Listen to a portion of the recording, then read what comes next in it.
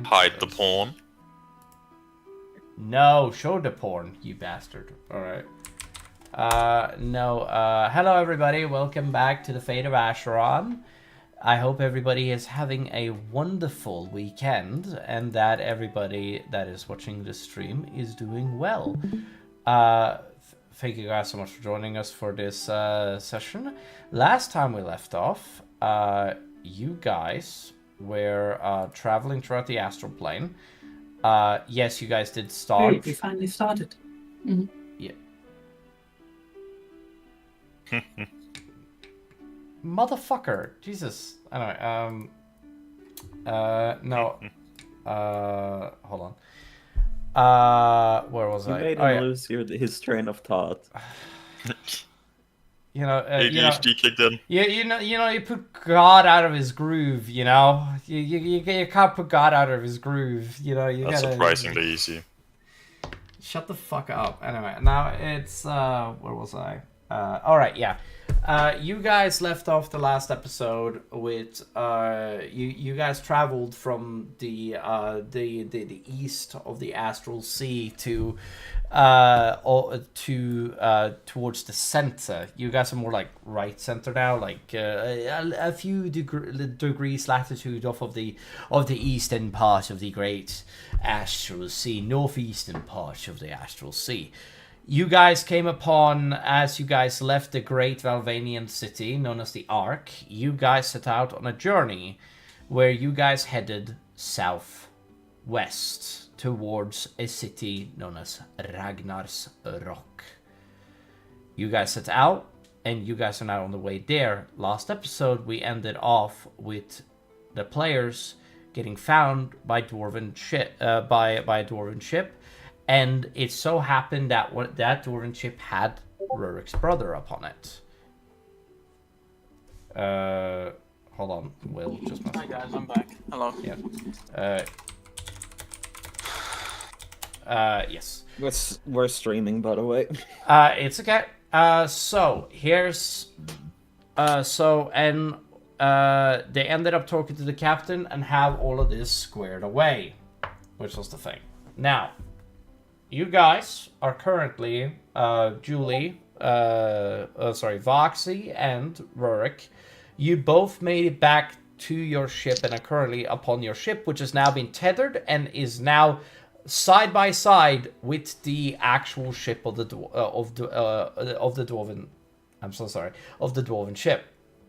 And you guys see that the dwarven ship is slowly lifting as you guys are about to start traveling. You guys see that the central beams go up, and you see these gigantic fans start to rise, and you see these sails start to come up right after those fans do, and you see that the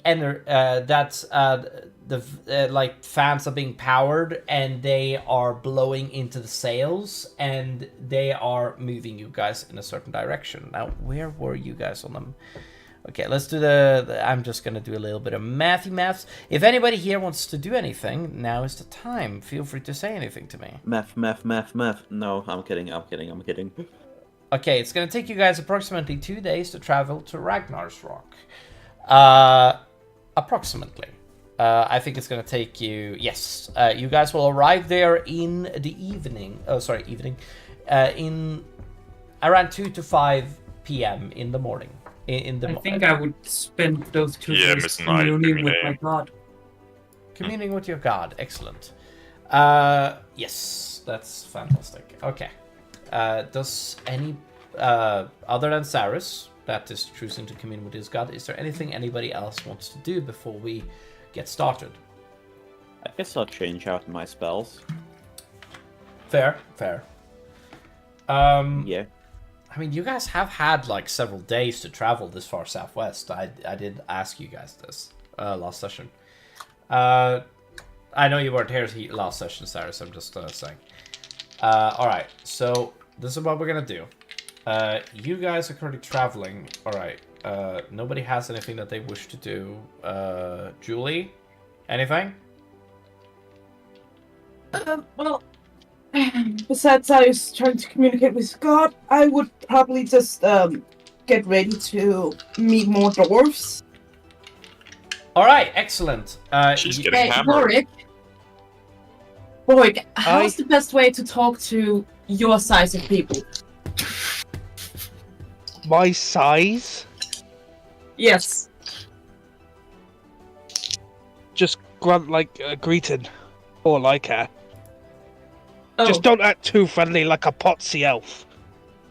okay. Should I get on my knees so I'm more on height, or... No, or else that will be a certain gesture. It's more, I don't want to get, I don't want to give them a bad influence on us. Like I said, we come in peace. I'd say you be Thanks for you, name but peace. I don't trust that part. Hey, I took friendly against you, didn't I? Yes, that's what I'm worried about.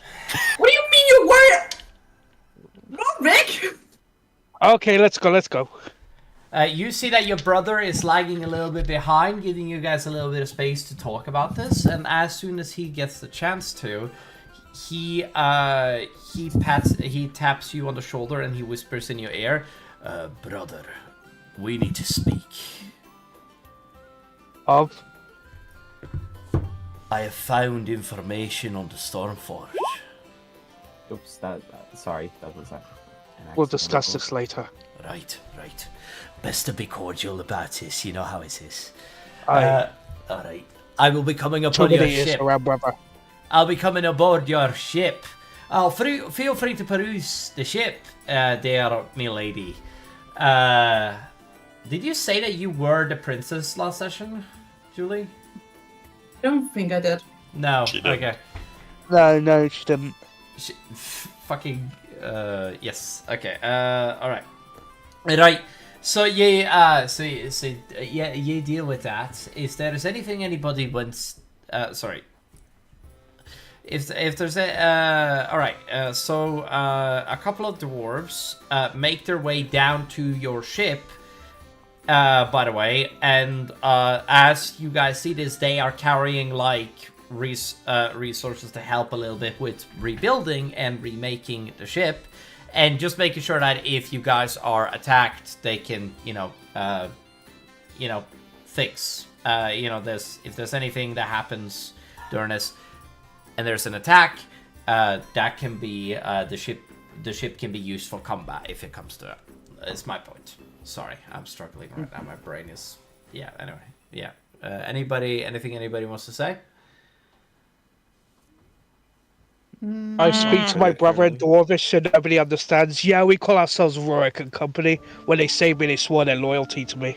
Right, they do! So I'm practically- Also, you're the leader of this place! Yeah! Yeah, oh my god, brother! You gotta tell me everything about it! Hey, this guy, fucking... They practically bow to me, not because of my height or anything. No, that'd be weird. That'd be very weird. That'd be rude. That's right, lady. Very fucking rude. Yeah. And you guys make your way down to your ship, and as you do, you see that he basically laughs a little bit, and you see that a couple of dwarves are coming down to your ship to... some of them are actually there to socialize. There's a couple of military guys. And I want to preface this to just explain. Every single dwarf does have a sidearm that they have on their hip, very much like Aiden. But they have a lot more. The cylinder is much smaller than Aiden's because Aiden's firearm is so big cylindrical wise. And You mean Rurik? Yes, Rurik. I mean, sorry, Rurik has such a large cylindrical fucking revolver that it's just insane. Anyway, now you. Oh, I'm sure he can show me that large cylindrical revolver of his. I'll show you a whole cannon. Oh, no! Peruse your cannons. Yeah.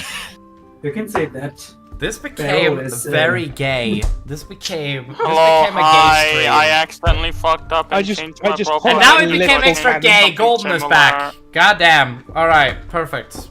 I just pull out a literal cannon. Oh, you can say that. Pharaoh is surely above average. Oh my. All right. Yeah, do be Shut sorry, up. buddy. I'm really tempted to say something else, but that's going to be far worse. All right, can we? All right. While I do not mind the sexual innuendos and I'm having a great time, you guys make your way. Again, I specified this. I think you guys make your way back to the ship, and as you guys make your way back to the ship, there's a couple of dwarves that come with you. That is, dwarves that have all of a sudden, just broken like that. Has a little bit of leisure time. They're on their off hours on the ship, and they thought, might as well fucking explore the ship with the people. I am with the new people. I'm presuming that you guys are told the werewolves that is able to transform back to human, that they transform back to human, right? I'm just checking. Sure. You said they all transform back. All right. Excellent. I mean, it doesn't matter. The people that are working on your ship is going to need to deal with the situation no matter what happens.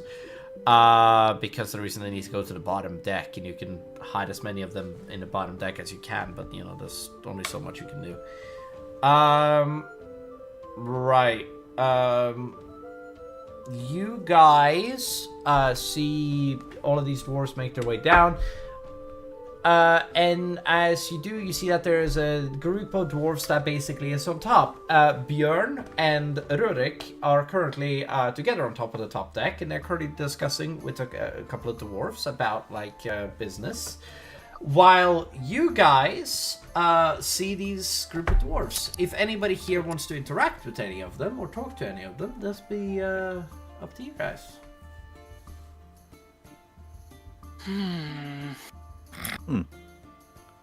I'm worried about how Barb will do this. Oh yeah, no. Ooh. I think Ibis keeps her distance for now. I'm But- sorry, I yeah. missed a bit. Could I get a little brief summary? Okay, so there's the dwarves. There's a bunch of dwarves on the ship with you, and they are currently seeming like they are perusing with the party, and they're talking to the group and trying to get to know the people that is on the ship, on the top deck, mind you. They aren't going below deck. There's a couple that are like engineers that are working on the ship to improve or fix problems. And the ship currently have severe problems, and they can't fix it until you guys get back to Ragnarok. But there are certain problems they can deal with now, which is the thing. So a group headed downstairs, and mechanics and engineers, and there's another group that is on the top deck that is currently talking with a bunch of people, and they are currently trying to figure out what you guys are like.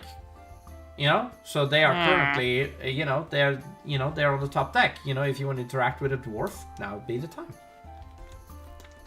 I'll just kind of stay and be myself. Excellent. All right. If you, I feel drunk. Just kidding. you're not kidding. I am gonna do something crazy.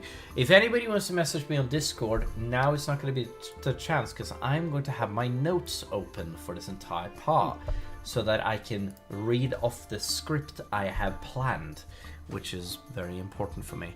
So if anybody wants to message me on Discord, tell me, please. Yes. Okay, yeah. All right.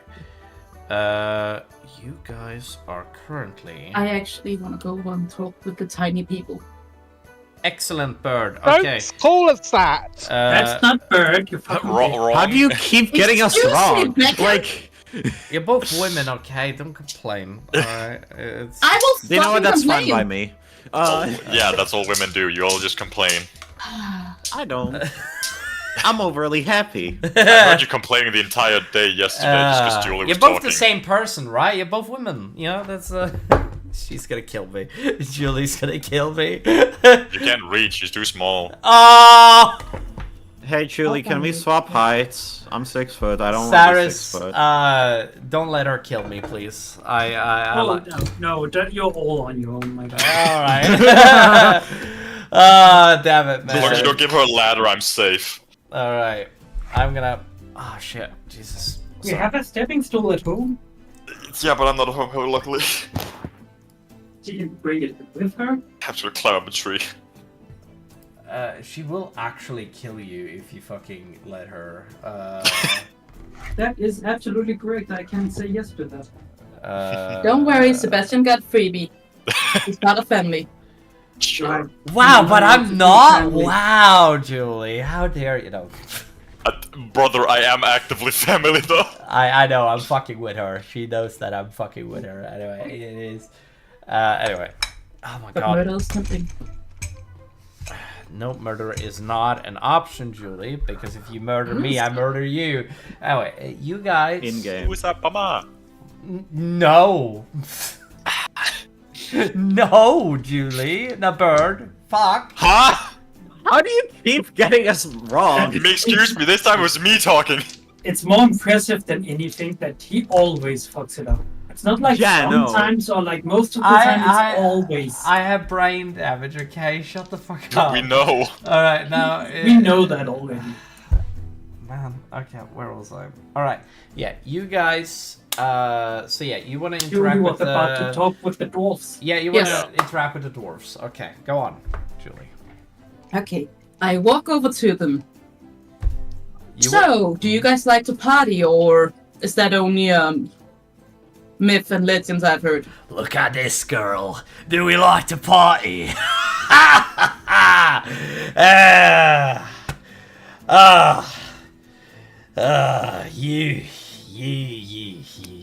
You make me laugh, you do. Of course we like to party. We drink all the time. Yeah, look at Frida here. She loves to drink. And you see this like really bushy, beardy dwarven woman that is just has like the most extreme beard and long hair, and she's just like, right, you do. All right, what do you have planned? What you want to do? Well, you see... Oh, yes, of course. You see, even though we may be different species, I promise you this much. My kind loves partying too. And I'm sure we can drink you under the table. That sounds like a challenge in my ears. Hold on, I need to. He needs to find his dice. All right. But to be fair, I think Wait, Cole you're can challenging drink a all of us dwarf under to the a. Sorry, I'm sorry, Cyrus. To be fair, I think Cole can bring all of us under the table. True. All right. You see that the lady is like, right. So you are challenging me to a drinking match, are you? Ah, let's see how bad this can go. Oh, you Tusser don't know what the fuck you on for. We are on. Get the kegs in, boys. And you see that there's just a bunch of like, kegs, and I were getting the kegs. And you see that there's just a bunch of dwarves that's just carrying barrels over to your ship, and they're just like plonking them down, and they are just and you see that this lady just smacks open the actual thing and just like takes and rips open the barrel and basically takes a full bear mug and takes another bear mug, and she gives you the other bear mug she does. I'll take it. All right, she is gonna start. You do know that dwarves get advantage on all checks towards this, right? I love I'm how aware. you make her sound like a rough Mrs. Doubtfire. I'm just letting you know. I'm just letting you know what you're getting into here, Julie. Here for a mug, dearie. They get up. But I have my reasons to approach them this way. All right. I mean, you'll get respect. You see that she, without any doubt, she starts to drink like a couple of kegs. I am now just gonna roll something. Just give me a moment. Do I need to roll anything? Most Just definitely. wait.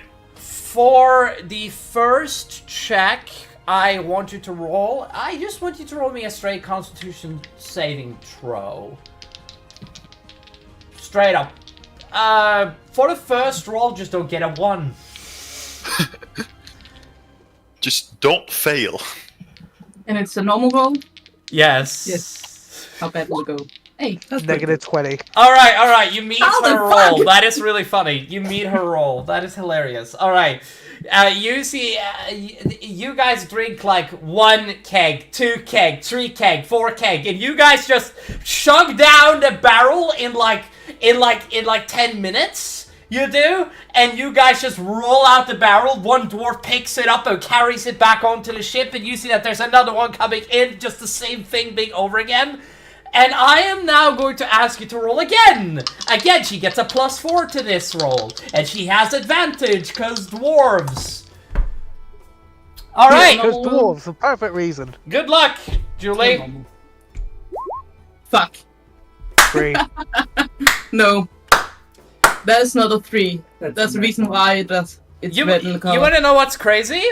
If you had rolled anywhere over a fucking 6, sorry, over an 8, you would have won that fight. Like, you would have won that fight.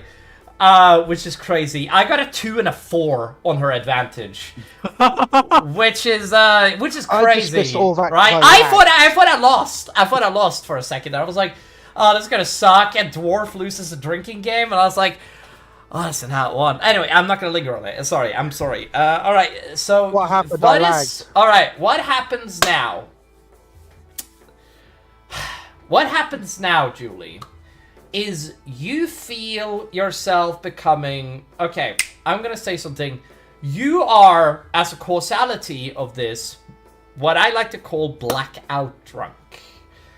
Oh, great. You are so amazing. drunk, you are probably not gonna remember it tomorrow. Oh, great. Now, Silas, I'm your responsibility. do you want to roll to see how bad this is? Because do you want to see if your leg gives out on you? Because we can roll for that, or if you don't want to do that, we won't do that. But I'm asking, do you want to roll how bad it is? You make it sound like my character haven't been blackout drunk before. No, no, I think it's a normal occurrence for her, to be fair. Before Yeah. the party. Yeah, you know what? I mean, it's pretty bad. Okay, so let's see here. All right, act however you want to act. Actually, this is not my decision. Fucking go at it, Queen. Have fun. All right. I hear the commotion upstairs. She is for sure. You're praying, and they're always like, I don't know what the fuck Julie sounds like. Drink. So yeah. I am most definitely annoyed with the loud noises coming from upstairs. And I go up planning to stop whatever commotion that they are planning on. Fair. And I just see Julie swearing around, blackout drunk. Yeah. And And just when I look at her, she falls backwards. Catch me. What do I have to roll to try to reach her in time? all right.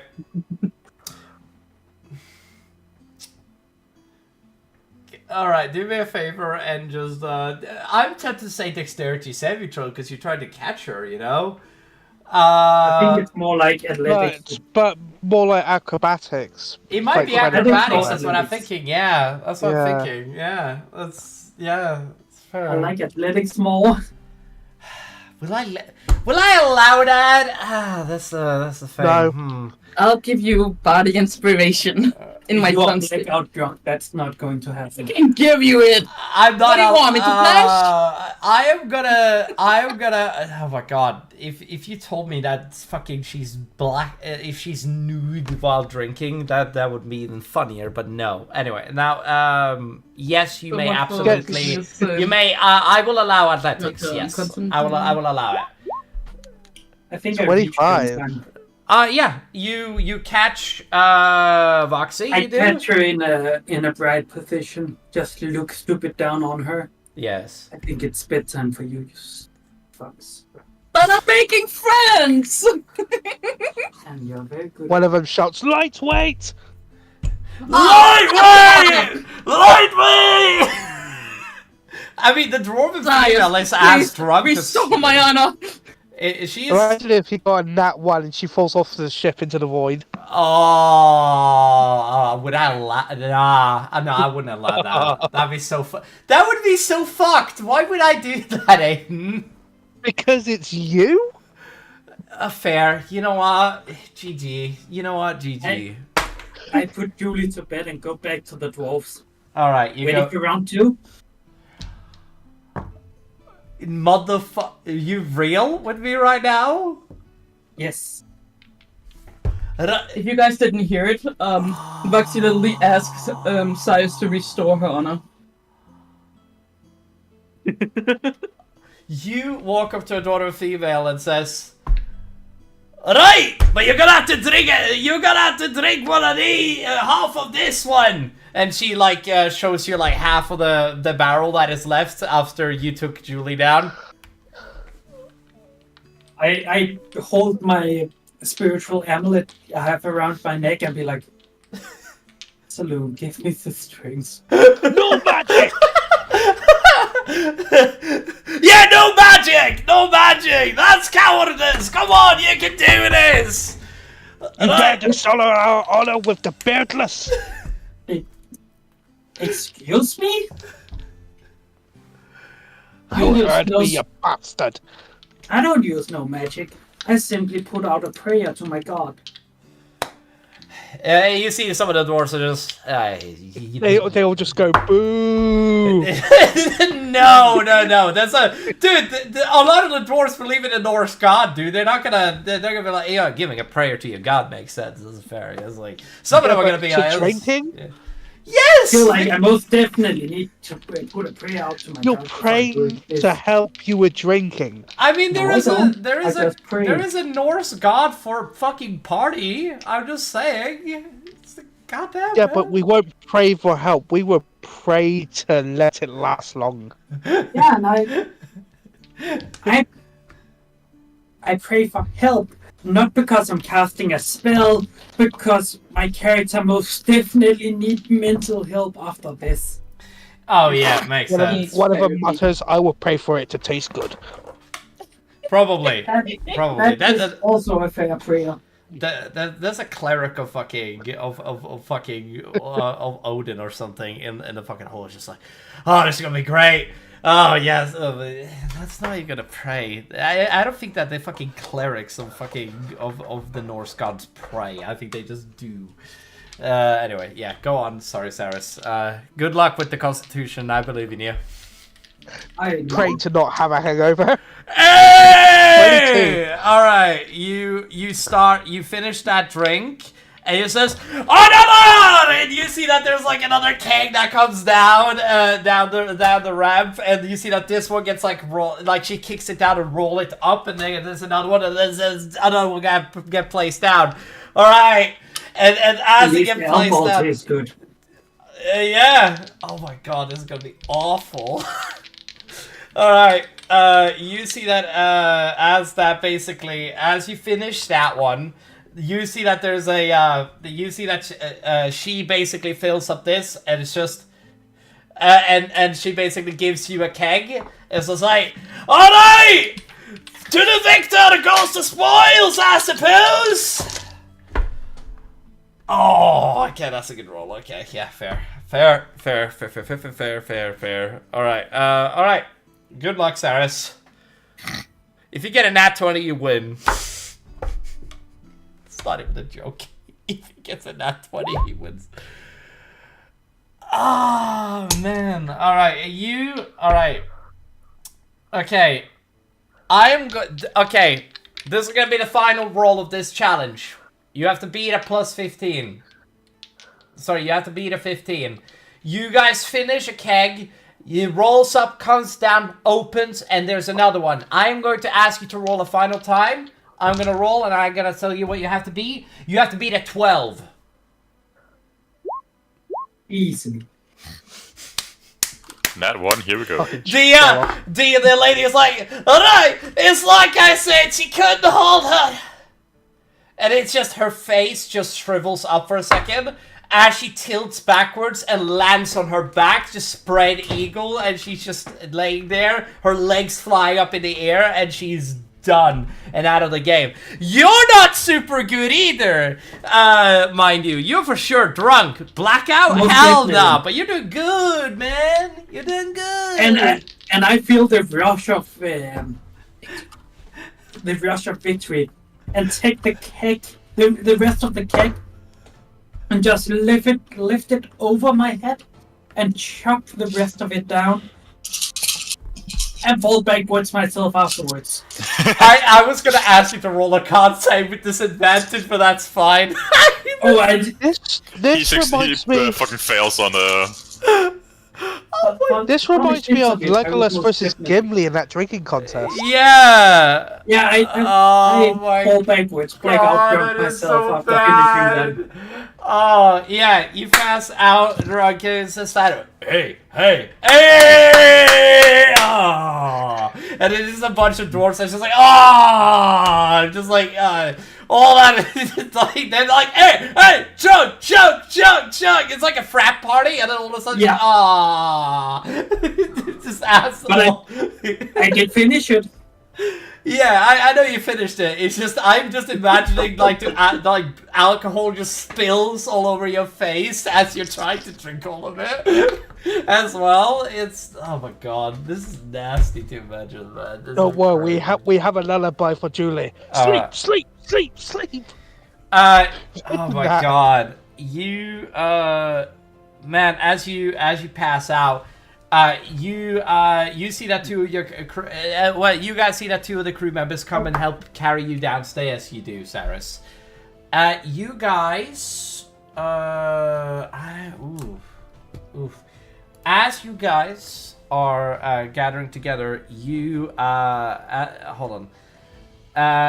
As we're not gonna reel it back for a second, and as everybody's having the joy and merriment,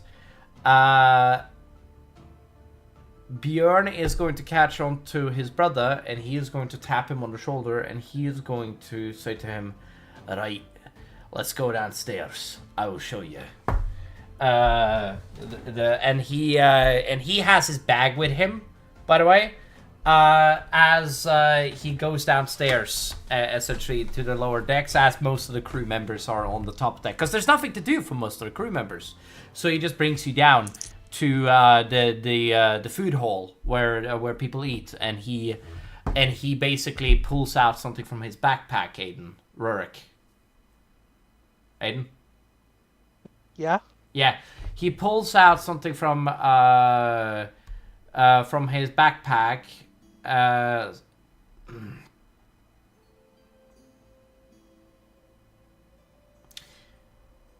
Rurik, like I said, I found it. I found the information we need to start digging to find the Stormforge. And he basically, as he does, he starts to like move his bag and he opens his bag as his voice is just trembling with excitement. He does. He gets out a small book. He does. And the book's in the center has the sigil of the Stormforge. It's very symbolic. It's just a lightning bolt and an anvil. It's just very simple, but gets the point across. It's what it is. He opens the tome, flipping through the brittle rune-covered pages. Now, what you see is what you are seeing as you read through this book. What do you see as you read through this book? Is a ancient timeline. This is like old Dwarvish, right? This is Dwarvish that is like maybe 1,000 years old. Like the last remnants of the people that use this type of Dwarvish is like is like 500 years ago, right? And it kind of died out afterwards because it became so irrelevant to what they actually were doing. You see that Bjorn, he basically goes over the entire thing, and he looks at you, and he starts to speak again. He's like very he incredibly excited. I am so sorry. I do apologize. All right. The book timeline with our family's history, brother. our family lost track of this knowledge, like, slightly after this tome was created, apparently. He explains... I'm just gonna simplify the story. The book itself has varying accounts of... Okay. You read through the book, and the book says, and I quote, that there was... First of all, there's an old dwarf called Bjarn that basically walked around in the in an ancient city. He did, and he basically was like an ancient, he was like an ancient descendant of yours, ancestor of yours, not descendant. Sorry about that. He was a Viking that basically wrote a journal about the Stormforge and how he was one of the few people that wanted to recover it. And the thing is that he mentioned something about the ancient Valvanians. The city you were just at was a Valvanian ruin originally. Or was a Valvanian city originally. But descended that into the thing. But apparently it had something to do with what made the forge so special. He stares at you with this, like, intrigue as he basically just flips the pages for you and just shows it to you. What do you do, Aiden? I just stand there in silence as I examine it. Alright. You find out... Do me a favor and roll me an investigation check really quick. I assumed it'll be intelligence, but alright, let me get my thing up. Investigation is intelligence, but yes, it's fair. Well, there's two different ones here, so... Yeah. I mean, I guess so, Wait, yeah. won't load. Investigation, yeah? Yeah, investigation.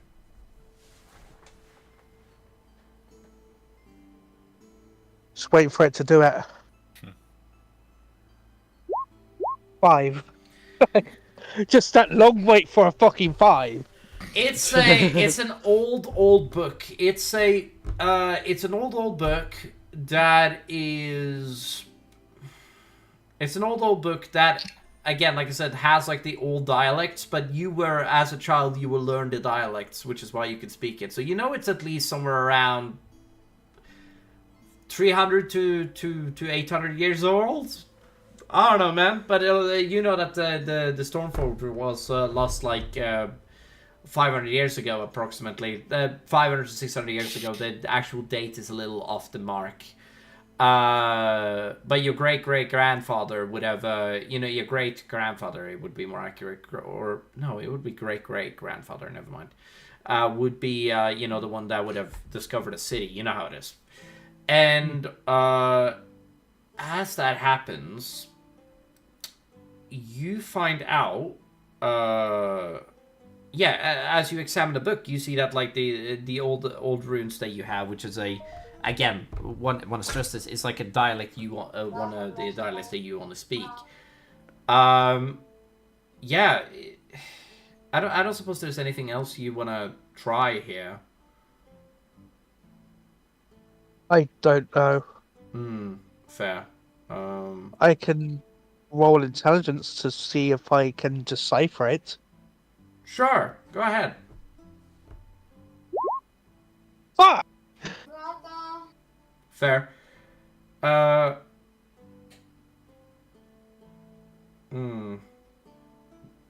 It is really hard to read because of how old the text is. Most textures that is 500 years old and older is typically really hard to read, and most of it is dead. The only reason why this is so good is that it's made out of another material than normal paper, which is why it is, it stayed longer. You don't know exactly what the material is, though, since you failed both the checks, which is fair.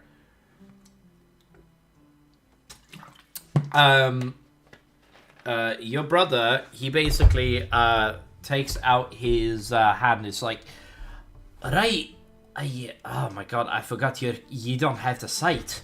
And he basically moves his hand over the book itself, and you see a light come across the runes.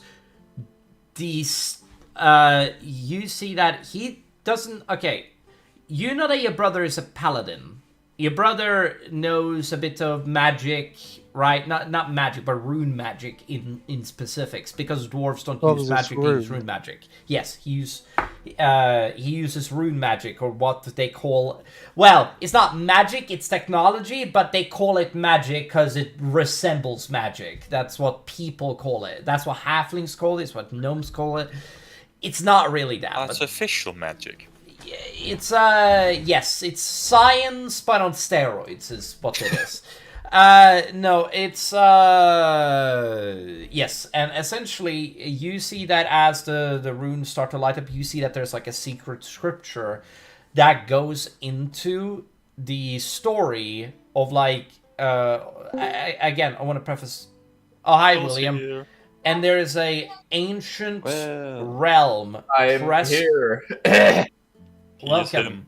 There's an ancient story pressed into this texture. Sorry, I'm so late. Blame Naya. It's we blame Naya, don't worry. We It all is an blame I will throw my axe at Marcus.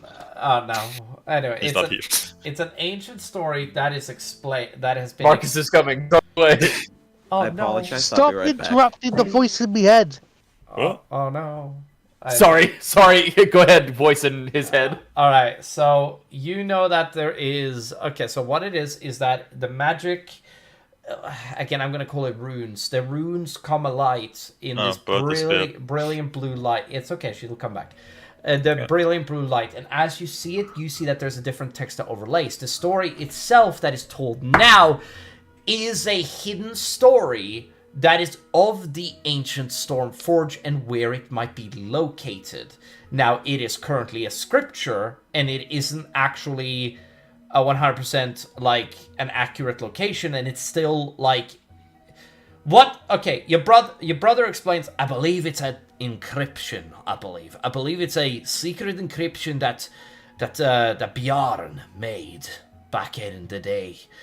He must have done it to basically keep it away from the actual story. I don't know rightly. It's a hidden encryption within the book itself that only our family lineage can see. That is inclined with rune magic. So it's some sort of illusory script. I am gonna smack you. All right, fuck you. Will. What? No, I was. Marcus was asking a question. Unless Marcus can't hear. Marcus is most likely on top deck partying with the rest of the dwarves.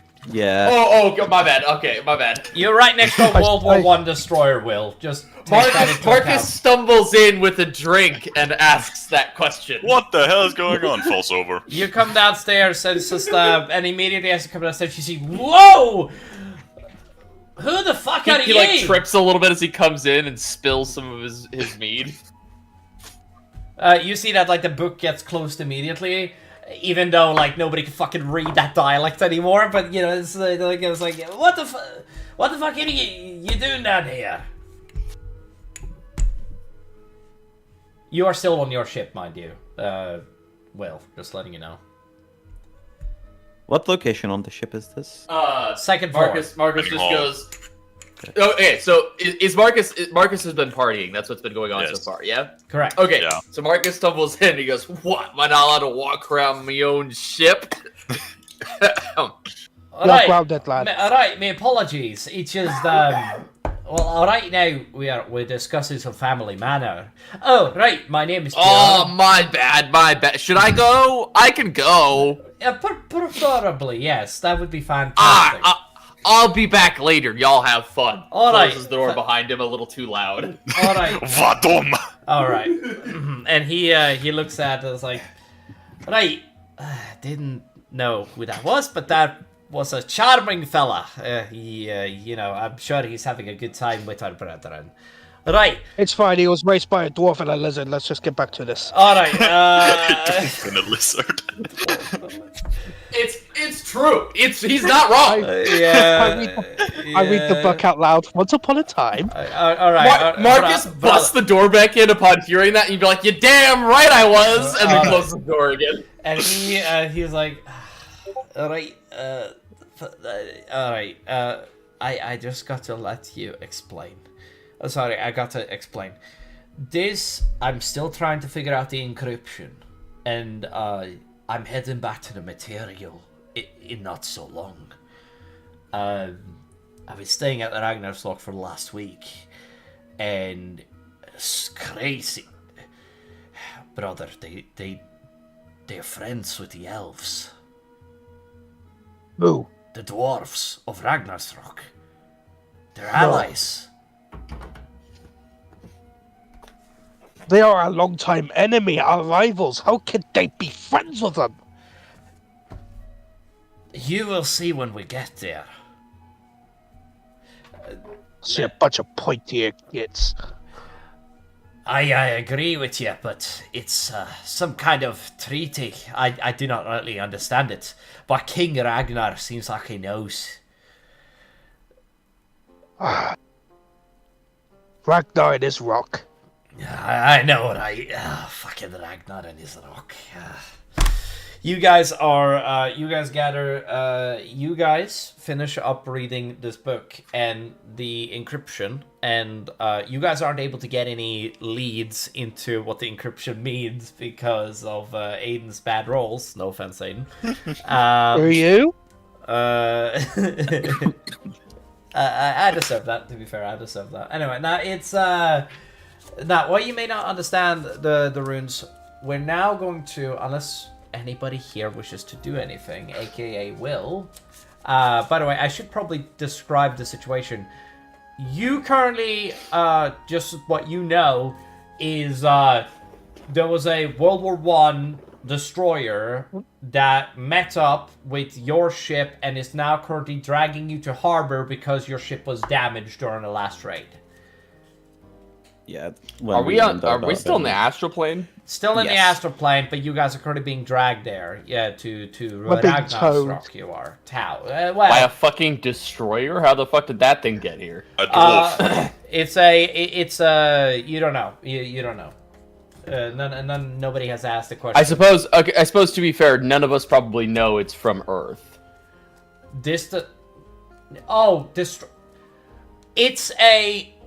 It's very clearly what I'm saying is that the easiest way I can explain it is the size of a World War I destroyer, but it's very dwarfatized. It's just a dwarven ship. Oh, gotcha. Yeah. Okay. Yeah. It's the dwarven encroachment upon World War I technology. Yes. I understand. Yes. Okay. I'm with you now. All right. Yes. All right, so you guys are, the dwarves are kind of crazy, by the way. They have fans on top of their ships, and since there's no rotor, they can't use rotors to move forward in the astral plane, because you would need sea to do that. So they're using fans the opposite way, where they are having fans spinning on the top of their ships into, like, sails, in order to make the ship go forward, instead of using the actual wind itself. They're using fans. Just an interesting idea. Anyway, it's it's a really slow way of doing it. Every single ship in the Dwarven Navy is fucking slow. I mean, that's just basically propellers. I know. Technically. I'm, yes, I know, but I'm being facetious about it. But he's wording it differently because he wants to be special. I'm not criticizing you. I'm just being like, that's what that is. Yeah, fair. All right. All right, so you guys are currently, unless there's somebody who wants to do anything for the rest of the night, I say that we go until we get to the city. I feel like since Will hasn't been around for a bit, maybe we could do like a... if this is someone could talk. No, just him. Yeah. All right. Wait, were you there when Evisis got back her memories? Ooh, did that happen last episode? No. Then I might have been for part of it. What was it? Maybe not. Maybe she just took meth. No, that Bird, last episode. Yeah. Yeah, Bird, I remember you and I discussing this off screen, but I don't remember the actual event. Fuck Well, yeah. the flashlight away. Basically, Ibis seems way more timid and has not been talking much from like your experience after. Interesting. then- Interesting. This happened right before we went to attack the Hive Lord, so I think Ibis would literally just be in her notebook if you want Marcus to just barge up Yeah, on hold her. on. I need to actually log into the game. I was kind of just sitting here enjoying the theater of the mind. I Yeah, mean, actually to open be up the fair, fucking game. there's gonna be a lot of theater of the mind, but I also have spent like 12 hours on making a map, so you know I feel really proud of myself. Ooh, The map looks good. zoomed in and blurry. Oh, thank you, Raven. I appreciate the criticism today. That's amazing. Huh? No, I'm saying I It's appreciate. called a compliment. Backend, it's called a compliment. I think Eric is using criticism liberally. Probably. That's because Liberal. you've gotten a compliment. What the fuck are you biting now, you bastard? Well, that a Dumbledore's wand? wand. It's Dumbledore's He wand. does make beautiful. I have Harry maps, I will Potter say. somewhere. Where is it? I have Dumbledore's wand. It's. I got Harry Potter's. Now I don't think I mean, I'm pretty sure I can legally show this on stream, but you know, No. I don't think anybody gives a Ooh, shit. and Yeah. hey, You Eric, have I've the got Elder something. Wand. Be correct, you fuck. Huh? Hey, Eric, Yep. under characters, it says NPCs that travel with the party. Should I touch that yet or no? You can click that. That's fine. Nobody's gonna mind. Right, but the particular NPC that we both there's someone in there. I'll message you. Oh, I nobody don't wanna can see spoil it. Anything. Well, Right. Okay. otherwise I would. But they're not. They're not available. They're not present. are I they? know. I know. Well, you don't have to worry. Okay. I know. Okay, but they're not present, right? I just want to check because I wasn't here. Correct. Dude, I Okay, wouldn't okay, I cool. wouldn't have done that. Yeah, don't worry. Don't worry. Sure, you're not dumb. Don't stress yourself out. Okay. Bro. Don't worry about that. Anyway. Double check. Okay. Okay. Yes. All right. So Ibisis is where? I think Ibis would just be somewhere where it's quiet. Like, which floor would be the quietest right now? Bottom. Room. Yeah. probably Yeah, I below think deck. I would just be like reading my spell book, or like reading my books, basically. I think actually I would be reading Alexander's notebook. I don't think. Wizard spellbook. Do you think you would be Yeah. tucked in the corner somewhere? I think I would just be on my bed. I would have to add the dwarves. Hold on, let me. What's your passive stealth? Ooh, good question.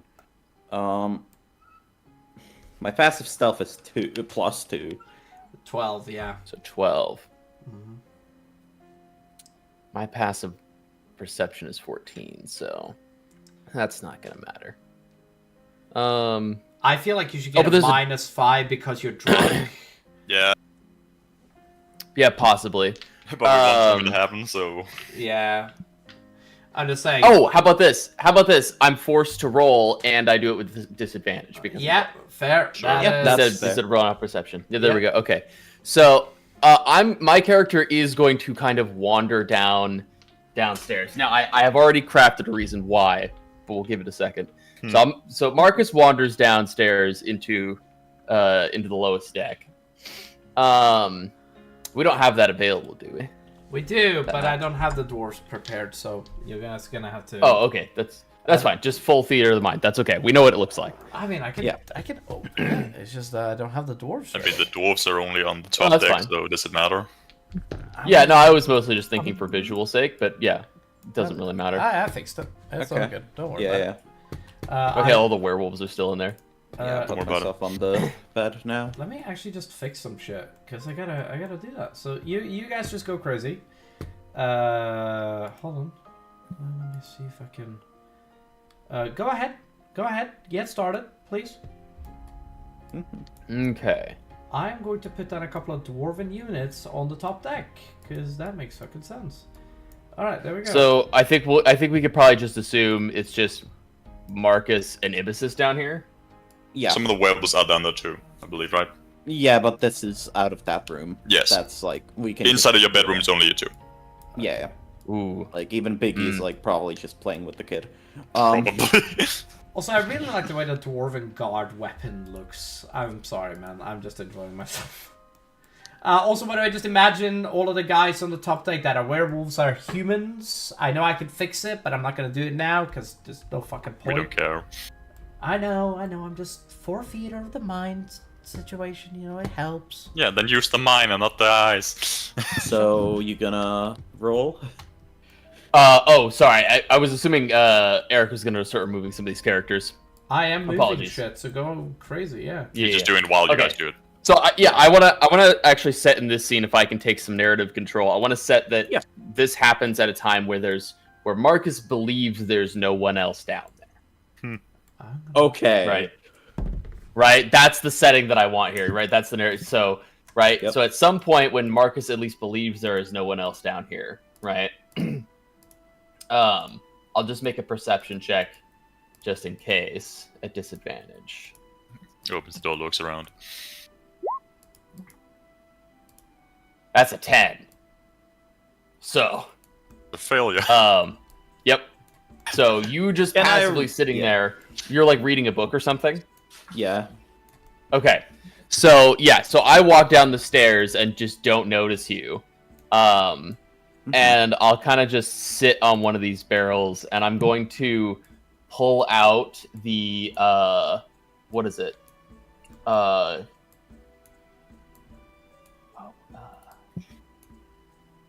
It's not big enough. I can't. Is it Cars?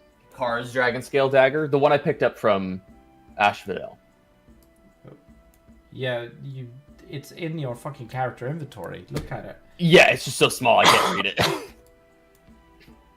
But yeah, I'll pull out that dagger, right? That she had. You know, I'm gonna do myself a favor, just for fun here. Where is Marcus? There is Marcus. He's pulling out this baby here. Hold on, let me just show everybody on stream. There we go. Hey guys, you Yeah, guys there are it is. welcome. Yeah, excellent. He's pulling out this baby. It's actually a really good Excellent. looking dagger. I like it. Anyway, there you go. Anyways, so I pull that out and I'm kind of just looking at it, right? I stumble down and just sit down on one of the barrels and I kind of pull it out and I just start looking at it. If you want, you can roll an insight check. I Sounds roll prob- perception first to see if I see you, but I think I do. Oh yeah, Um, definitely. I would just say the door between us is open for the sake of the scene. Yeah, I just didn't notice. Yeah, I'm gonna roll insight then. Oh, that's another -1. What is Ooh, insight, huh? Mhm. I'll say you could do it with advantage because I'm not. I believe I'm alone Okay, yeah, that's fair. and I'm drunk. Yeah, you'll. Okay, 18. That much better. Excellent. That's a lot better. Marcus has gone full sad drunk. I start to cry. My hands start to shake. And as you're watching, I start kind of tossing the dagger and just toss it up against the wall of the ship and then summon it back. And I kind of just repeat this process as I've got like this like angry crying look on my face. Yeah. Right. And again, I haven't noticed I you're just- there yet. I like. With that perception roll, it takes me a second, but when I hear that, I just kind of look up and I'm like, Marcus? Immediately startled. I'm gonna roll a sleight of hand check to see how well I can quickly wipe my tears. I think with an 18, I definitely noticed that, to be fair. With the insight, yeah, you definitely noticed that, right? Yeah, just quickly. Hi, hey. And you can see that there's a little bit of like me trying to refocus because I'm still drunk, so it takes a second for my eyes to totally focus on you. Yeah. I just kind of look at you with like, you don't see a specific expression from me. But this is just kind of says. I'll roll Not an much. insight on Oh. you now. That's fine. Yeah. Yeah. 17. I would say like, you can tell that she's like, not had the best couple of days, One moment, and stream she's just. down. She seems like Stream is still very. up. Calm down. She still Okay. seems like. She seems like while she's focused on you, she's still not focused on you. Like Like, her mind is her- somewhere else. Is elsewhere. Gotcha. Yeah, Gotcha. not much time to think. would it- Oh, Does yeah. it would Marcus recognize this as something like suddenly being gifted a heavy burden? I would say with a 17, yes. Okay, cool. Okay, so then Marcus is actually gonna walk over, and he's gonna say, "May I sit?" Sure. And he'll just kind of plop down on this this chest here. Yeah. Does Marcus himself know about your memories? Yes, this happened very publicly, and I talked Gotcha. to Foxy about it. Well, I think you might not know the full specifics of it, because the only one I talked to were... But he is aware of yeah. the idea that you regained your memories of your past. Absolutely. Yeah. Okay. So that, at the very least, Marcus is able to say. Yeah. So, sounds like you've got a lot of unfinished business. Or Yeah. something like that. Not much time to think. There never is. There's barely enough time for action. Most days. Yeah. I kind of reach down below my bed and just pull out. Would Marcus know meth? How meth looks like?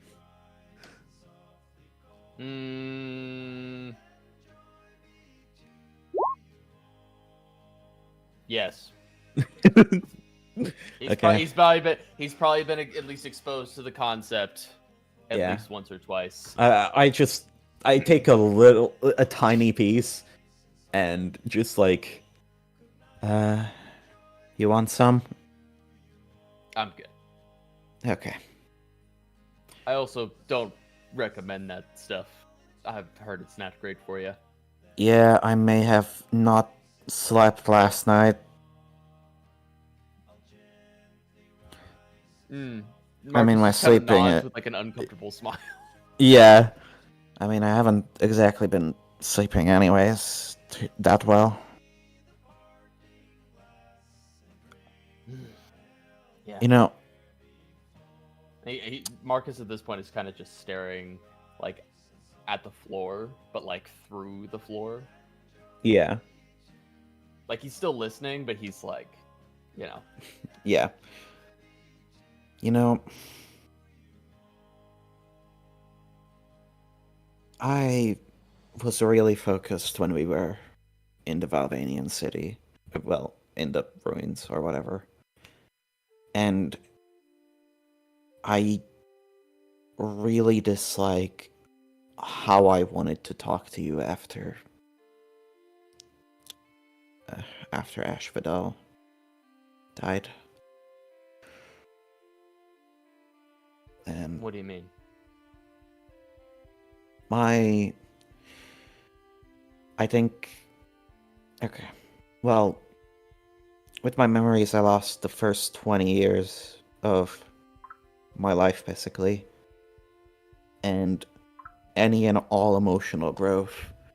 And where my mind was at is, if we get emotional, we're gonna perish fast.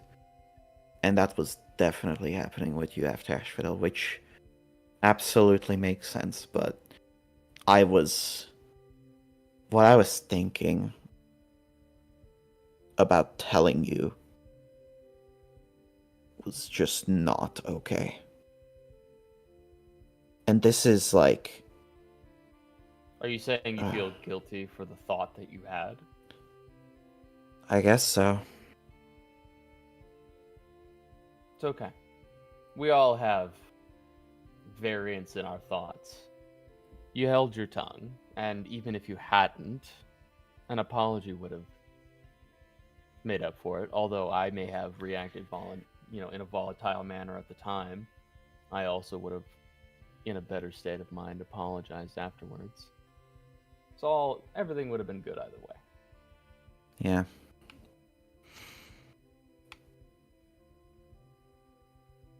I'm just so sorry about what happened. Honestly.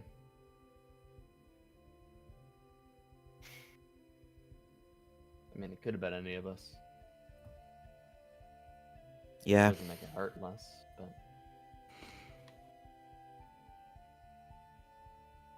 Anyways. I've seen so many party members die that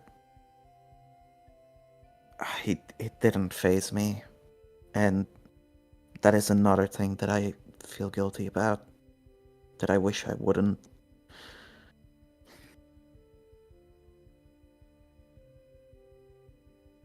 It's funny,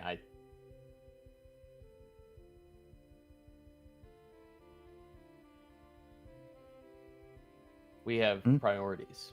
People do. Yeah. Right? It's been some time since I lost somebody so significant. But I've lost a lot of people in my life. So I think,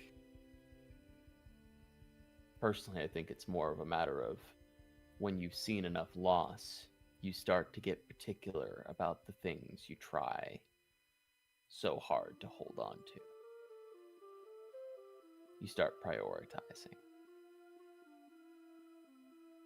Yeah. And that's natural. Can you make an insight check? Yes. It's not a very high DC, but yeah. Okay. 15. Yeah.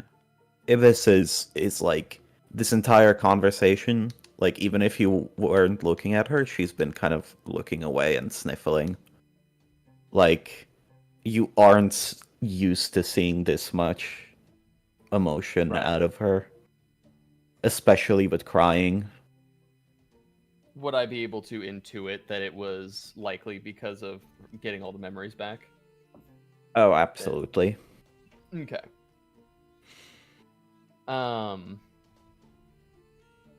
You know, I talked to Cole the other day. Yeah. And he has his own things with his family that he needs to find. Before I was only really focused on what I wanted and or just was going along with whatever was happening. But now I don't know how to handle this. It's so... I haven't dealt with stuff like this for so long. Stuff like what? Actually caring about other people's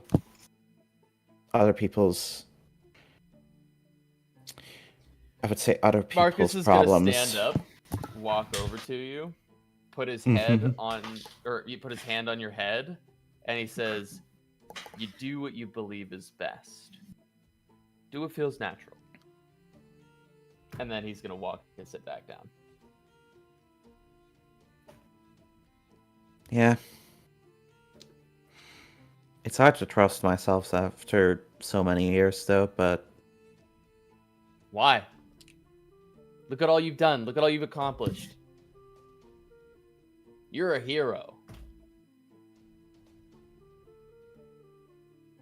Think about it. if all the things I've heard about you are true, you're an extremely remarkable person. If there are people you care about, it is well within your means to keep them safe, to provide them with happiness. It's well within your means. You don't have to try so hard. That's the easy part. Right? I mean, how hard could it be compared to everything that we just did? Yeah. I guess you're right. Doesn't mean that I haven't been a flippin' jerk. Yeah. All Yeah. you can do is handle your business moving forward. Hey, Bear. Yeah. Alright. I guess I'll do some drugs. That's so wild. That's so wild, Bear, that you came in like that at like the pinnacle of this scene. I'm so sorry. And just You came in at the pinnacle of an emotional moment. Hi, I'm Goku. Anyway, let's do some drugs. I'm sorry. Hey, I'll do some drugs. That's We was just talking about meth in that last session. I so- just thought it was really funny. I guess I'll do some drugs. Yeah. Oh, by the way, Bear, you'll have to watch back this scene anyway. Oh god. Yeah. Okay.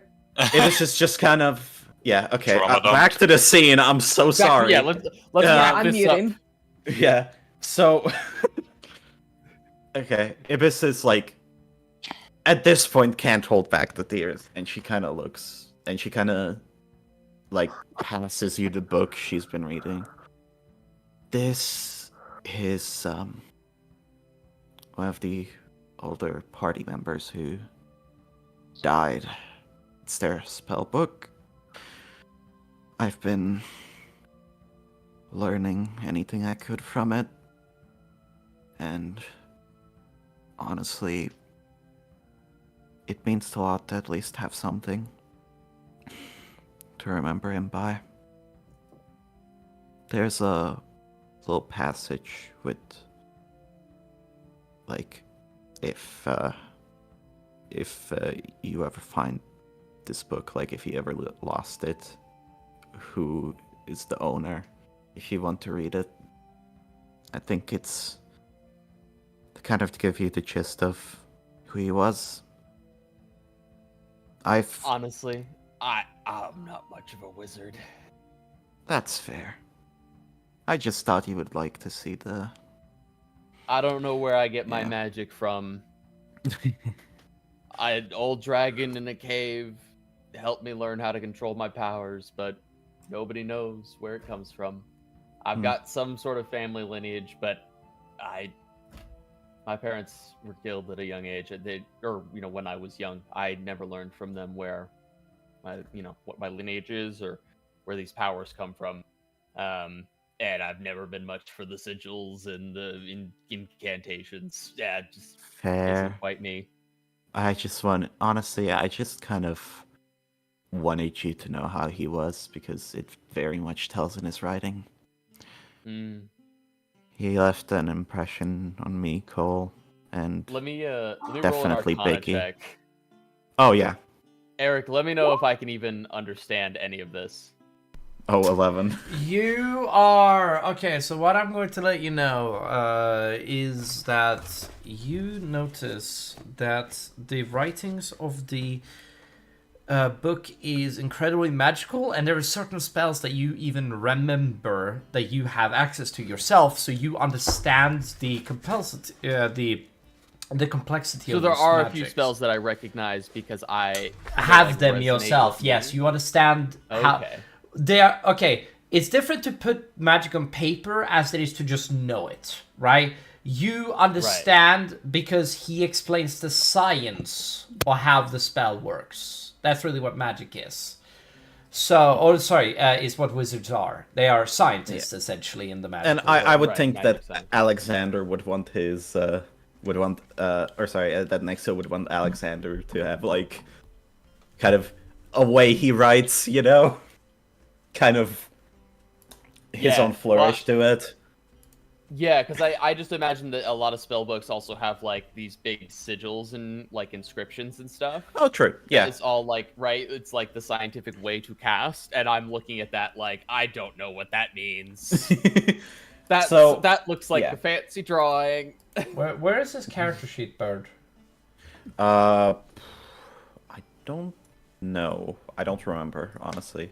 I should have But access to it. yeah, Where- Ibis But yeah, is. if he has like obviously Marcus is literate. If he has like descriptions of the spells next to the sigil or whatever, like I he'd would be able to do imagine that. so. Yeah. Yeah. This- So Marcus is not illiterate. Yeah. So last and Ibis says, yeah. Last thing, I'm probably gonna need a bit more sleep because honestly, I should not have done that much math. Have I- somebody hit you with like what is it? A restoration. That's a good shout. Yeah. But I started writing down all of the party members that we've met along the way. Starting with the old dragon slayer Orticus to I'm gonna get to Naya, hopefully. Asphodel. Hey, oh yeah, Asphodel, I'm so sorry. Ah, Broke the immersion for a moment. Well, Yeah. you roll me a history check really quick. I just want to see if you know. ooh, if you know Orticus, ooh. Re-roll it believe- again. Roll it again. I'm going to give you a free advantage here. But don't roll it with advantage. Just roll it normally again. Yeah. 7. Wow. Okay. Man, I think I know of Orthicus, right? I don't think I've ever met him. you. But I Yeah. know the party knew. Somebody that is a. You remember a legend. That's all you remember. Somebody that was so. Like, without Eric, him, Eric, history couldn't be written the way that is today. But let's continue. Go on. Yeah, Marcus actually, we covered that Marcus actually knew about Orthicus, like, when we started the journey on the ship. Yeah. Yeah. Oh, yeah. Yeah, you're right. Yeah, you're right. Yeah. So, yeah. So, yeah, that's what I think that's what I'm gonna be doing in my downtime now, since, you know, I'm no longer gonna be spending 3 hours a day on a crown that I'm shining. I forgot about that. What Yeah. was with that? What was with that? I mean, that was You the just, like- thing. That was the thing holding my memories. I was drawn to it. Oh, that's right. Yeah. Your memories returned after you broke it, eh? Yeah, I didn't even do that on purpose. I didn't realize. I just was angry. Fascinating. Anyways, Huh. shushu. I have some stuff to write. Marcus is actually gonna walk up and try to hug you. Ibis awkwardly gives the hug back. And it's Like, a yeah. brief hug, right? It's like Yeah. I'm going to take this step in hopes that you will feel comfortable taking this step, right? And then he's Okay, going yeah. to back off and just kind of wander off upstairs. And go ahead and roll one last insight check. Ooh. This is a long first scene. 11. He has a smile on his face that seems more genuine than the other one, and you're not sure why. Okay, cool. Yeah. Anyways, Marcus fucks off upstairs, presumably to go party some more. You guys now. Everybody has done their partying. I don't know if there's anything Wait, else left to be done. Has Biggie done some partying with the dwarf? Yeah, what's Bear doing? I feel like I shouldn't speak anymore. Bear, do you want to do anything? I don't know what's happening. Oh, All I know is that Yeah, Bear's so- doing drugs. no. Oh, I found out where Alexander is. He's in your fucking equipment pouch, Bird. I just found out. Oh, that makes sense. Yeah. So, anyway, go on. Yeah. we have gotten out of the Valvanian ruins, and now we're getting brought to a dwarven city to get our ship repaired, and we're partying with the dwarves. That's the setup right now. There. Hell yeah. Use that to try some alcohol. No, you're not. Okay. Okay. There we go. I'm gonna put dead on Alexander's character sheet. There you go. That's fantastic. All right. Rubbing the wound. Yeah. You're just eat that salting the Nexo. wound. Anyway, yeah. You dead baby bitch boy. Oh. Whoa. All right. Well, let's see if Saris's die is lucky, shall we? Oh no, we're going back to this. All right. Yeah. His die is fine. His die is not a sassy bitch. Okay. You guys have no major negatives happening to you while you guys are traveling. Excellent. You guys do see like a school of whales. I think that's the right term. I don't know, man. Is it a clade? Is that what it's? Never mind.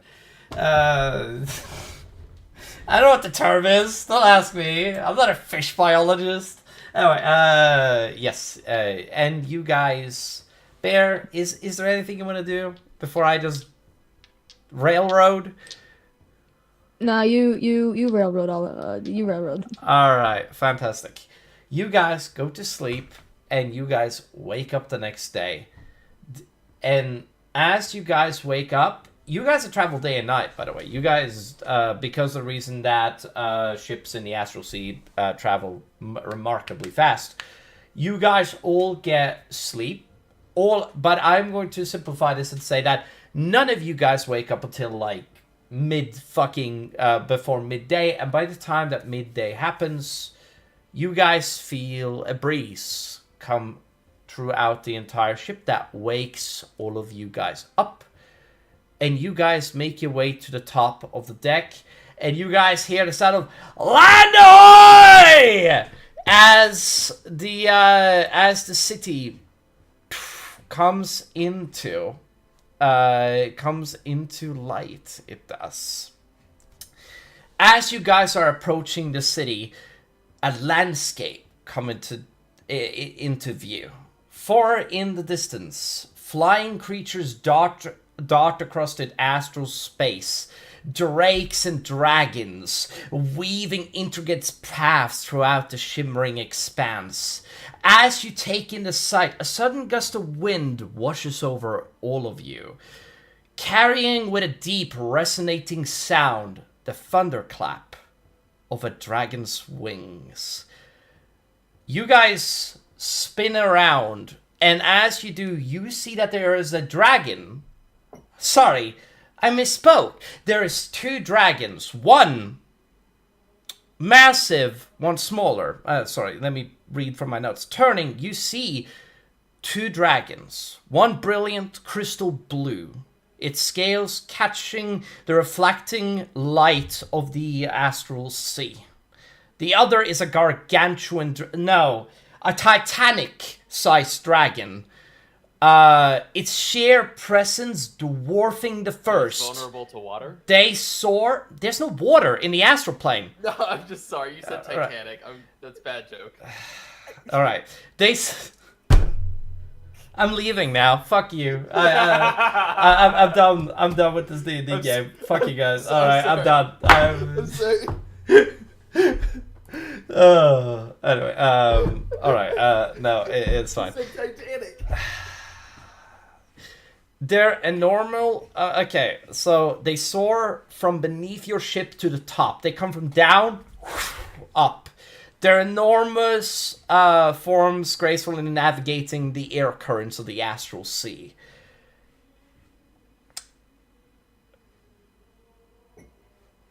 Anybody here want to roll anything? I'm just asking. I'll roll Arcana, actually. Yeah. I will. I thought I'd ask. You want to roll something here? You guys can ask me if you want to roll. I'm just saying. Honestly, no. I appreciate you, especially after you go through a big description like that. It's helpful that you ask so that we know you're done explaining. All right. Yeah, I need to give you guys a second to breathe. It's just... No. Well, I have a +4 to Arcana. What the hell? All right. You roll an Arcana check. Oops. All right.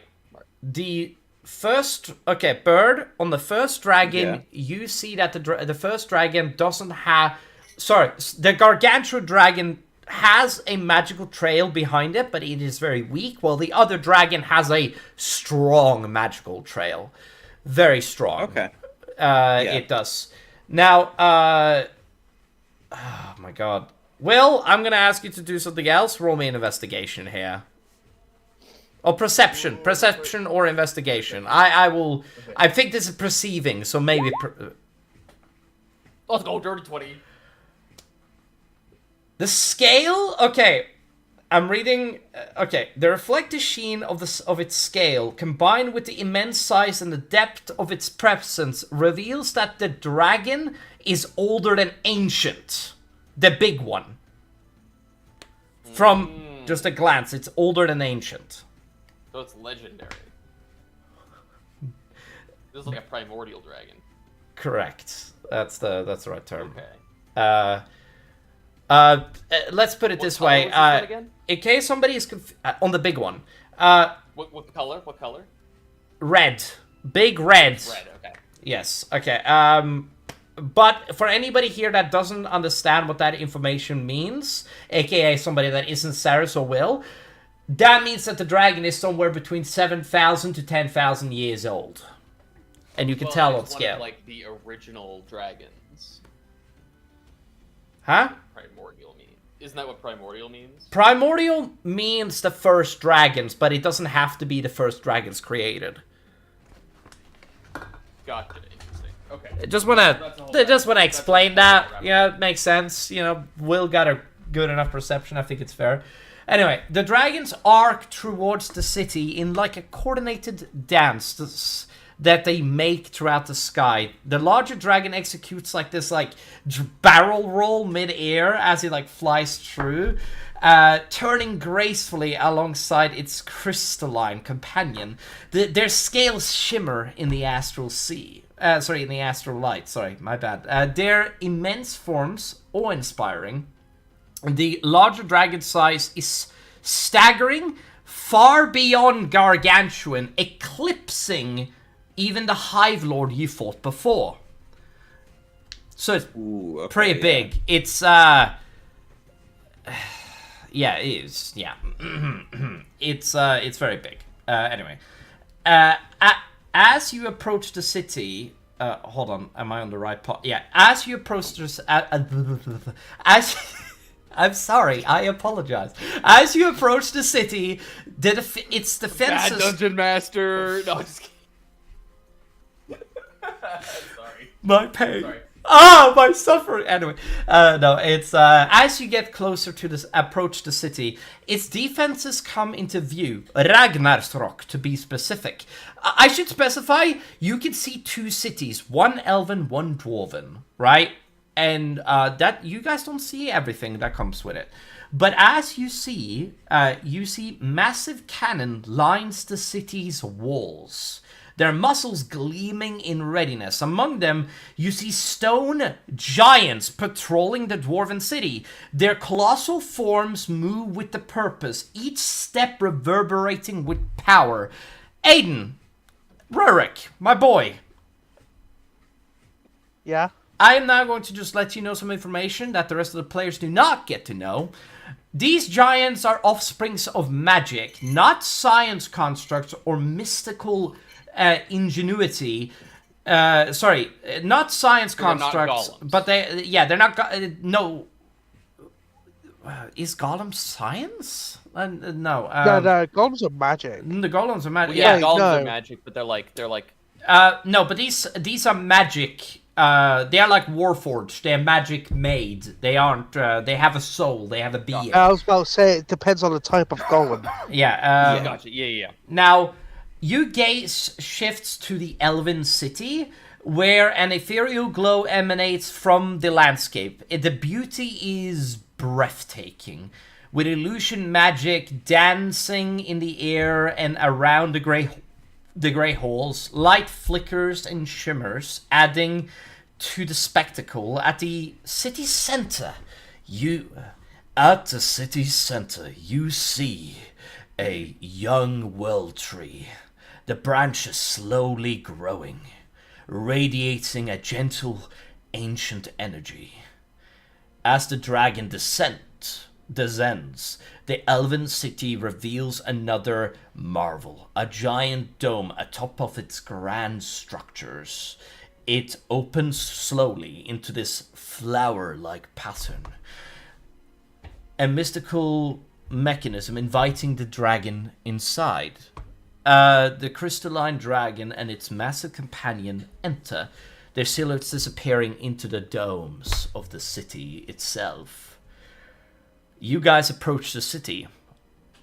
What do you want to do? What a bunch of elven shite. It's all impressive, nonetheless. Not to me. Oh, you're not impressed by the cannons and all that? No. No, that's dwarven. Dude, the cannons are dwarven. You would be impressed by cannons of the dwarven people. I'm just letting you know, Aiden. I'm just letting you know. They're being used by elves. I hate this. They have been No, that's a They've been dwarven distinguished. city. That's Ragnar's. I was looking at the elven city. You confused me now. Sorry, What's Aiden's intelligence? It's +1. It's +1. To be fair, he does see a fucking gigantic fucking stone giant that is inside of the city, so he could have guessed that. So I'm not blaming Aiden for that. No, your brother Bjorn, he stands by us and said, "Brother, that is our cannons. It is, it's our cannons. I know it's a giant there, but they are. It's not as intimidating. I tell you, brother, it's not as intimidating as you think it is." It feels like they've been disgraced by magic. I thought so too, brother, but my captain knows better. You'd be surprised what you can. You'd be surprised what you can do combining magic with conventional technology. I don't know how it works, but I've seen Miss Ivory do it, and it's quite remarkable. Right. Yes, I'm sure what he said is quite on point. Thank you there, Marcus. I appreciate it. You guys feel something in your backpack. You do. One of you players, the map. You guys feel something in your backpack start to shake. I think it's whoever has the map. I think I do. Okay, can you pull out the map for me, please? Yeah. I will. As you pull out the map, you feel the entirety of the astral. You see the entire. Before you left the Great Divide, you couldn't see this, but now you can see the astral sea around you, the entire world map. You can. And now you see all of a sudden these two little dots on the map that basically show up, and it shows a blinking light where it shows there. Are you gonna pull up the map? Yeah, she pulled up the map. That's what she said. Oh, but I can't see it. Oh. This isn't a. Yeah, you. Oh, we're talking about something different. My bad. Ooh. Sorry, my bad. Wrong fucking map. Okay, yeah. You see a gigantic light that pings off here on the map. Can you see my dotting? Oh yeah, I see it now. Yeah, you can. Wait, you see this ping. You do ping, ping, ping. I don't see it. Ping. Do you Top right of the map. Yeah, no. I'm explaining to you guys. You see that it lights with a gigantic green light. You do like on off, and it doesn't make any sounds, but it's just a vibrant light that is glowing. Yeah. It is. I turn to I turn to Foxy, and this just kind of says, hey, Foxy. I think there's a one of the Valvanian thingies in there. Ping. Sorry. Just need to turn off the Wi-Fi on and off again. Aww. Off and on again, I mean. In where? In Ragnar's Rock. In that city. In Ragnar's Well, Rock. seems like it was the perfect choice to But go here. I want to remind you, I'm sorry, hi, this is a map that updates. I said this in Yeah. the last session. I know. Yeah. No, I mean it updates where you go, meaning it shows you the map for what it is. Oh, I'm flippin' stupid. Yeah, That's what I am. Yeah. Let's forget this last 5 minutes, please. Are you gonna press Thank the you. green light? Wait, did Oh, Eric wait, do something super sure. fucking poggers? As you Yes. press the green light, usually it zooms in to the map itself, and you start to see, and I quote, "You see the map." You do. Show up. Oh, okay. I see Wait, how it is. where's this? Where's this? What? This is Ragnar's Do I not Rock. have this? I have it. I just opened it for you. What do you mean? You have a... I can't see this map. Relaunch. Oh no, now I see it. Now I see it. Okay. Oh, you may have just been in the bottom right or the top and be like, oh wait, I can't see it, and then you zoom out. I think it and just says, loaded. oh. I think it like refreshed late or Yeah. something like that. You guys blink and you guys make landfall. Landfall. You guys, the blinking stops, and you guys now are in Ragnar's Rock, and I am. Ooh. Is there anybody that want to do anything before you get off the ship? You guys are not off the ship right now. You guys still need to do that. Just letting you know. But hold on. There you go. Yes. Anybody? Hello? No? Okay. Hello. Yeah. You guys good? Anybody want to do anything before? Oh yeah, I thought you were gonna describe something to us because you were telling us to wait to get off the ship. No, I'm asking you if you want to do anything before you get off the ship. No, not really. Is there anything that sticks out as like needing to be done? I don't think so. Hey, sir. The ship. That's my chair. Not that all. Don't do that. Sorry, my cat. Yeah, you require. So you require information and resources. That's the primary thing. To Maybe rebuild. I should ask this. Like, in terms of like, so this is a temporary docking of the ship, I assume. Yes. Right. You guys are gonna need 2 days, I think, in order to be ready to travel. We plan to be here for 2 days. 2 days. Right. Exactly.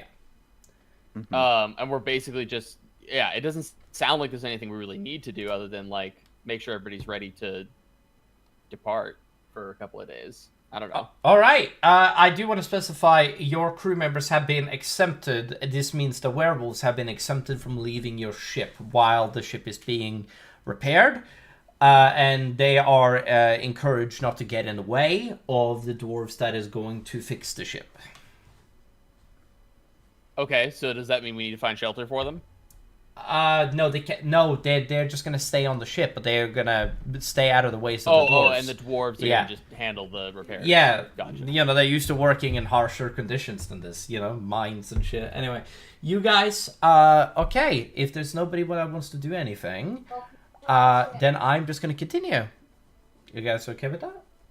Yep. All I'm right. good. I'm fine. Fucking-tastic. All right. I will just ask from now. You know, I'm just going to ask every time now because that way nobody can complain on me for not paying attention. Okay, there we go. All right, now it is okay. The landing proceeds at its expense. My English today. All right, the landing proceeds as expected. Expected is one of those words that is really hard for me to say, by the way, just letting you guys know. The men step aside as the captain disembark. and you guys are allowed to leave the ship with him. So you guys are following the captain. Oh yeah, there's a captain that travels with you guys. Of the destroyer. Yes, exactly. Now I couldn't make a destroyer, even though I wanted to. Obviously. Right, but just too much. No, understandable. Have a nice day. All right, excellent. Now it is you guys are hold on, let me get the fucking. You guys see that there's a couple of dwarven guards that come towards towards the captain, and you see that the captain walks over to one of these men, and he walks over to one of them. He speaks like a little like silently. He is, but he's speaking in Dwarvish, is what you guys can tell, but it's really hard to hear. I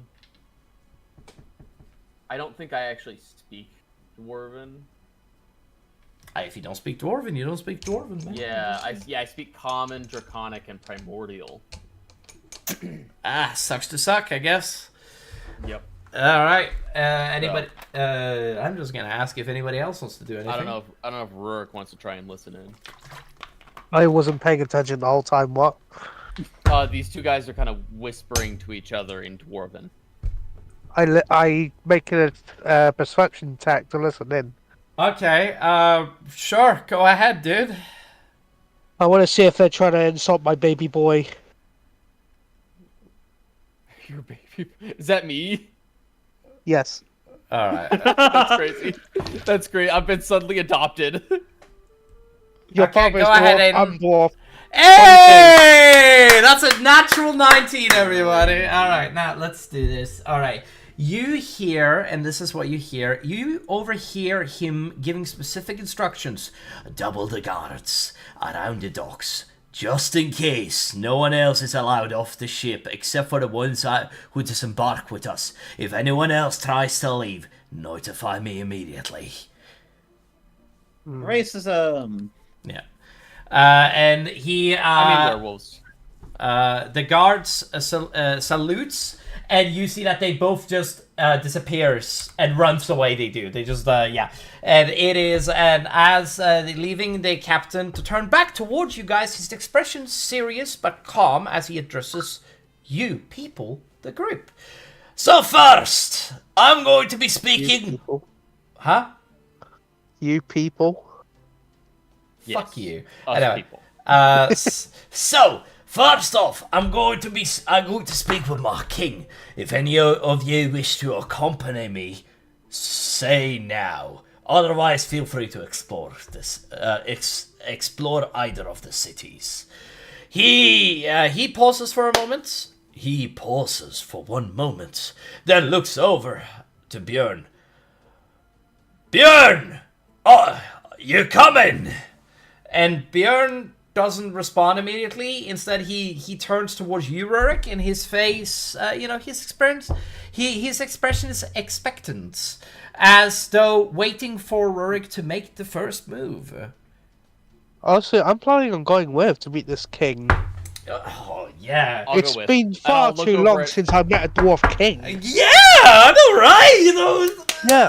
Oh my god. As if you meet them regularly, are you nobility? It's like. I mean, I'm one of the last Stormforgers of my clan, okay? He is an Okay, important guy, alright, okay? well- Just calm down, alright? He's not a Alright prince, then. but he But, hold on. I need to tell the king about the expedition of my last ship anyway. Yeah, alright. Who else is coming with? Anybody? Rory, would you mind if I tag along? Huh? They'll Yeah, think you're a I think- dancer. Sorry? They'll think you're a dancer like what Eric is doing right here. Thank you. Sonic dancer? Or... Wait, isn't she still in her Exactly. battle suit? Isn't she still in her rogue battle suit? No, I changed it To us dwarfs, that's a lingerie. more comfortable outfit for me since we're no longer in a place where I have to fear for my life. Are you sure about that? Shut the fuck up, Fat. You're not here. I am here. I am him. To us dwarfs, battle armor is lingerie. Okay. Okay, Fair. well, Hold up, what? If you want to, I can go back to the ship Okay. and change. Do you want me to do that?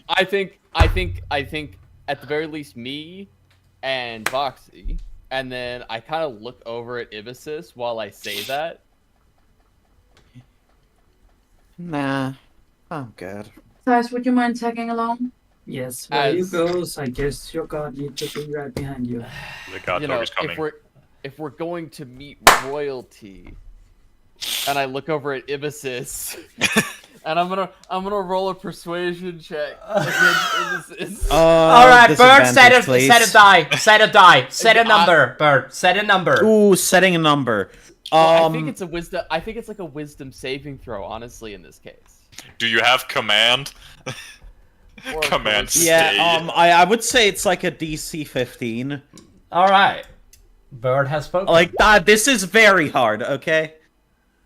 Hey, let's go! What the... You should have said 20. Yeah, I should have said 20. Ibis groans, and it's like, I should. Okay, yeah. I think normally that's like a contested roll though. It's like persuasion versus like a wisdom. I know, but this Yeah, time totally. I wanted to defer to Bird's. Yeah, like- no, that's yeah. it's on Narrative me. I control, feel like that's fair. yeah, narrative, that's on yeah, me. that's I'm gonna know for future because we're flipping level 12, so like we're high level. And Yeah, you I should guys expect- are. Yeah. You aren't God, but yeah. I kind of look over to Cole, and I'm like, "Hey, can you take care of Biggie today?" Sure, yeah, I can do that. AK, strictly Okay. translated, please babysit Becky. Hey, I pick up Biggie and put him, This is a 1-to-1 like, scale map, by the way. Just put letting his you guys legs know. between my neck. One.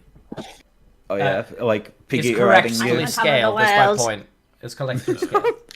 I'm making Piggy ride me. Yeah, don't make him drink any alcohol, please. Holy Onward and fucking upwards. Christ, for a child, it has a lot of health. Wait, where are we starting? Where are we Oh. starting? Top, Shipyard? bottom right, or bottom left. Sorry. Bottom left.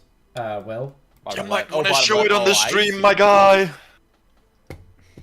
well, I'm Pretty just sure. showing them. More than you, Golden. I'm just showing them the stream. Calm down. Relax. No, Oh, I yeah. said you move the camera, you fuck. Yeah. Well, I'm gonna need to move this camera a lot, so you gotta just give me a break here. On a run. And it keeps you yelling at you, sure. The players are here, by the way, everybody Yeah. that is watching the stream. Player here, player here. There you go. That's- All right, all right. Stream can see you guys. All right, you guys gather together. You guys see that Bjorn and oh man, Jesus. You guys see that Bjorn and oh god, oh Jesus. You guys see that Bjorn and I forget his fucking name. Bjorn and Leif goes on ahead. They do, and they kind of like guided away a bit like, and they turn around towards you. Are you guys coming? Yeah. Just keeping up. All right. You guys are doing that. Okay, I'm now. And I kind of, sorry, I Yeah. just kind of mumble to myself, God, they're so flippin' loud. Okay, I am now going to. Marcus Golden- hears that and leans over and says, "You get Oh, wait. used to it." Oh, Rurik, I'm gonna bring you I don't. over. I'm gonna, Thank you, Biggie. I was about to second you. I'm gonna take you guys in, and I'm gonna actually take Oh, everybody into the ship really, into the place really quick. Okay. Also, What is going on? Julie and Sarah, so you guys gotta move. All right. Now I am going to now continue reading my notes. So just take this into like a thing. As you walk through the city, the harmony between the elves and the dwarves. You okay? Hold on, did somebody just disappear off screen? Oh no. It's just Bear walking around in circles around Cole. Okay, sorry, I thought that Yeah. just disappeared for a second. Anyway, you walk I mean, into the city. might The as well. harmony between the elves and the dwarves become evident. Elves and dwarves stroll side by side, chatting and laughing to one another. Laughing with one another. You pass a group of 2 dwarves and 2 elves in deep and very intense conversation, not like screaming at each other, but like in a very interesting debate, but they're very loud. You know, the dwarves and elves are really loud with one another. They aren't hostile, but yeah, you know what I mean. Nearby, an elf purchases something from a dwarf merchant, exchanging polite words. Further along, you notice an elf adjusting. Further along, you notice that an elf adjusting a metal arm that a dwarf is adjusting onto their shoulder to basically, you guys remember Full Metal Alchemist Brotherhood? It is literally just like a dwarf is just fixing an arm onto just this elf. A replacement arm. Yeah, a replacement arm. However, it looks like the elf, you guys can take in as a guess that, since elves have healing magic, the person could probably have healed that, but, you guys don't know, but let's not get into that. As you guys continue throughout the cityscape opens to reveal great cannons mounted atop the battlements. Some resemble enormous howitzers, which is the best example I can use. Their barrels thick and intimidating. Others are more refined, expertly crafted weapons of war. Some of them are more thinner, some of them are more precise, some of them are a little bit here and there. It's the difference between like a blunderbuss and a musket, It is like one is like retarded thick and one is like stupidly thin, It is the way it is. Anyway, the guards patrolling are wearing armor emblazoned with a dragon's crest. They are on their chest. Each one carries a firearm. It is either a lever action, it's a double barrel, or it's a dinky small little revolver that they have off to the side. Obviously, Aiden has bigger revolvers than them do, but yes, they all also have a heavy shield on their backs, and like a emblazoned heavy shield with the crest of a dragon upon it. The sight of such, it's just like massive, like military preparedness from this city. It's crazy to look at. Evan, okay, and you guys just move ahead throughout the city. Anybody that wants to do anything on the other group, hold on. I'm gonna move you a little bit closer, Bird, but I'm gonna keep you a little separated. I'm gonna say just kind of between us. Yeah. This is a crowded city, by the way. Do you think the Adventurers Guild has any like bounties that we may have accidentally already fulfilled? Like the pirates. Bitch, you are the pirate. We can definitely ask.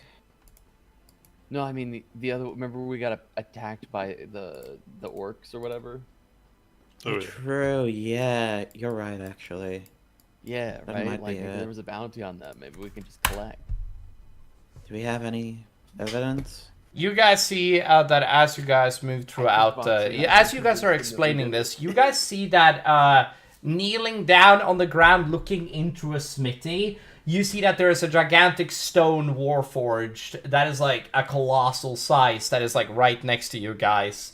And you guys see that he's just looking into the smithy at the moment, and like he's having a chat with one of the dwarves, and he's really chill. Just thought I had to explain that to you guys, as you guys are. Yeah, I just want to explain the scenery. Just want to explain this. You guys are currently like traveling to a city that is crowded, but not like overly crowded. It's not like New York City, right? Which is like you are walking in like a crowd of people. It's more like there is so much space, but like you guys walk past a person every like 5th or 20th second, right? That's that's about the number. You know what I mean? Okay. Yeah. And you guys walk past one of the stone giants as you guys walk around. Laomedon is gonna stay with you. Marcus is gonna walk up to this stone golem real quick. He's gonna kind of veer off. Or I'm sorry, yeah, the Warforged. Sorry, I was looking at him in my. You're looking at his ass right now, just letting you know. Oh, by the way, I saw that and immediately thought Golem too, so. He is like, he's fully like knees and arms, like he's just and basically looking into the thing. He's like knees and toes. He's a you know when you see what's the dog doing? Anyways, okay. Anyways, so I'll be like, "Hey, what you doing?" And you see that the big stone guy just turns around, just... Oh, hold on, that is not great. I shouldn't turn off my noise cancellation. You guys see that as you guys slowly go through... as you ask that question... Will, just give me like 2 seconds. I am so sorry. Alright, and you guys, you see that... Cool. You see... The fuck do you want? As he like turns... And you said... Looking stone. Watching create things with thing. He says slowly. So Is that enjoyable for you? Hold on. Ava says, look, there's someone stoned just like you. Ibis isn't there, is she? No, I am. Oh, shit. Okay. Yeah. And he has to like... Do you guys remember Zootopia Sloth? Yeah, it's the fucking sloth. He is like, he's Yeah. very slow with the way that he raises up his hand and he just smiles and nods. So what man has a love? I respond. I just give don't. him a thumbs up. And...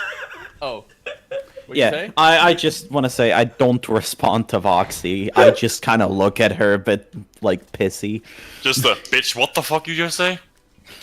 basically. Yeah. Anyways, continue.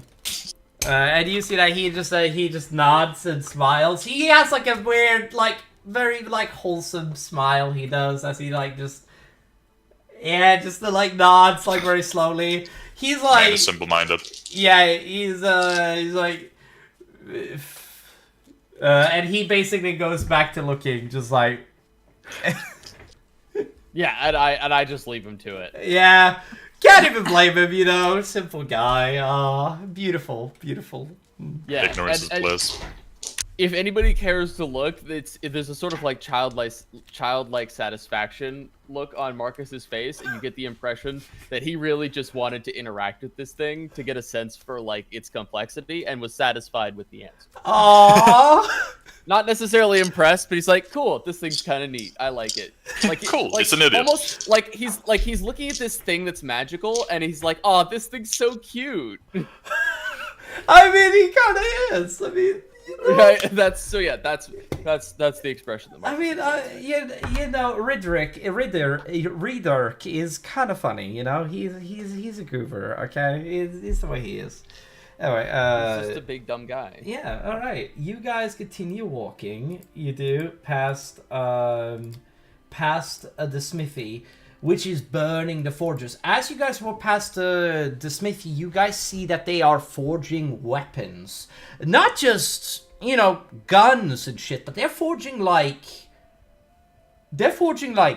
axes, swords, and like, axes and hammers and shields. They seem like they are, not only are they creating a bunch of stuff that is actually like very medieval, but, you know, it seems kind of like, you know, from what you guys are able to determine, kind of like their culture. Also, I flipped you for a second there, Will. Meanwhile, on the other side of the town, Biggie's being annoying. Oh my god. Cole and Biggie, Beckon, I'd like you to give us a little side quest. Okay, distract Biggie. It's literally like filler to just have a little fun on it, right? Yeah. So I agree. Side quest. Yeah, I love it. Beach So- episode time. Okay, let's do this. All right. So, now, all right. From With a crow and a here, child. I'm gonna quickly draw a mark on where we went. So we just did this, Beckon, right? We just kind of did this, and we're now here. All right. I was in my mind currently. I'm currently thinking. Okay. What is there a fun thing to do in this town? You guys for heard the, Biggie. you hear the roar of the arena right next to you. Ooh, the arena. Time to Wow, slap some heads together. What do you think about that thing, Biggie? Why are Think they it's gonna- screaming? Let's go. I now sound like this, I guess. When did Biggie become an old grandmother? You sure you don't want to check That one's- anything else before we go in there? I need to get a fantasy inhaler. Fantasy inhaler. I need to get my nose cleaned. For Bear needs an herbal remedy. Sorry, allergies. I'm gonna give her an herbal cigarette. 500 cigarettes. Okay. AKA just weed. All right. Onwards and upwards. So now we slowly approach in what I assume is one of the entrances of the gladiator arena. The arena, yes. Do you mean to enter it or to watch? You enter the arena, you do. Is there like no guards in there or And whatever? As you enter the Fuck. arena, you see that there is a couple of guards that is standing by at the entrance. That is, well, first of all, they don't have a crest on themselves, but they look like, but they have they're like dressed in like black armor, and they are like letting people inside. They are, but like when you approach, you see that one that was like, you got a ticket? What's that? No. Is there a way I can get one? If you just pay me one gold each, I will let you both in. Sure. I just tossed 2 gold pieces. All right. And he just basically gets something from his belt and just rips out two tickets, just like, have fun in there. And he's like, it's like, and as you guys move into the city, you guys hear the roar of the you guys hear the roar of the city as you guys come out on the second level, and as you do, you see that there's like you see that there's a gigantic voidborn creature. Now, what is a voidborn? Let me now describe. You see that there is a tentacle-haired, massive-haired creature with like these sharp teeth that comes out all over its face, and its mouth is all the way from here all the way to the center, like this. They have a giant mouth for a face, and they don't have any eyes. And they have these tentacle hairs that comes out from the back, kind of like Davy Jones, but like the opposite way. And, Holy mother of and God, they it's are- a gaping demon from Dark Souls 1. And they are... First of all, not only that, Smash. but it's kind of like one of their arms is like a hand, but the other arm is a face. Huh? The other arm is a face. So this is just a horrific abomination. Yeah. Basically, Golden. it's- Wait, no, not golden. Who's golden? I'm breaking the fourth And now. essentially, This thing, what you're telling and me you is see- that this thing stands in mockery of the living. yeah, Effectively. that's what Golden. the Voidborn are. Cold. And you see that one of the Golden. and you see that there is The child's another asking for gold. and you see there's another arena, and you see that there's another door that opens, and you hold on a second, give me just 2 seconds. I feel Cool. the child is Alright, so why don't golden you do that? That guy warrior. doesn't deserve to live. And as you see this Voidborn walk into the arena, you hear you hear these like grotesque sounds that basically comes up. That's like, and they spit. Like every time, like they make a sound, they spit. They just do. They just, and it has like 4 tongues that come out of it, and it's just nasty, and it's just all over the place. Splash zone. I don't think it's very nice to say that, Mickey, but like, go you? Okay, and you see that there's another creature that is also blue that comes out of another door, and you hear boo, boo. You see all of the elves basically go in and say that, and as you see that, you see that Wait, are you describing the monsters inside of the arena Yeah. itself right now? Okay. Yes, he is. No, I'm not placing the fucking monster. I'm explaining he's to you what's describing happening. it. Now, I'm Yeah, saying, you were like, explaining it. describing the monsters inside because the I didn't arena? plan for this. If I had planned for this, I would have prepared for it. Now it is. I did not expect this. Okay, so like I would have expected it next episode because Bitch, you could have just made human fights.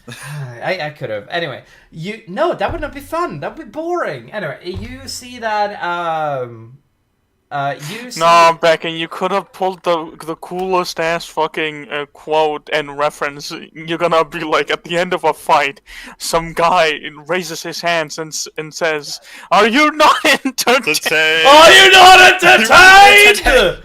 Oh my god! And you guys see, a second one that looks that looks alike the other one, but the problem is this one is rearranged. Its gigantic razor sharp claws, hands are just faces. They are. That is the same face as the other one. That has like just the entire face is like a mouth that has like several tongues and just like yeah. And its Are you arms. still describing these things? Yeah. Huh? The second one. He's describing the There's second another one? And there's another one. And this one has arms that is just like clasping and just and their faces, they don't have any eyes. And then there is and then he doesn't have any head. He just is a torso. He's a torso, and that's it. And basically, you guys see these like that he has like a fucking eye coming out on its belly. It does. And then the final one comes in, the final Voidborn. And this one, its entire torso opens up and splits in half in order to reveal a mouth. And he basically just breaks up and down, up and down, up and down in order to chop it. He just keeps doing that as it walks in. And at the top, like where the torso head used to be, there's just a gigantic eye there. So he looks down, and whenever he attacks somebody, he just... And then you see a dwarf. You just see him.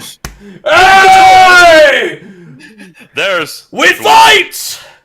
For Valhalla! And you see that this guy has like just an axe and a shield, and it's just old style, and he's just the type of fucking dwarf that has no armor on. He is just shouting this war cries, and he just goes, "To Valhalla!" And he basically cut over to Marcus. Cole, I think they might be a little inbred. I get the impression that I'm missing out on something really epic. You just do the sneeze like, something interesting must be going Now, on. I'm gonna just roll a couple of things. Now, he has double the hit points, and he has resistance to all damage. So, he is gonna be the dwarf. Okay. And the Voidborn... I wonder what their parents look like. Is very squishy, but deal a lot of damage. Special. So what I'm gonna do is that I'm gonna roll a couple of dice here to determine that's the Voidborn. All 3 attack hits. Okay, they deal... Okay. Oh no, the bear is gone. Okay, so that is...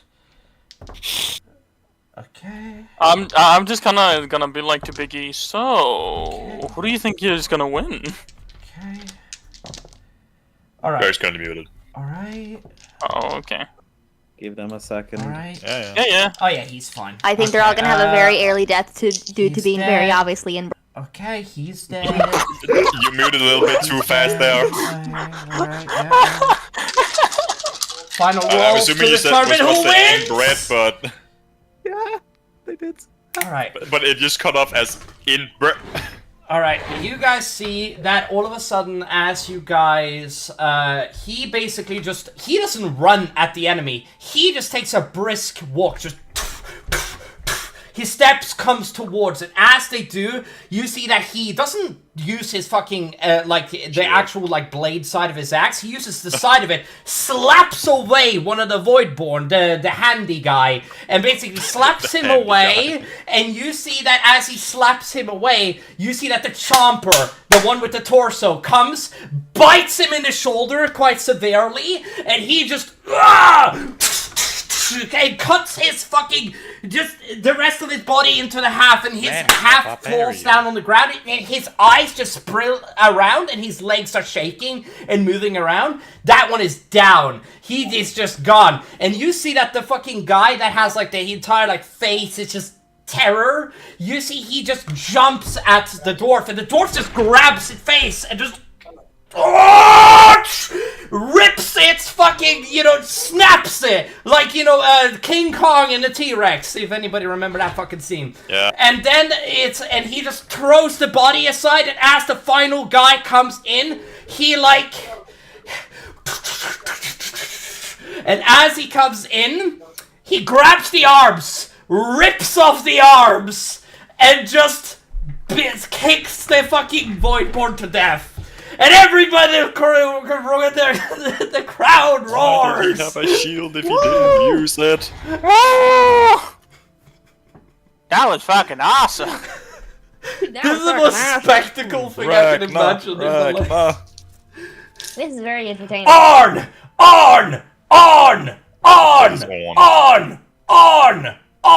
You hear the arena share with his name. And you see that he just, he takes his shield, takes it off, and he throws it onto like what is the name of the fucking, what is the place that people sit called? I forget the name.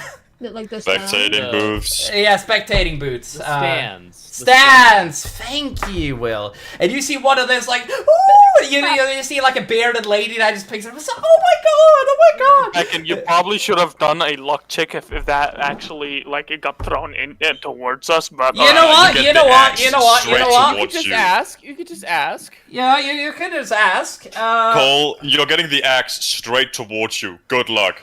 It's a shield. No, he had an axe as well. Yeah, I'm not throwing the axe at civilians. I'm not civilians, Cole. I'm not Emil. Jesus. No.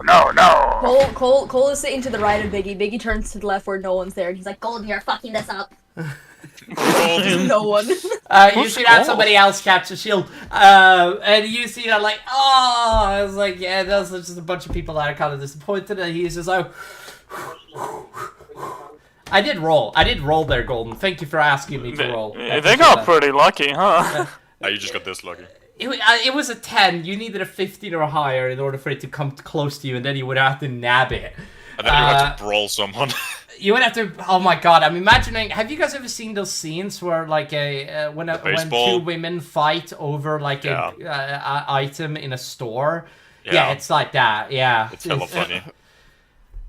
Oh my god! Misogyny. That is hilarious. Misogyny. I like. Hey, it's funny. Huh. I like how big Woman. Saris is in comparison to everybody else. It's hilarious. Anyway, I think that should be our little small side quest for now. There will be more. Okay. Yes. Do you want me to continue? Yes. We cut over back to the party. Back to the important shit. Yeah, losers progressing the plot.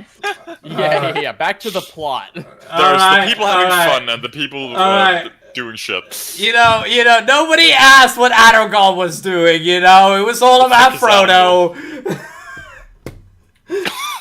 No, nobody's gonna care about the Roach King. Shut up. I hate you. Alright, you guys head towards the, the barracks. Hold on, let me just see if I can find my notes here. Let's see here. Eventually you reach the bridge, my beautiful players. But the captain is momentarily halted by a guard. The guard stiffens, raises his hand to stop the guy. I forget. Life is his name. I forget. Whatever, man. Shut the fuck up. Anyway, Buck quickly realizes his mistake. His eyes widen as he immediately straightens up and blurts out, "Sorry, Captain. I didn't know it was you." And you see that before the guard stammers further, the captain pushes him aside, just straight up, just decks him away, just like, moves him. Yeah, just. That would be funny. Just chucks him off the side of the fucking road. With an extremely annoyed expression. "Make sure it does not happen again if you want to keep your post!" He breaks his voice sharp. He strides forward and calls out loudly, "Deal with me, soldier!" And he, as he says that, you guys are just let through. And as you guys are walking towards the middle of the bridge, I'm gonna move these guys because these guys are terrified of this guy. Alright, and you guys, hold on a second. And you guys, as you guys are going through, you guys see that. First of all, you guys see that. Oh shit, Jesus! I am struggling to move here. And you guys see that these guys move outside for you guys as well, because you guys are there. Now, I'm going to describe something you say. As you follow, you notice that an elf and a dwarf is standing on a bridge, engaging in a discussion. Their body language suggests a friendly but deeply invested conversation between the two. Anybody here that wants to roll anything towards what they can see? I will not ask what you can roll, but I am curious if somebody wants to roll. Nemesis does not care enough. Nemesis isn't paying attention. So... I got a 15 in perception. Yeah, I'm gonna roll... Yeah, I'm gonna do that too. And the fun thing is I also forgot that with my perception, I get to roll a d6.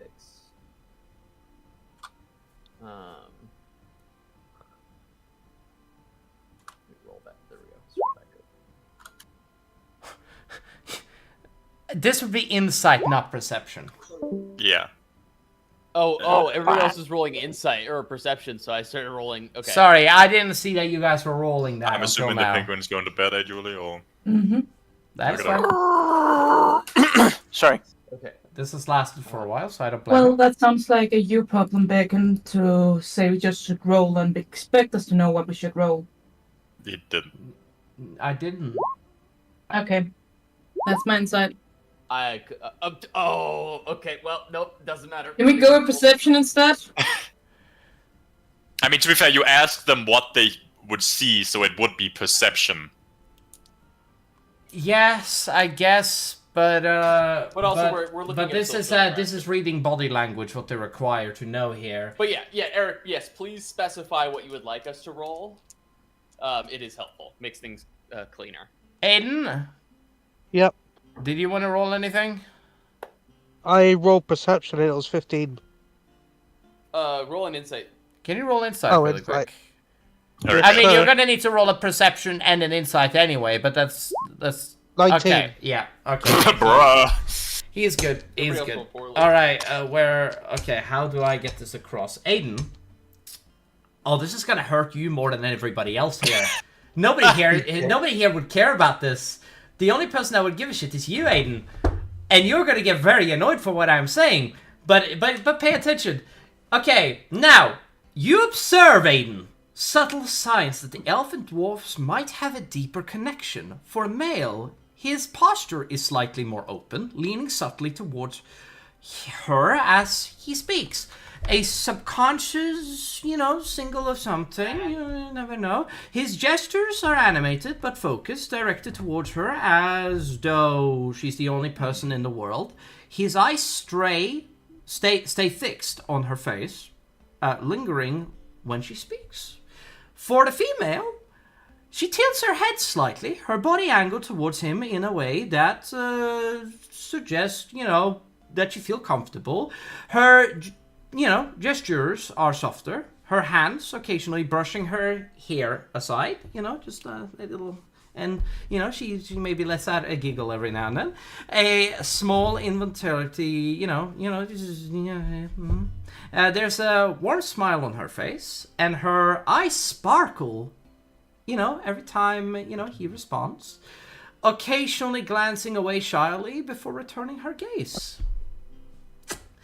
That is what you see, Aiden. Is this? How do you feel? How do you feel? I mean, I'm not a racist, but... I'm not racist, but... Ah, come on, give him some slack. He might An have said alcohol bud dwarf is like just not right. B-U-D. It's just not right. Okay, yeah. Alright. For the stream, I am really not racist. Remember, they're just gonna give birth to a human. In old give birth to a D&D, they bearded gave birth elf. to a weird creature that just took the worst aspect of both dwarf and elves. AKA a human. Okay. Alright. Alright, I am now gonna describe something for you guys.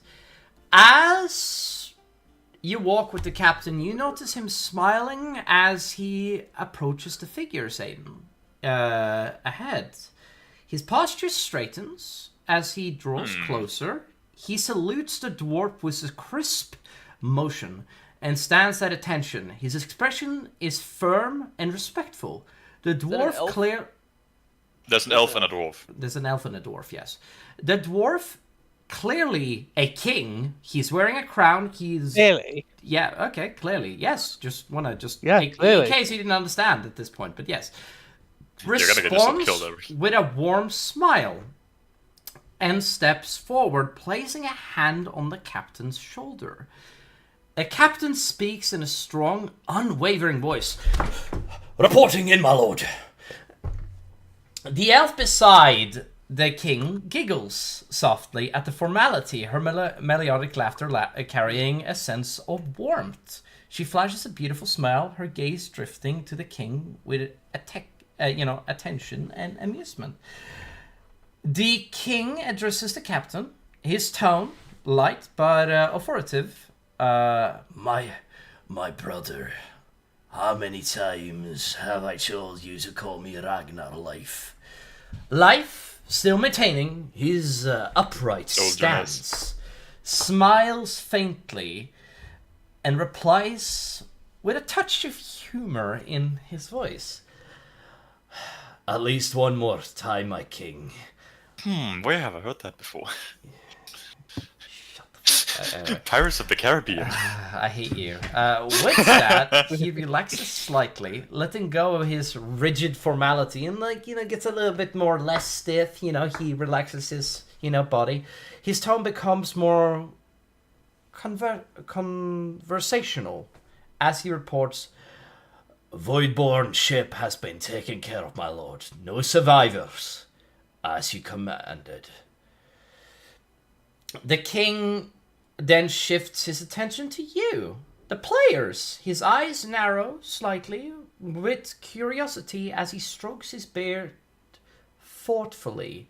Turning back to Life, he asks, Who are they, Life?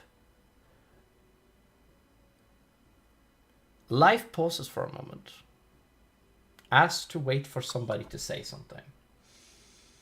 We are friends. We are? I mean, we are.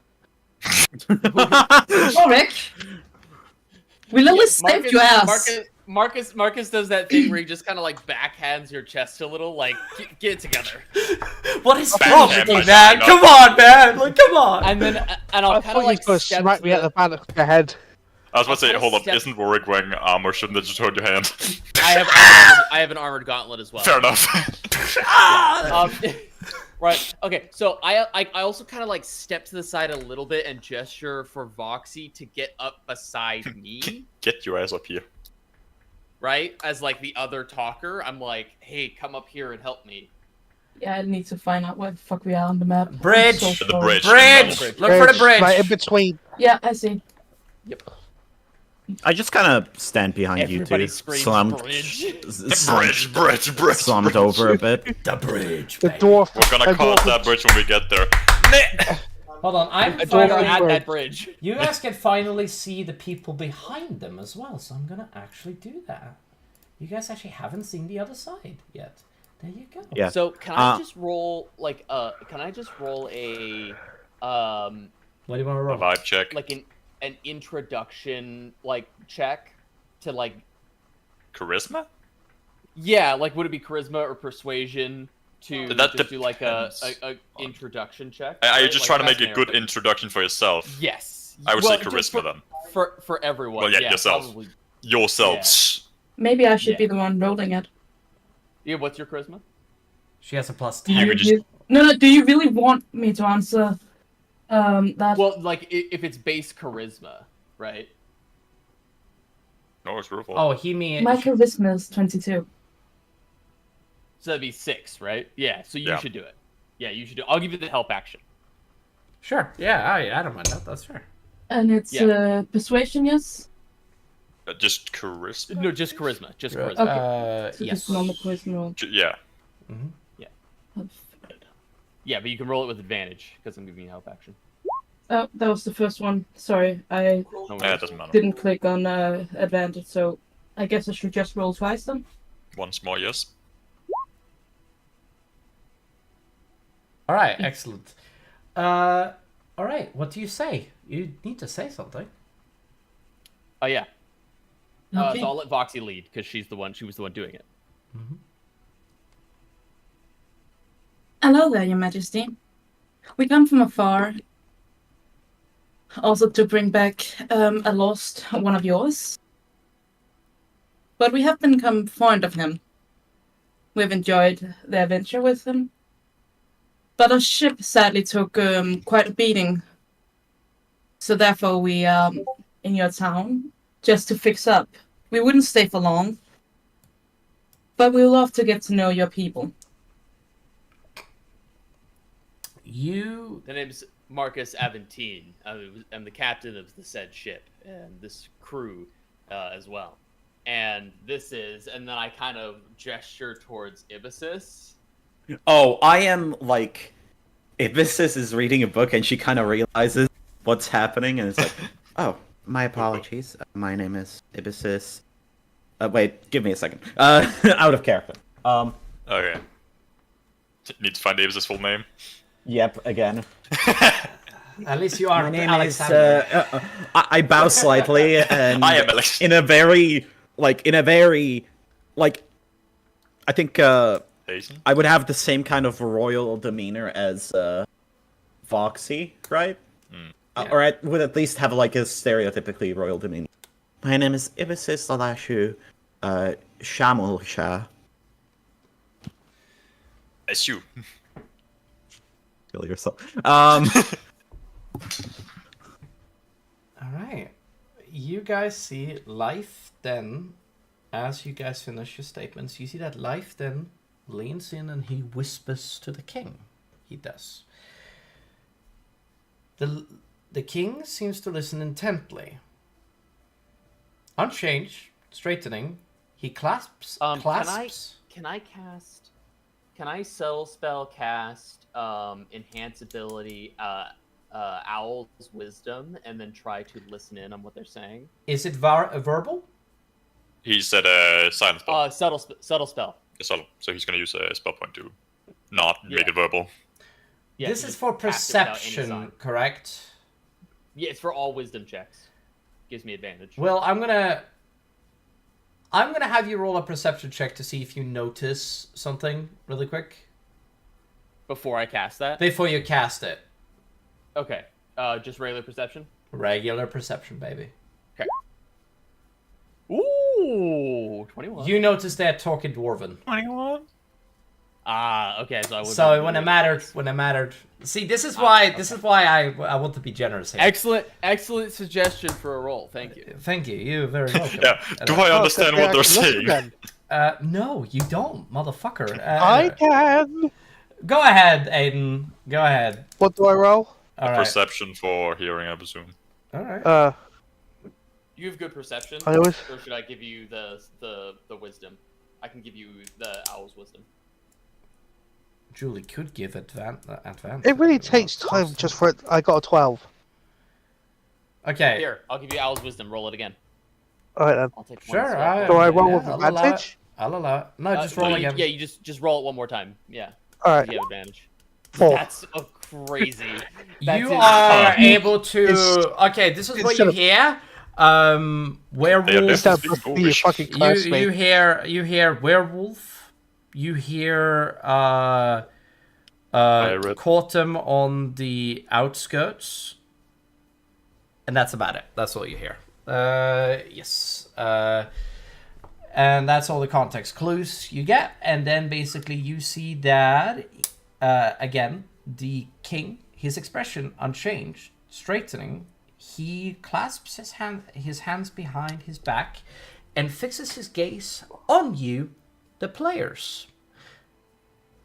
Well, it seems you have come a long way, he says in his measured tone.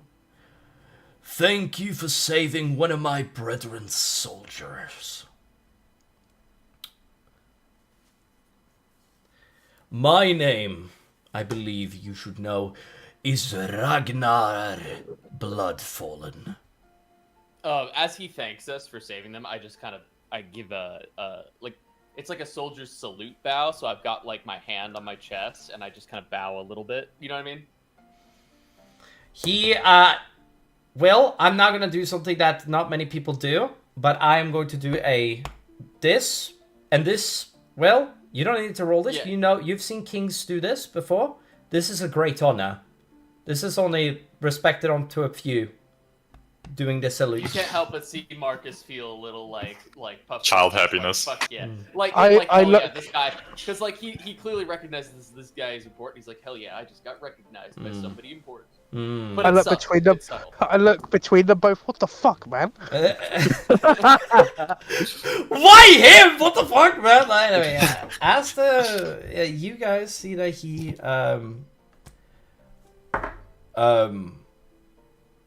he stares at all of you.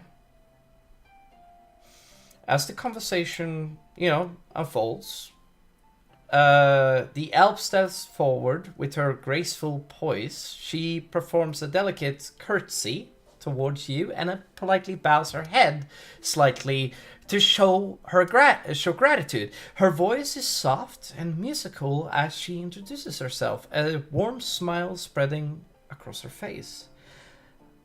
Well, hello there. My name is Neil Variel, and I am the ambassador of my people. I speak on their behalf. It is an honor to meet such fine and beautiful individuals as all of you. Her gaze shifts to Rurik, her smile growing even softer. And it is always a pleasure to meet another dwarf. Hello there, young one. Hi. How are you? I've lost all my brothers. How do you think I feel? Oh god! I mean, it's not wrong. I tap Rurik on the shoulder. Not now, not now, not now! Yeah, I just tap him on the shoulder.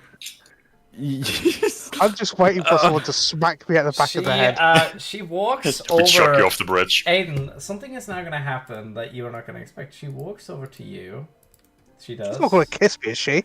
No. What the fuck? Kick you off. What is wrong with I you? think that's how romance works, by the way. She picks you up and drops you off the bridge.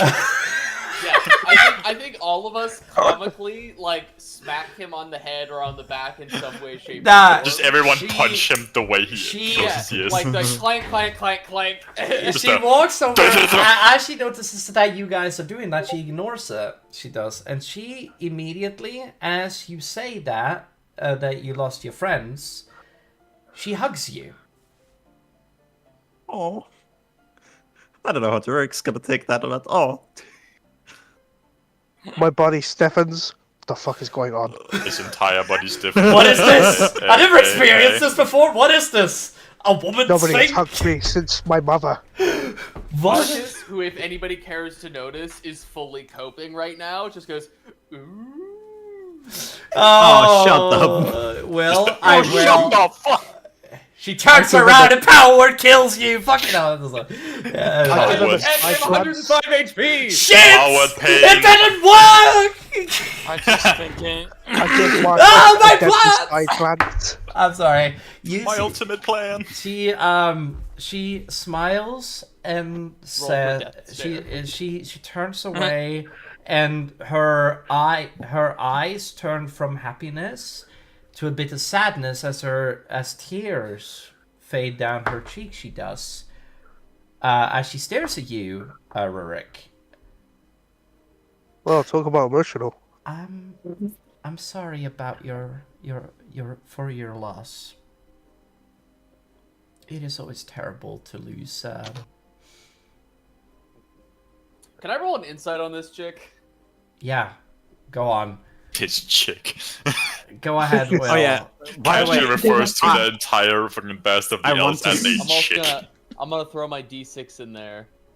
You really want to get this done. You really want to... Okay. 27. That is a 20. She is the... Will, you think you met nice people before, right? They're a 1 out of 10 in comparison to this woman. She is... You're saying this is the most good girl protagonist fucking... She is so nice, the world literally heals underneath her ground. So, Ibis I'm not bullshitting kind of, you. yeah. That is actually a thing that happens when she walks on grass. It literally heals. Ibis kind of gets, like, she's off-putted by this, and she goes back to her book, just writing. Like, it may feel so... it is...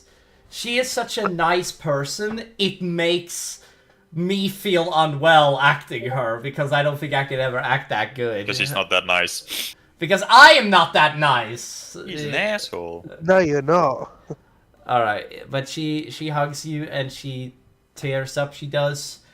And she is, and she seems generally sad about you, you know, going through the shit and that you are, you know, you lost all your friends and she's kind of just like lingering with you.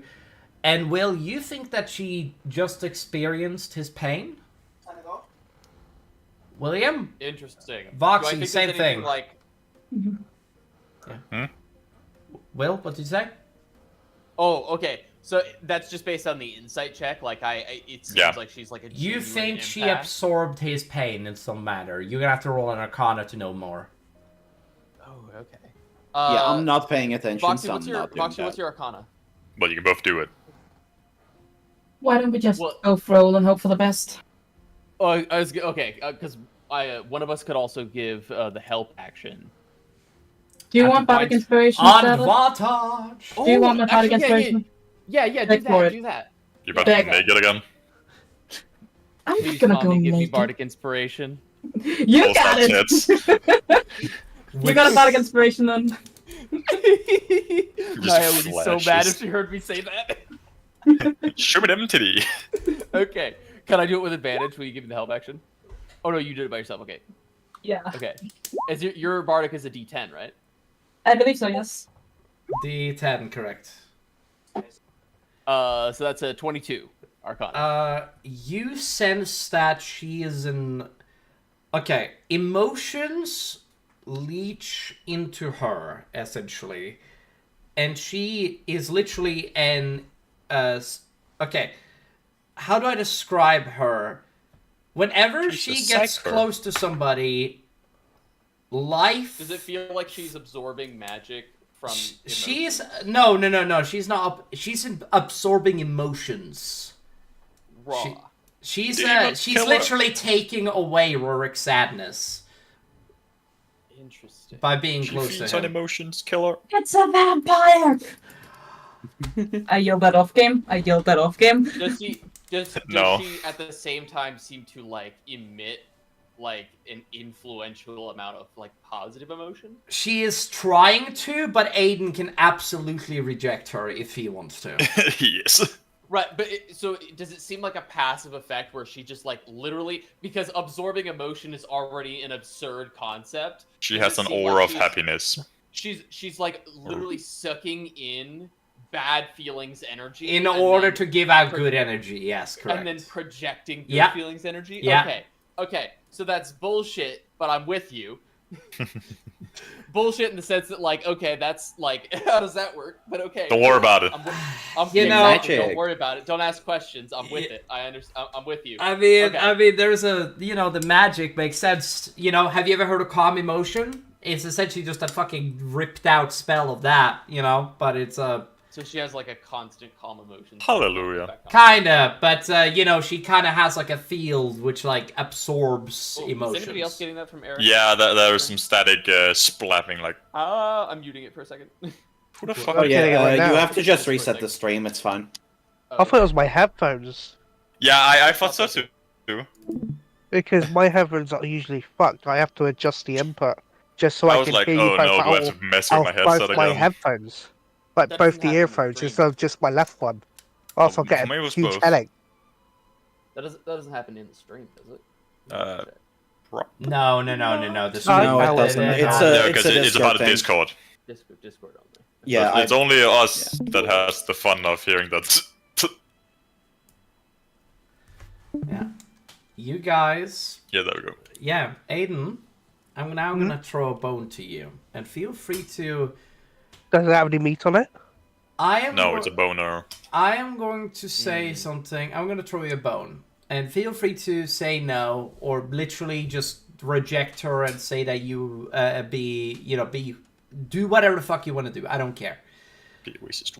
But she is literally, if you allow her to, because she cannot force this upon you, if you are in pain right now, and you want to feel that pain, you shall be allowed to feel that pain. But if you should... Who joined? Ghost. Hey, Ghosty, what's up, man?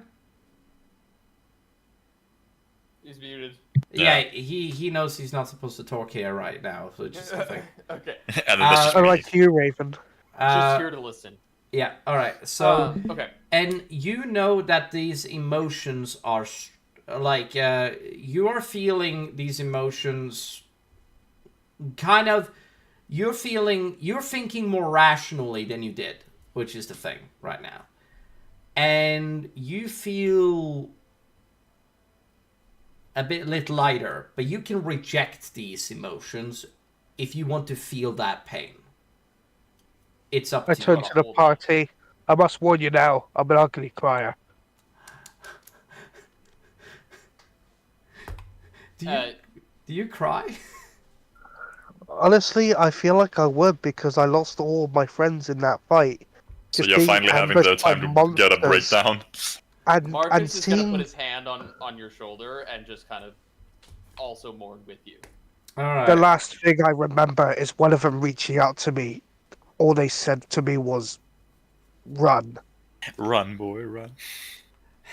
And she... run, Forrest, run." And Forrest, run. She Raven, I'm touches gonna the back of your head and she like and she just like pats on the back. I of your thought she was going to armor. pull me in closer. Pat. Yeah, she does. She hugs you like really good. She does. It's like it's the best hug You you've got ever had. you got titties in face now. You never I you was never felt expecting a this. no. She wouldn't Oh, okay. disrespect him like that. Come on, what the fuck you mean? She would kneel down and she's she not would give him, mommying like, him. No, fuck Well, she's you kneeling, so I guys, guess, alright? kind of. No, shut the fuck up. She's on her knees right now, which sounds so much worse. Shut the fuck up. I know what you're thinking. Stop thinking it. This is a PG stream. God damn it, you. I don't think you can Alright, say now- PG when we spent the other one talking about meth. Okay, and to be fair, the Voidborn are pretty fucking disturbing, so yeah, fair. Yeah, but they're fantasy. Yeah, now, you guys are, Aiden, you start to cry, you do. You feel these emotions just seep out of you, you do. And it is,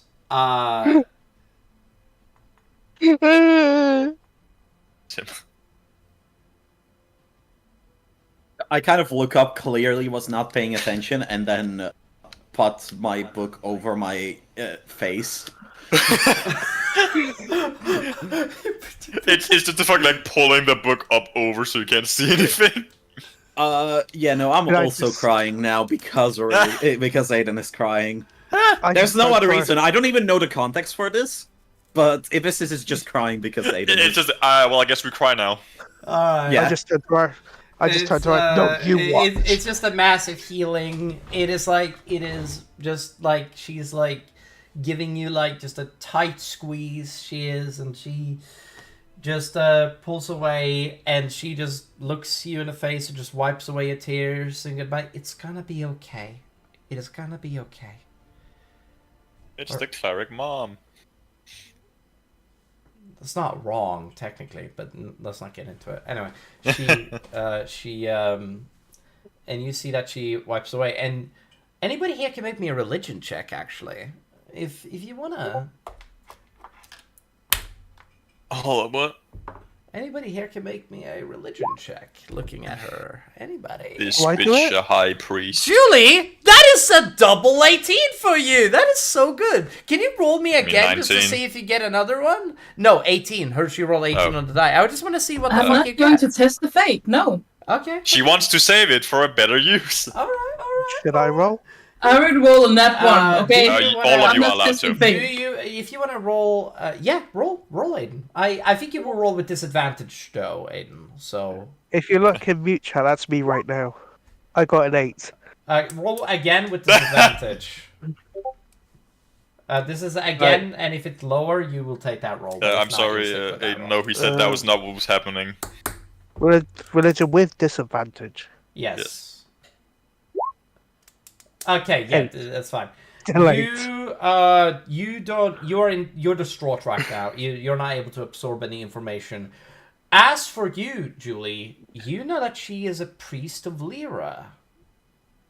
You see fuck is her Lyra? holy symbol on her chest, and Lyra Oh, is the yeah, goddess surely my eyes would be on her chest. Yeah, they're massive tits. They're massive tits. Like, they are- 100%. They're just- Double D. They're out here, man. They're out here. No, anyway, it is. No, it's. No, she. No. Her chest has the god sign of Lyra, the goddess of joy and happiness, and you believe that the aura that she's emanating is kind of based around this symbol. It's It's a penis. yeah, and did somebody roll Arcana earlier on this? Just a question. Yes. Yeah. We did. Will, Marcus got a s- Will, she's a more 21. powerful caster than you. She's a more powerful caster than anybody in the party. Just want to let you guys know. Okay. Okay, so estimating what, like level 16? You don't know. 18? That's on the 17. She's just- You don't get you to just know know, she's strong. but you know she's more She is powerful just than you. stronger. She's just stronger. Oh, my set. It was actually a 22. Yeah. Good, plus the bardic. Plus the 5 is 20. Yeah. Somewhere above 7th level. I would say she's not 7th level, I'll tell you that. I can't give you a direct number on a 22. I'm She's sorry. somewhere around 7th level. 7 or 8, maybe 9. Who knows? It's when it comes to spell casting level, she's very powerful. But yeah, her aura is so powerful that she emanates this energy and she leeches sadness of people, to make them feel better about themselves. And that is what you see, Julie, on that religion check. You are very welcome. Anyway, and yes, and now you understand it, Will. Thank you. Anyway, now you see.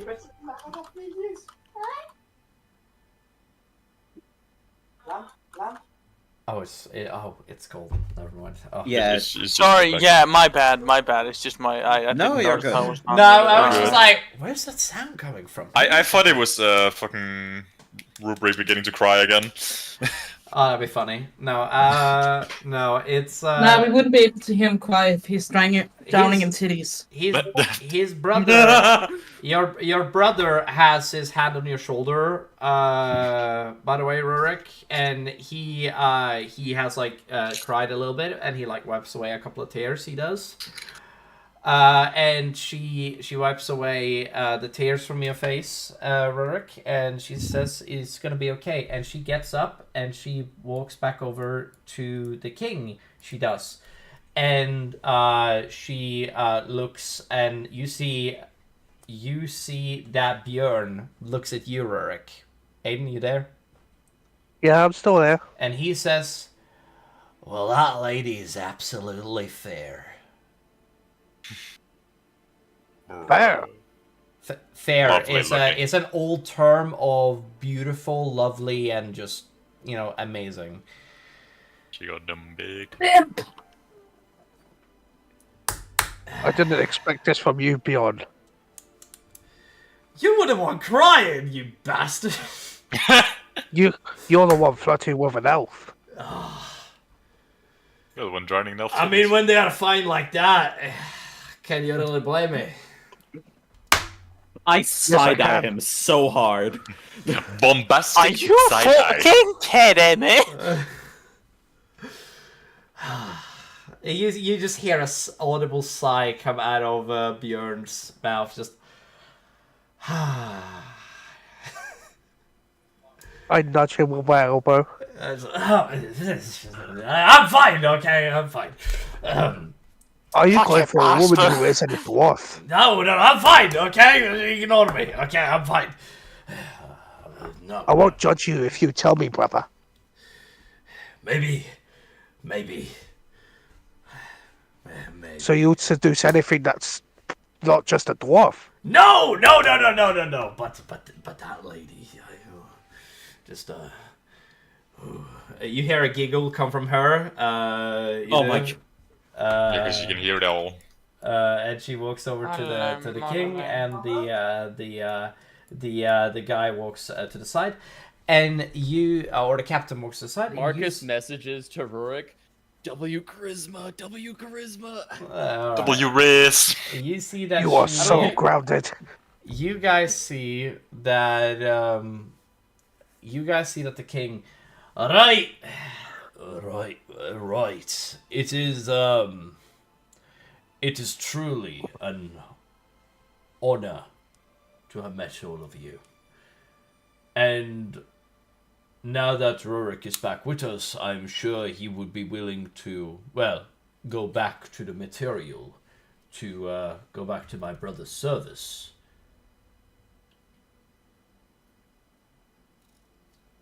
And this is where I interject. Like, I finally look up from my Hell, book, you will. and I say, so there are some complications with that.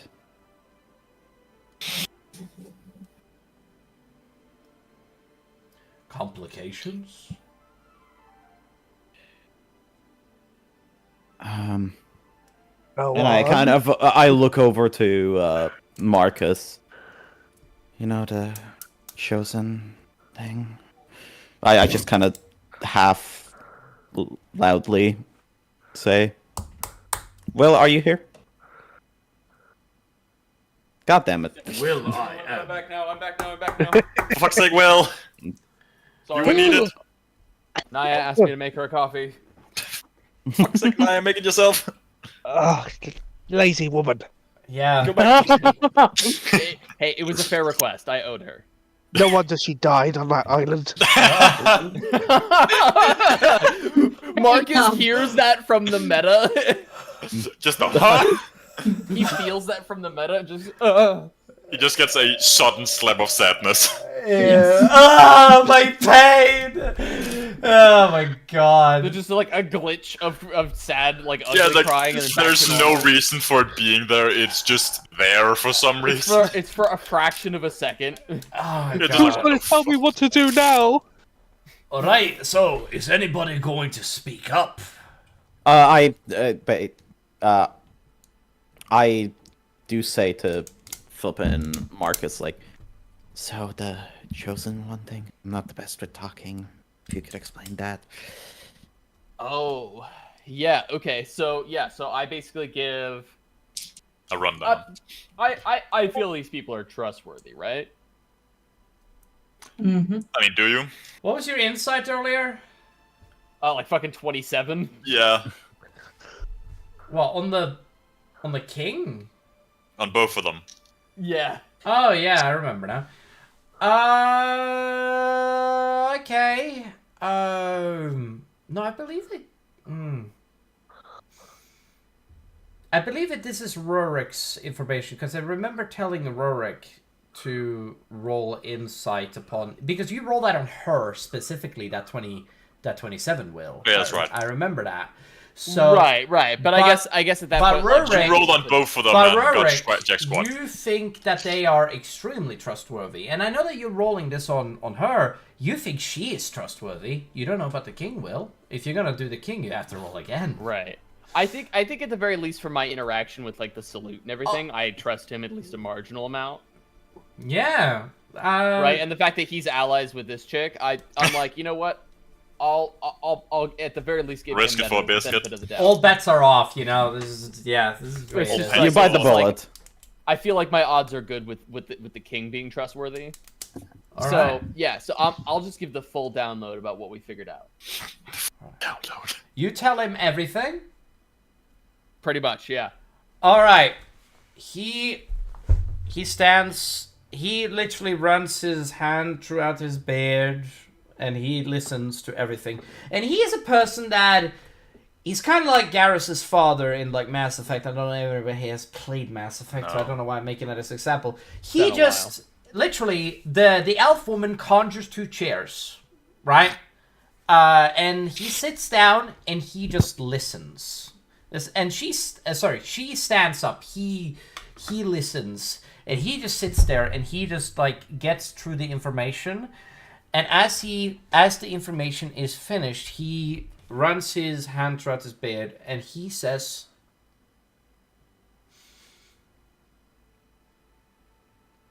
You're talking about Ash Mountain. Vorax, the Red Wizard, is the name of the person that sits atop that throne. Indeed. And that he will destroy everything. That's yeah. That's the general impression. And you went just to an ancient ruin with metal men walking around.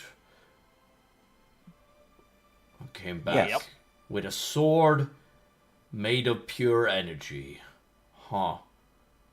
You know, like it's like the definition of like a dollar sign information on his eyes, but he then remembers, right? I cannot really, yeah, I can't deal with that. All right, no, and he goes over the like information in the beginning. He does, and he spreads the information.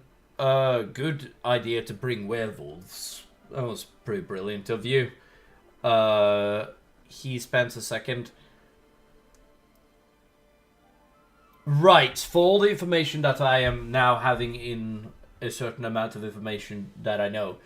First of all, it's nice to meet a pair. He looks at you, Voxy, and he looks at you, Ibisis. He does say that unironically. It is nice to meet a pair. Somebody that first of all is not just a royalty, but somebody that is, well, of the same caliber as me. And he nods quite like gently. He does towards both of you, like. Does that mean you know my father? Do you mean Adam? Yes. Absolutely. Everybody Great. knows Adam. But I live in this plane. I was banished from my realm a while ago. Because Who banished you? And why did they banish you? I am one of the Ironbloods. You may call them in the human territory. I am descendant of from a great dragon slayer known as Orticus the Dragon Slayer. Bullshit. That true? Yes, no.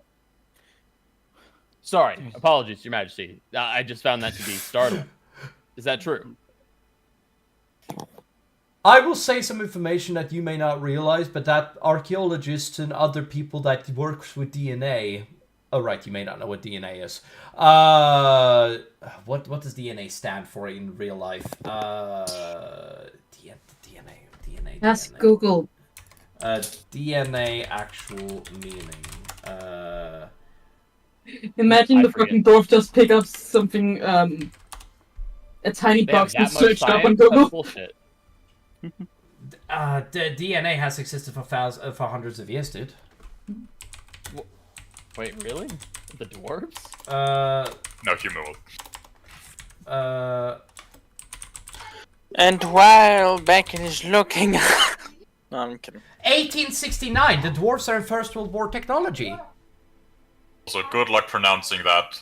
1869. Wait, really? Oh, that's crazy. Yeah, 1869 was the first time DNA was developed. I Also, stand Eric, good corrected. luck pronouncing that. Dio. Oh, fuck. You know what I'm gonna do? I'm gonna do my. Deodorant acid. Hold on.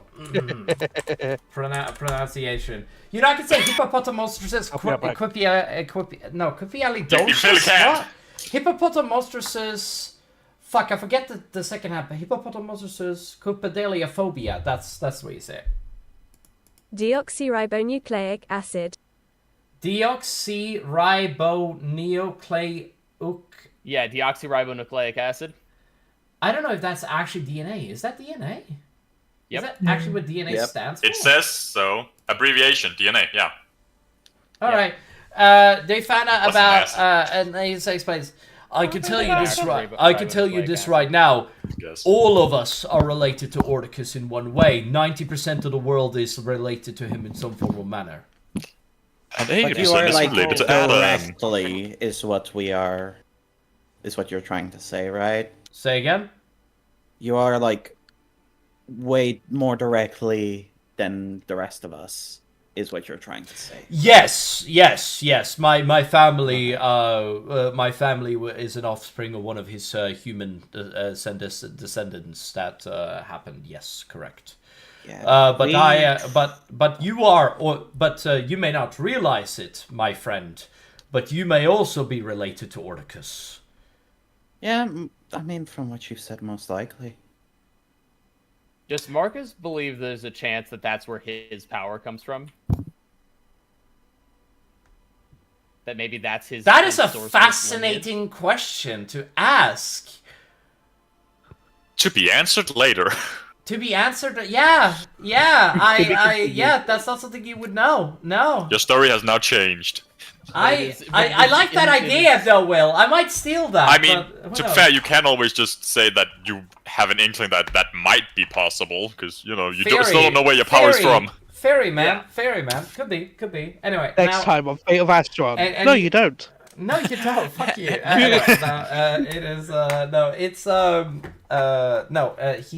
He's like, and we Orthicus is not my great granddaddy. No, he's just your daddy. No. Man, it is surprising what we know in history. Like, honestly, dude, it's crazy. It was goddamn. Ibisis 80s. speaks up. All right, yeah, go on. Ibisis speaks up and says, "Well, we traveled with a, I guess you could say, late version of Orticus. Only his armor." Wait, hold on. He's gonna make an insight check on you. She's Okay. gonna give him. She's gonna give him advantage on this. Yeah. That's a nat one. God damn it, man. Okay, Oh my that god. That is a No, 9. I think He has a +4 to this, so it's a 9 + 4. That is 13. That's not great. I'm not gonna lie. I would say this insight roll isn't that high. I don't think it's hard to tell if Ibisis is lying. That's what I'm gonna say. No, you have Well, I -5. think at that point you would just roll persuasion I'm gonna against that 13. No, because because he fails. Sorry, he succeeds. If that's the case, because her deception is -5. So Yeah, she exactly. Can't lie, right? Like deception, passive. Well, yeah, but it wouldn't be deception because it's no. truth, Think right? about it, So Will. it'd Deception is your facial movements. She has such bullshit like thing. She has the most like if she tries to lie, she makes this like itching mode. She can't like her. She character lies like a cannot lie. child. And That's just He's gotten too told that autistic for this. yeah, so like, and I think it's more about facial shapes. Like, if Do you know when you tell a child that you can see they're lying by like the eyes turn a different color, and then just always close your eyes? No, obviously. But what I'm saying is because the attempt is not to lie, what we're really arguing here is like, does this person believe what Ibis is saying? So I think it would be a situation where Ibis just has to roll persuasion against that 13. Fair. Go ahead, Bird. You know what? Humor It's up me to you. here. If Bird here wants to do me a favor, and if Julie wants to add a, what the fuck is it called? If Julie wants to give Bardic Inspiration, then she can. If it's up to her, though. Okay, Julie, we know my roles. If you want it, Birdie, you should beg for it. Show me them titties. All right, Okay, everybody, after- I will be After the saying- session, after the session.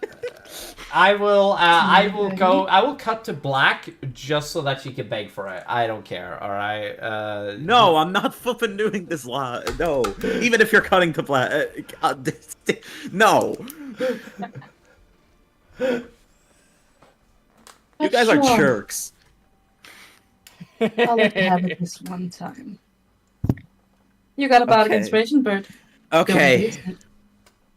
Is it a plus 1d10? 1d10, yeah. Yes.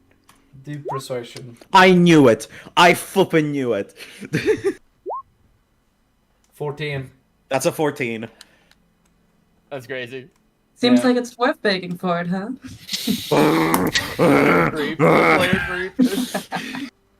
All right.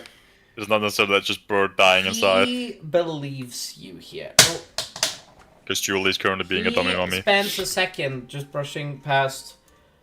So you were telling me you found the ancient tomb of Orticus, the one that was. But it was just a myth. It wasn't supposed to be real. I was not around when they found him. However, I have a contact to a person that was around, which is Miss Ivory. I would love to meet this Miss Ivory. Didn't Cole's not here. Cole is not here, yeah. I am going to say. Just like you speak aloud. Didn't Cole looks? Oh yeah, right. Yep. That's exactly what happened. Just oh yeah, he's distracting the child. That's right. You guys see that he spends a moment. He does. Brushes again. Continues to brush his beard, and as he does, my brethren are not going to believe you. I do hope you understand this. That is understandable, yes. In fact, no offense, darling. They do not like elves. They do not like other races. They only care about themselves. Fast, and yet the two cities are, like what's going on there? Just segregation? What do you mean here? Well, yeah, it seems to be two different cities. One that's dwarven, one that's elven. Yes, but that's because of the reason that me and Nil, that is because of me and her. We both, well, when I came here as a young man, I was nothing but in my 50s. I was banished. Can I ask for some DM clarification? Was he saying that most dwarves are like that, but not here? Was that what his intention was to say? Yes. Yeah, because it sounded like you talked about your brethren as the dwarves in the city.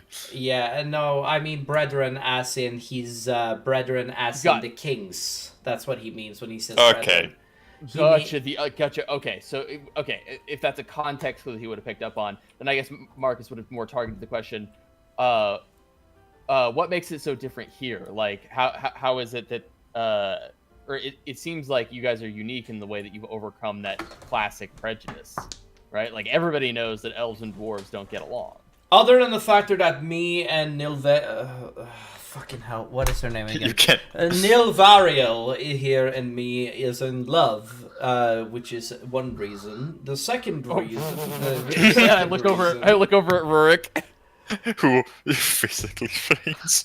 Don't look at me like that. She blushes heavily as he says this, and is it's just like Ragnar. It's like, Gives well, him the slap it on the is head. true. Anyway, like I said, other than the fact that she and me are in love, the second thing is that we have gone through a lot of strife and turbulence with others, which is why I'm known as the Bloodfallen. You may not know about the traditions of the Bloodborne,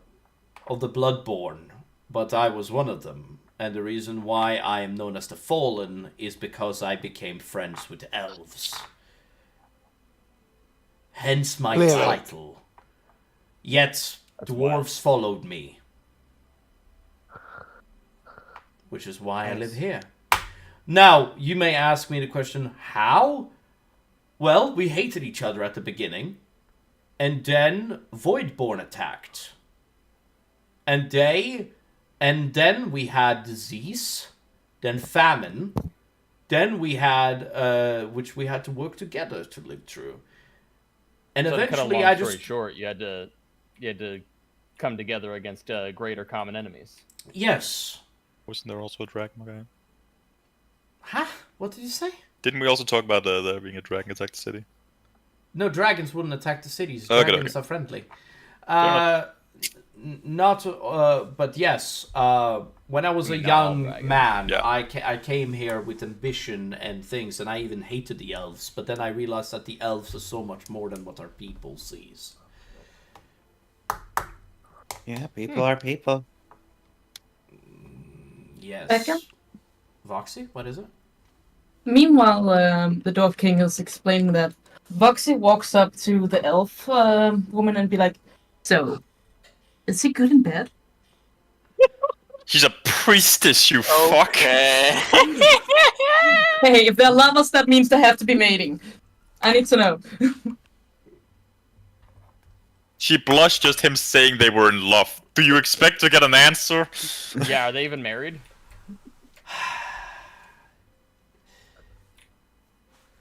Eric, what's your response? Julie gets We need to chucked know. off the bridge.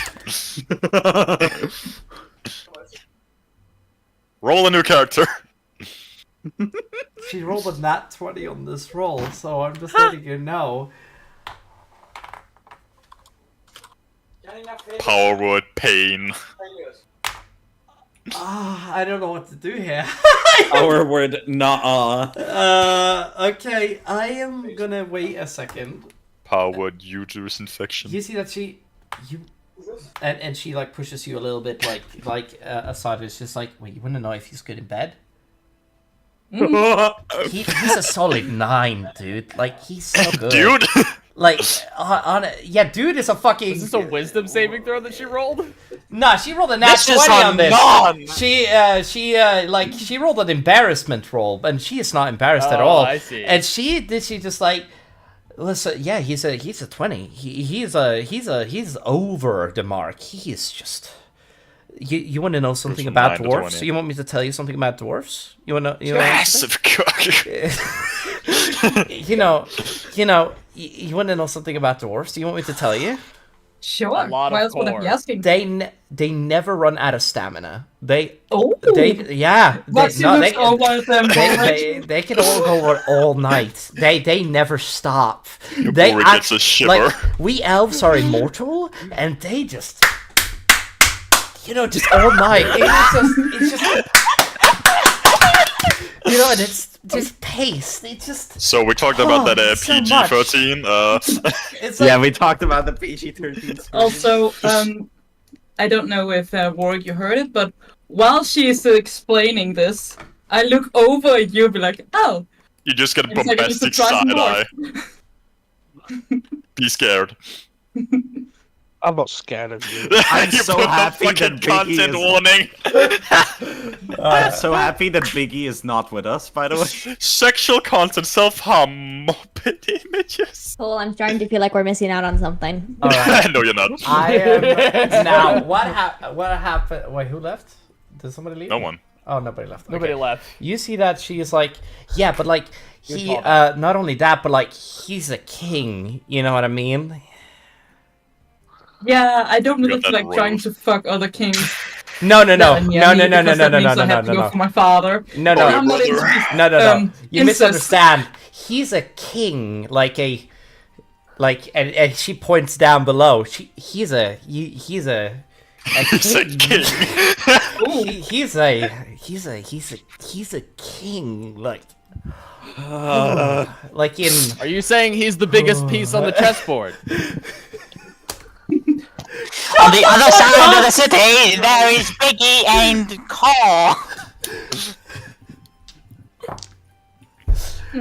I rolled for nothing So- there because I need to do something else because this is Does insane. He has that to get his mean that mind you off have it. seen others down there? Hey Eric, I have a message. Did you send me something right now?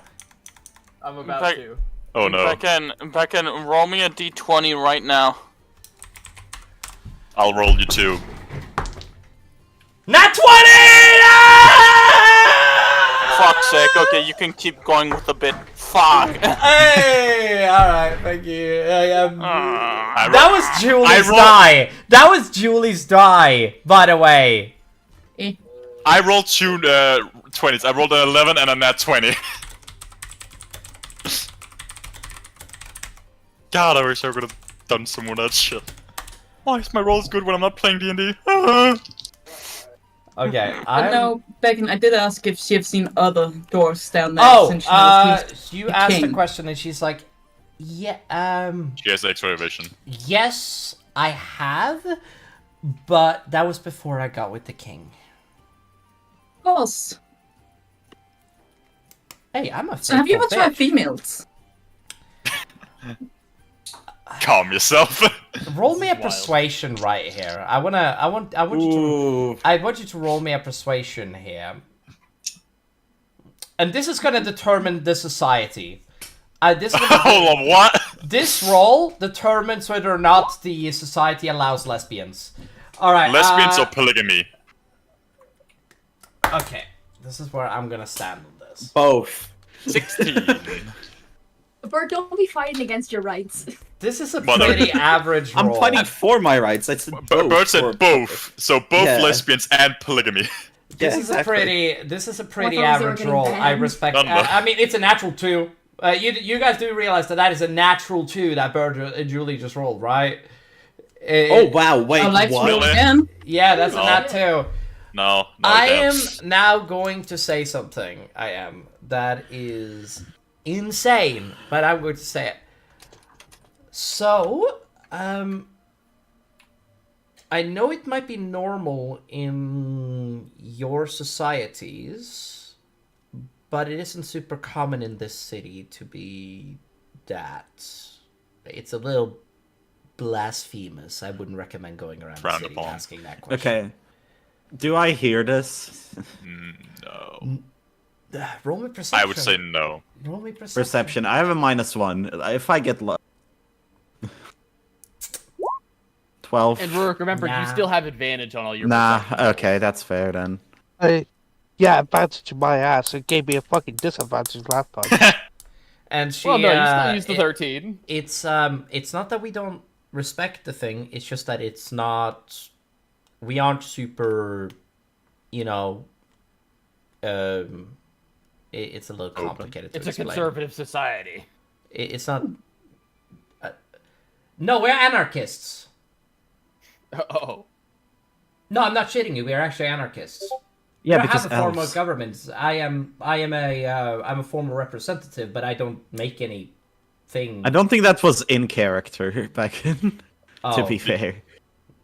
Yeah. Also, I'm they're not still supposed to talking. know. Canon. Remember, they're still talking to the king. Yeah. Yeah, but she explains this to you. Is there Bert? Are you there? Julia, you there? Hello. I'm here. All right. I was just waiting for you to actually say my name and not Bird. Bird names everyone except you. Yeah, that's typical fucking Becken. Go on, Bird, Julie. Go on, Julie. I rolled 2 not ones. What the fuck? Anyway, if you and the king ever want a third wheel, I'll gladly try a threesome. Do I have to roll for it? Yeah. I'm thinking. Second. I am thinking. Do I have to roll for it? I am thinking. think if you You need want to to give allow me a it. second. He needs to think about the DC. Before you do, Becken, He also has to think if it's something he actually to wants to keep do. people on suspension, roll me another d20.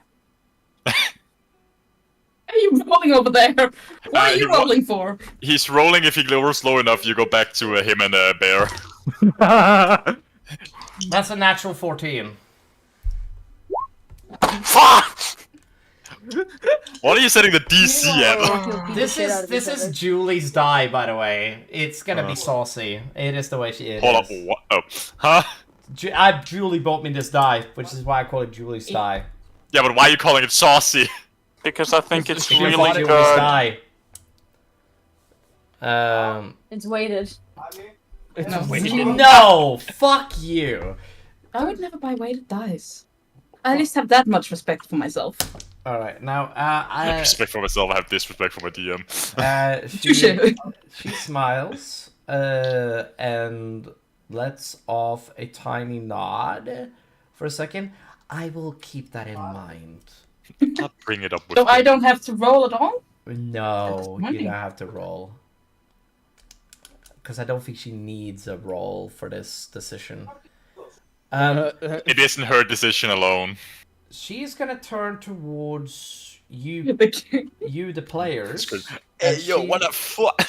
And she's going to say, I will soon be traveling into my city. If any of you should wish to come with, by the way, you can. I look over at Marcus with like a please expression. Please bring me away from these fuckers. I'm like, I'll come with. I'll gladly join you too, darling. I just nod. I just sheepishly nod. All right. You see that the king then nods and says, right. And he takes the hand of the girl and he kisses her hand. Eric can't remember her name, so it says everything except her. Nilvariel, okay? I remember her fucking name, okay? Shut you. Then why did you say the girl? Because it was the quickest thing I could think of. Shut the fuck up. Eric has run out of names and now has to go for like Nilvariel, okay? Shut up, okay? No, he has the names. He just makes them so complicated that he can't remember them unless he reads them. No, I'm not reading it this time. I remember her name. So this is Stacy and James the elf. I will never ever do that because I have more self-respect than that. But fuck you. Do you though? You do? Yes, I do. Sure. Sure, you say so. Who is going with and who is not? I'm going with her. I'm going with. I think Ibisis was looking at me like asking to leave where we are, right? You're like, yeah, I don't want to be at the dwarf's side, basically. All right. Yeah. So yeah, you see, of course. You see that the dwarf then nods and says, "Well, I shall get back to my city. I shall take my leave." Me and the captain has to go over some information about recent stuff. You all have a wonderful evening. Yes, so. And he steps aside a little bit, and he lets anybody that wants to go past. Excellent. Who wants to go again? Just want to get the number. It's gonna move everybody up. Who doesn't? That's probably easier to say. And that is Bird, and then... This is everybody. Rurik. I don't have control over Cyrus, but I know he'll follow me wherever I go. Okay, yeah. You know what I'm gonna do for you? Ibis has cucked me. I am covered up and I cannot control myself. What? Huh? Rurik, are you gonna... Your character was standing on top of mine, so I couldn't select myself. Rurik, do you want to go with them? Yeah, I don't want my best friends to be corrupted by the owls. Okay, I'm gonna... Bjorn is gonna... Bjorn, come along! And you see that he's like, brother, we'll talk later. And you see that... your brother goes with them and leaves you guys and disappear into the background they are in. I'm gonna move them all the way over. Bye-bye! All the way over to the city. Since none of you guys want to do that. So I'm now going to take control. You guys see that these elves are going to move out of the way. Now I am going to have to, as you guys get in, you guys see that... Move the camera, you fuck. First of all, you guys haven't moved, you bitch, okay? Relax, asshole. No. All Now right. I'm moving. All right, I need a minute. Is everything done, by the way? No. Yeah, maybe they should go get the two fuckers. Actually, no, we can actually go back to Now those. they're fine. Hold on, we can They pause, somehow managed to find the way break over on to the this bridge. in for a little bit so that the other guys can get a little bit of a time, since they clearly want to get a little bit more time. Alright, They we're like gonna to play cut back D&D, to not the watch it. arena, and we're gonna go over what is currently going on the other side. There's an adult blue dragon. Do not go in. William. Yes. Put yourself Yes. back. Oh, I was just gonna set myself up for. Thank you. I will kill you. All right. Anyway, it is on. Power word disappear. Power word erase. Power word does no longer exist. It's just Power word Diddy party. I don't even know what that means. Yeah, we're not gonna explain that. Alright, don't explain that. Okay, you guys are, after the great fight of the arena, which I think was pretty decent, honestly. It was pretty okay. You guys... Job. Who won in that fight? The dwarf. The dwarf won. Did you not pay attention? He literally did like a fucking... He did like some metal as fuck shit he did. It was pretty Well, cool. I weren't there, so how could I know? Fair. You know what? GG, Bird. Julie, fuck. Bird! I'm done with You know, I can't leave. I'm not! No! Stay! You fucker! Oh, We know if they're both women, but still. Oh, I hate myself. It just seems nothing is happening. Beckon, roll me another d20. No, I we want to get are out over of at here. you! We're over at you bastard! Oh, You over at us right now? Yeah. Okay, so finally, hold on. after a bit, the arena has finally ended. Me and Biggie will slowly make our way outside to the exit, which I assume is also the entrance. No, you're And going in the arena now. I'll be to Biggie. So that was pretty fun. Is there anything else you want to do? Feel about them. Oh. He just goes, I've seen things. Okay, I don't know what's Beckon. going on. I'm talking to this guy called Golden. Obviously. It's her fucking Okay, imaginary so friend. Beckon, would you, by any chance, in the area around us, do you think there is a place of entertainment that is not the Gladiator Arena now? What kind of entertainment? Are we talking the red light district? Child or- stuff. Are we talking the red light district or Should we try and get back to the rest of them? Or? You know? There's probably a tavern you can take shelter. Hold on. As you guys are walking past these stone buildings, you do see these, like... Hold on a second. I need to Google something. Let me just... or gargoyle?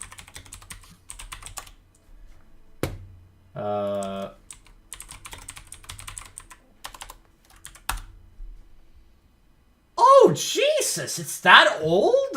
Alright, yeah. You guys see that it is...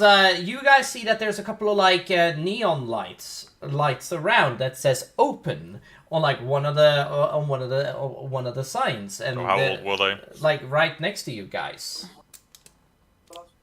Eric, how old were they? Okay. 1910, apparently. Christ. Oh, shit.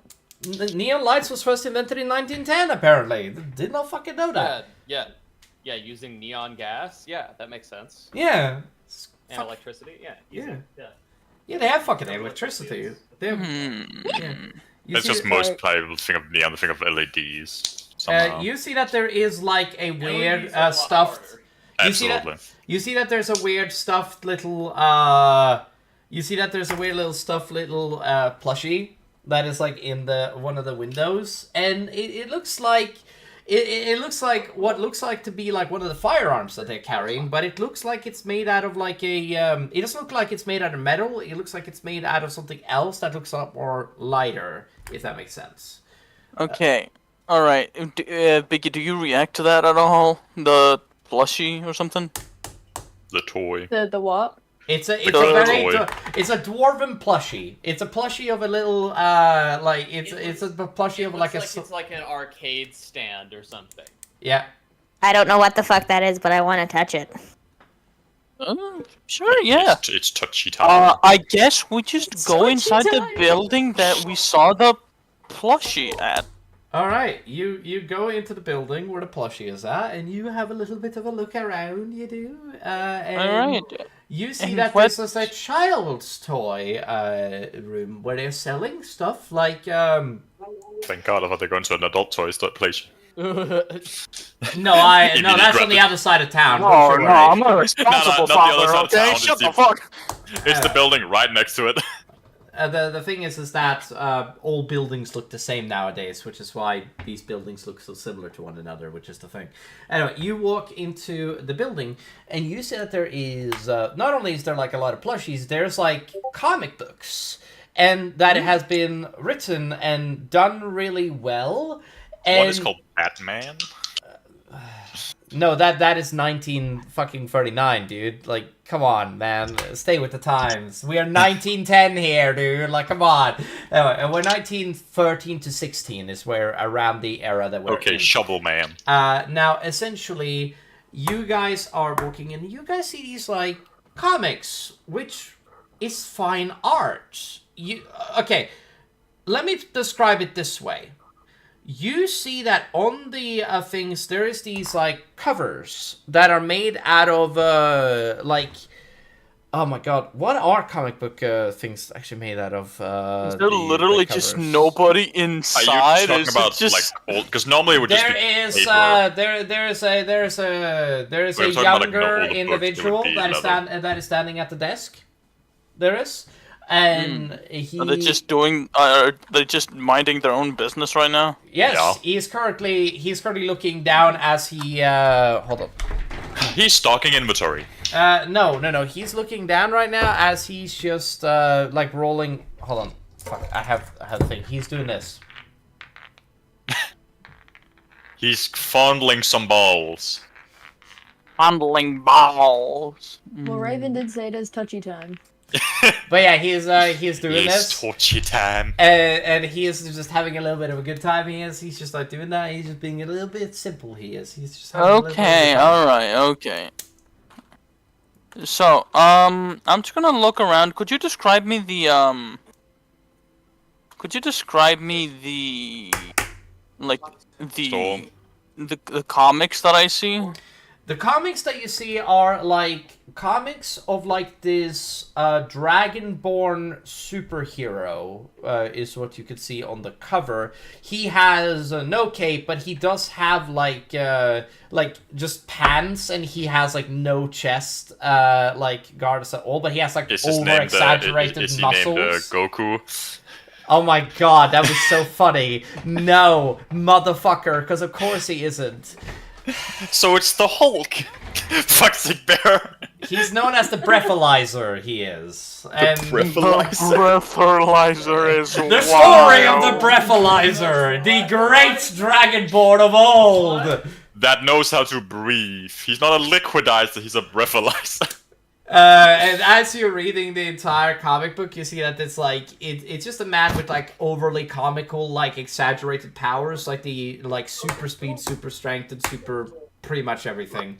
He does not have laser sight though, but he does have this like weird, like all of the breath weapons. Is that what it is? Yeah, he has all of the breath weapons. He has he does like comic bullshit with his breath weapons. Like he just does fire breath all of a sudden, but he like sets a city on fire. It's like it's Superman shit. He's like. Can you name me all the comics that are there? Comic number 1. Because I know. Okay, Beckon, listen. It's not one. I assume it's not one of those stores that just has one issue of one series. No, it has multiple issues. Because I have to come up with this on the spot, Golden. You have to give me a second. Okay, there's the Breathalyzer issues from 1 to 10. There is, and it's like 3rd edition. By the way, I also let it be known. And then there is, as you can see, there is like these thing called the Valugar games. Which, as you can see, they look like there's a die on the top of them, and they look like a D6 die, but they have, like, rune work attached into them instead of, like, normal D6 dice is the thing. Mm-hmm. And it looks like it's a game, And then there is the Valapurlizer, which is literally a guy in a top hat with a mustache that is literally just and it's like a board game, which it's like a square, and you go and you put and you put hotels on slots, and you basically... I love homes and humans. Anyway, I don't know these not ideas, funny. okay? I'm sorry. I'm trying so hard right I love now. Homes and Okay, Humans. It's my okay, favorite okay, fantasy okay. game. I love Death. Okay. The game. What is Norman Biggie doing Normies right now is inside a the game store? you see on the store. Norman Normies is a game that is literally. It says here it's a game for normal people for like that is like literally like it's a real world fantasy where there's no magic and it doesn't exist and. And it is literally like the opposite of Dungeons and Dragons, but it's like a world if magic didn't exist. Yeah. Office and Cats. Office, yeah, Norman Normies is what they called it. I love Homes and Humans. Homes and Humans. Homes and Humans. Okay. What is Biggie currently looking at that is currently interesting him? Because there's comic books, there's board games, Biggie there's... cannot read. And also, first of all, I have a question. What are they written in? They are common written in Dwarvish, I believe. There's some common items, not gonna lie, obviously. but- It's because, like, can any of those two fuckers read Dwarvish? No. Can? I mean, Biggie just can't read, so rather just can go. I would teach Well, I Biggie can't- well, I to don't know read, but Dwarvish, that's I know- later. I know Common, Null, and Infernal. No. Of course you know fucking Infernal, you cretin. Alright, I know Infernal, bitch. Wait, what am I looking at, I don't know. Julie? Like, my character's going to speak like 6 different I languages. see. Okay. You don't know this game? No, I have never seen this game before. It's Callaghan. Oh, that. I think it's more Danish than anything else, I've got to be honest. Really? Yeah. Okay. I will say this. You do see that there's like plushies, and it does look like there's a character that goes around, and you do see the breathalyzer on like one of the like shelves, and it's like it's a thing where you just like squeeze his hands together, and basically his pecs comes out, and it's just really stupid. This fucking Elastic Man. No, it's a reference to Hercules, but Okay. yeah. There's this toy called Elastic Man, just fill some rest and just bend him as you please. No, it's and you do see that there's a lot of comic books, but there's a lot of superhero stuff. There's the ballistic league. I don't know what the fuck they call this shit. Okay, there is just a lot of shit, and then there's like toys, actual toys. That's so nice, League. Right? In Which is, regardings like- of like just in regardings of like plushie toys, right? And I don't want to drag this out too much because I know it can get also a little boring for some people. So in regardings of toys, currently I'm gonna ask Biggie, which is the one that is mostly interesting you? Like is currently interesting you? If by Becca's descriptions, how many plushies are there? A lot. There's a cute Okay, can you describe me like unicorn, some? centaur. Define plushie. Unitar. Unitar? Unicorn. You fucking unitard! I was thinking centaur and unicorn, and that would have been so disturbing. I just realized. Isn't that just a... It's a horse with a horse upper body as well? And it also has a horn. It has a horn, and instead of like, you know, the human also has arms, it has 6 pair of legs. Oh, Jesus. But 2 of them is just floating up top. I don't want to think about this right now. Okay, now, oh, Jesus. You fucked me. No, I always do and that. you find that there's like a lot of shit built in here. And as you see, plushies. There is a Dragonborn plushie. There is like a lot of... Imagine every fantastical creature, including dragons. And the dragon one is big, by the way. It is massive, the dragon one. It is life-size. It is bigger than Biggie. Wobbling. Right? That's the thing. The dragon one is bigger than Biggie, and it's clearly a model of the dragon you saw earlier flying above the ship. I could take that guy in a fight. Of course you can take a plushie, you can't fight back. Yeah, you can't. Yeah, fair. Yeah, fair. They look like me. Yeah. No, What is it doesn't. Biggie? I mean, it's bigger than you, Biggie, but yeah, let's not go. No, with just that. like furry.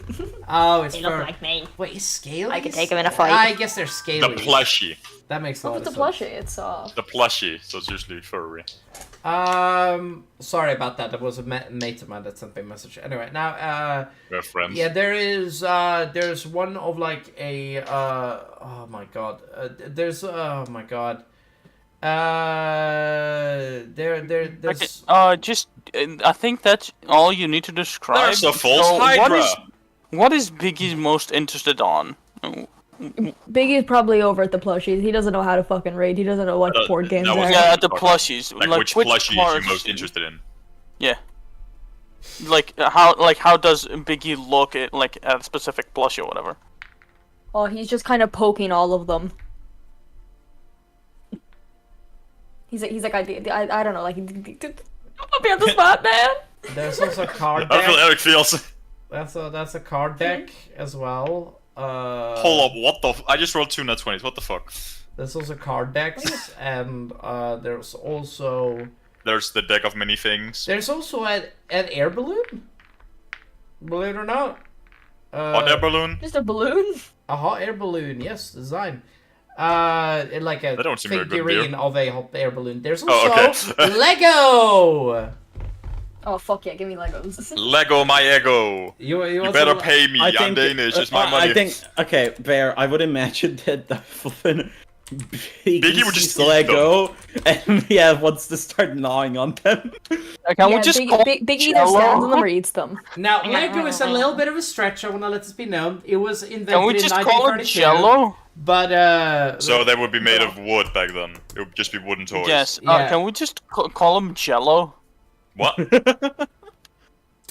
disrespect my G-E-L-O. country. Sure, why not? You know what, Jello? Yeah, fair. I like that. It's brilliant. Anyway, yes. Don't disrespect my country like that, you fuck. No, we love. Where? We love Lego. Okay, don't ever get that wrong. It's fucking awesome. I love that shit. For copyright reasons. Copyright reasons, not Lego. They're not gonna sue us for literally. You never Even if know. they do like copy this, he gets no money off it. They gets 2 views. Okay, yeah. I am one of them. Hey! We were on 4 views earlier. We were on 6 actually. I saw that earlier. Okay, how many of people in here viewing it currently? Right now 2. Yeah, and I am one of them. I know, man. Anyway, so I'm gonna guess Biggie is just looking at the plushies, probably wanting one. I'm just gonna be a responsible father figure, I guess. And grab the dragon. And just Papa Cole. grab Papa Cole. just some that Biggie may look interested at, and I'm gonna assume one of them is the dragon one. Okay. Okay. The guy behind like, all right. Well, this is gonna cost you 3 gold. Oh, that's really cheap, surprisingly enough. Do you have any other entertaining things for children? Points at Biggie. He points at the store. He points at the store. He just does the open hand like, the fuck you mean? Buy more stuff. Buy more Buy the store, dude. Like, come on, man. Buy the store. Give me the store. This guy clearly has Okay, alright. So I'll grab He is a being handful hidden for the of few plushies. I grab the... What did you call them? A Monopoly ripoff? Gilvario, no, sorry, Gipoli? Ghibli, yeah. Okay, Yeah. I grab the Ghibli board.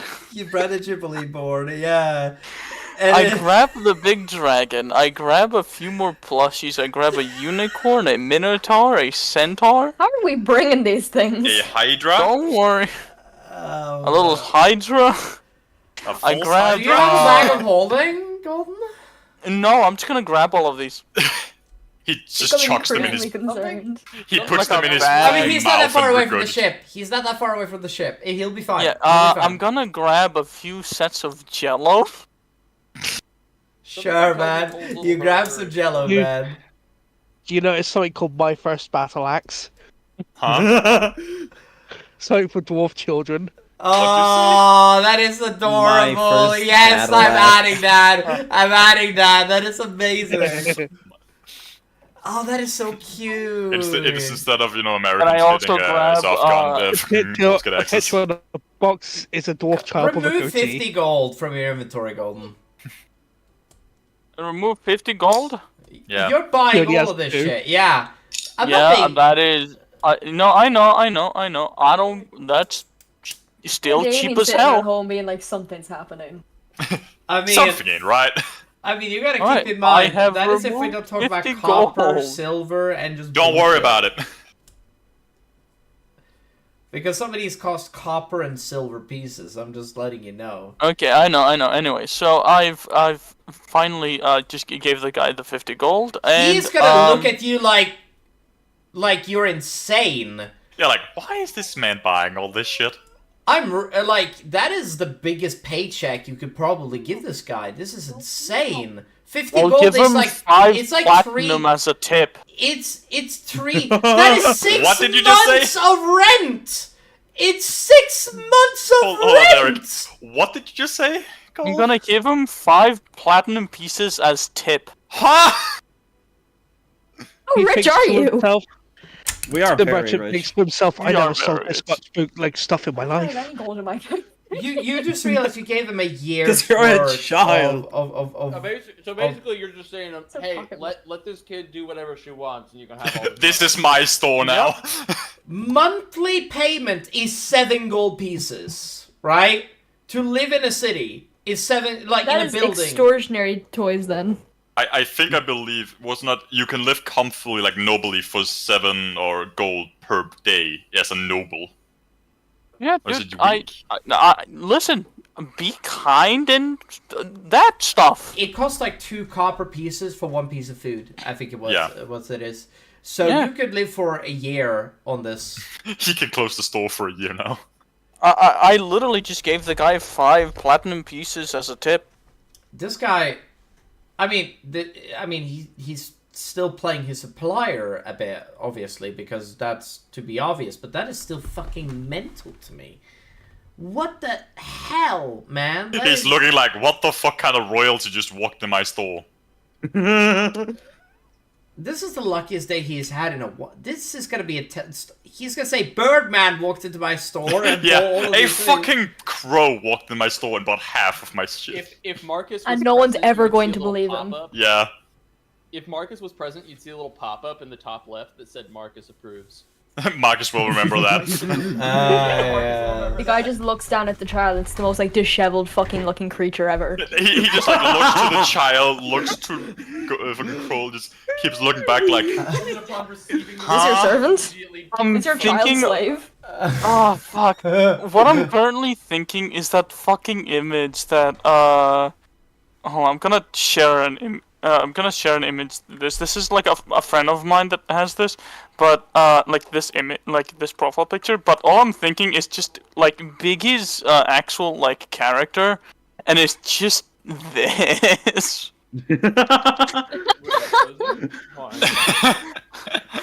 Fucking mob boss, Biggie.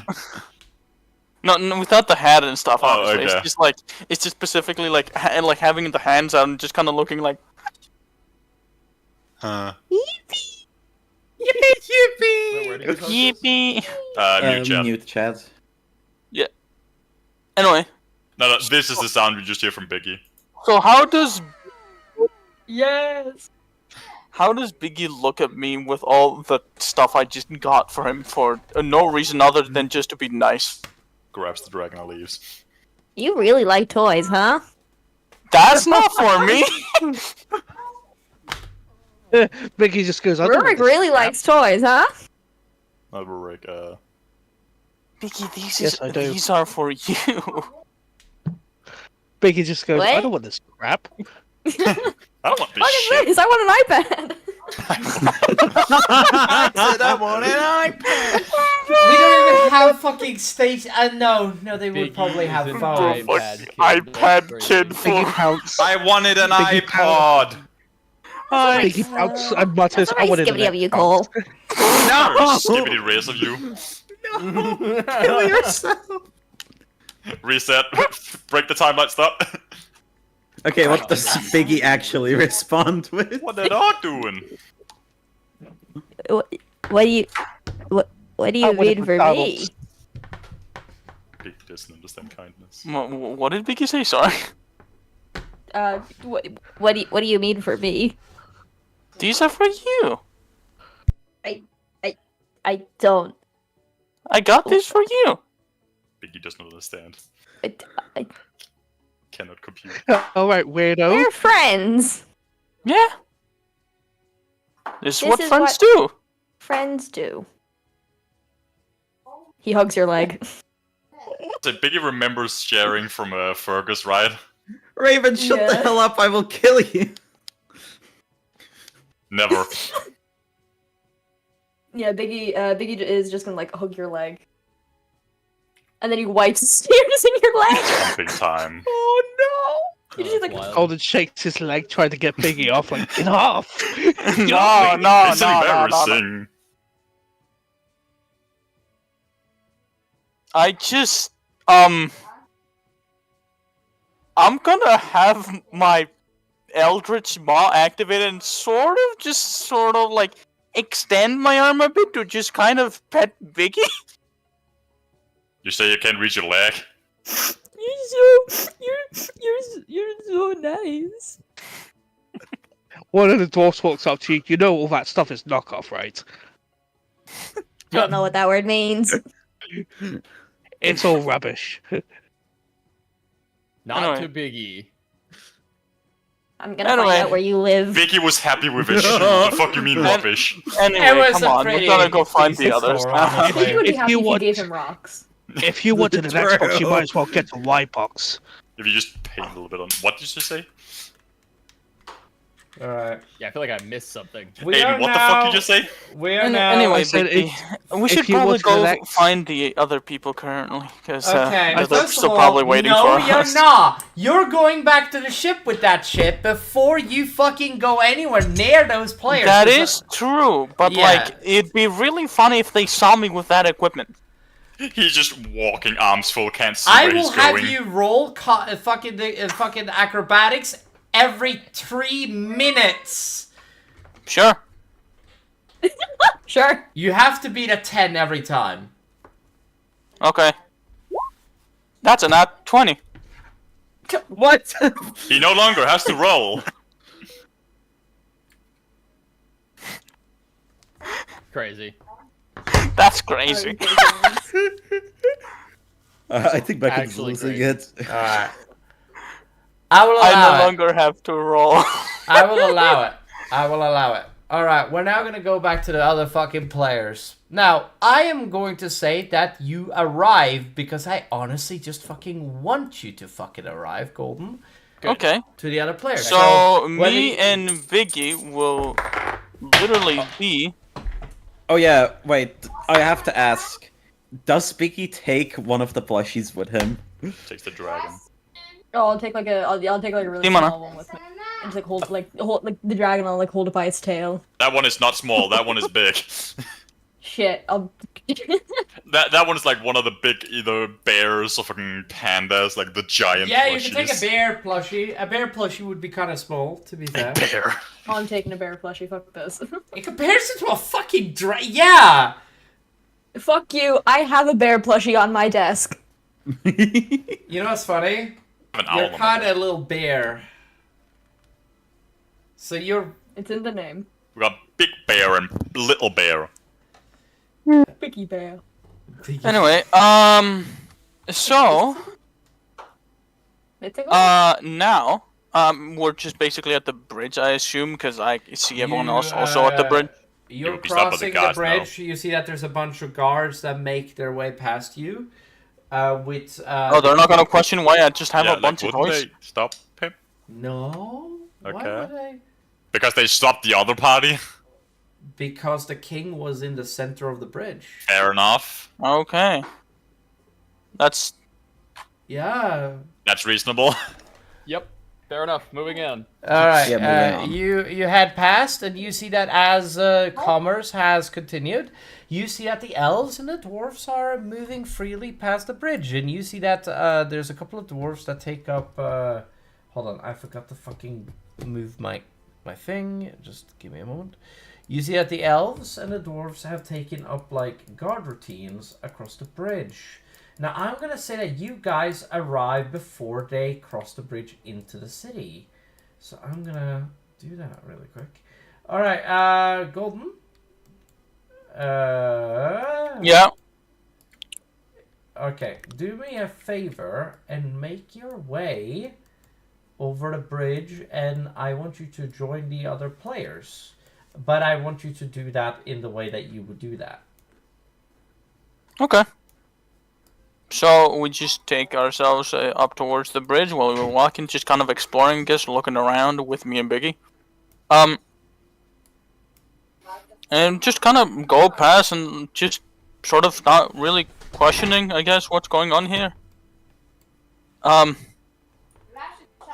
then, I guess behind Sarah's and Ibis's, we'll just kind of approach. I don't know if they notice us. Let me roll my perception. Yeah. I just want to say, as we walk, Biggie is showing off this like little plushie he's holding to every guard. Yeah, and Oh, that's a nat 20. And I'm they're like, just like, that's nice. I roll a nat 20 knowing that. Hi, Biggie Cole. You guys... No, you just turn around and see the entire mountain of plushies. You don't even see my head. I just kind of like trying to poke my actual peak, like between the plushies. You guys see a couple of... You guys see like a couple of elves and dwarves that are making their way past you. There's even a cart that rides past you at some point. Hey, watch out where you're going! You're like, what I'm fine! Alright, I just... Ibis, as she sees the plushies, just kind of sighs. Did you want all of this, Biggie? I just kind of bought it for him. Fair enough. Like them. Me like you. And you see that, hold on. You see that the elven woman, she kind of kneels down and looks at you. And it's like, hello there. Hello, I'm Biggie. I'm very big. Who are you? Oh, you're absolutely massive, you are. You are bigger than the giants of the world. Yeah, Biggie, very big. And, I like this one. And you see that she... Can we keep this one? She pats you on the head. She does just... Yeah, you are quite big. Bigger than most. It's nice to meet you. Yeah. She gets back up and says that... You are a Kenku, am I correct? What? Maybe she's a cat. Yeah. You don't sound like your kind. Oh no! Don't expect me being just a typical Kenku. No, I am half Owlin. Your people are super wise. We actually, like, our people in the Owlin has learned of each other for thousands of years. Not this one, I'm afraid. This one is not. Wow, wise. that dig, man! Wow! Yeah. Oh my god, it's been like... It's an honor to meet a, well, it's an honor to meet you. It's an honor to meet you. Alright, shall we enter the city? Also, are you gonna be... such an ass today, because he's in a bad mood. Do you want somebody to carry that for you? No, I'm completely fine. I can carry this with no problem. Okay. Let's just go to Julian, chuck him in a magic bag of holding. Alright, we are now going to move this along. And we're not gonna... I'm gonna grab Saris and I'm gonna move Saris up with you, Julie. Also, So can I assume that she's that the elf is a cleric? Yes. Should try. Okay. I'm just making sure. Well, she's a priestess, that's much you know. Yeah, exactly. I'm just She's a magical priestess, that's what you know. Yeah, she could be a druid, to be fair. Yeah. Yeah, exactly. That is Could always actually just not ask. a bad assessment. I kind of respect that. Anyway, Yeah. As you step into the elven city, a sense of overwhelming magic fills the air. And I mean all types of magic. Druidic, Black magic. wizard, no, shut the fuck up. The only thing that you cannot sense is, what is the one I'm looking for? Paladins? Runic? No, necromancy is probably the one that I'm thinking Yeah, about. that's probably it. I have to be. Wait, Vicky. Oh wait, Biggie. Biggie, keep your magic down. Can I roll an insight on? Actually, okay. May I ask a question to the elf? Sure. To the elf, yeah. Yes. May I ask, because this is a very contentious topic in the Material. material plane. Thank you, material plane right now. What does your kind think of necromancy?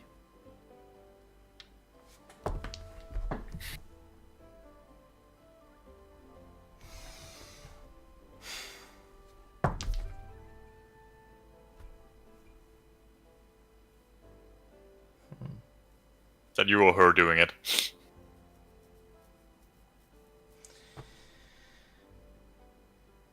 Necromancy? We worship all type of magics here. While necromancy isn't openly practiced, it isn't something that we shy against. The only thing that we are a little against is that it's a little against the laws of nature. It's not something that's my god is super happy about, you know. But we aren't super against it. No. I'm just making sure because. Oh, you're talking about you're talking about the Grim Reaper there, and she points at Biggie. What? Yes. Don't worry about it. Yes, I am. Right. I understood that, and she looks at Bear, she does. And she looks at Bear differently than you do. You don't know what Bear she sees, but she sees something. Can I roll an insight on her? Absolutely. Thank you. I don't know if I'm trying to get something specific. I don't think so. Doesn't matter.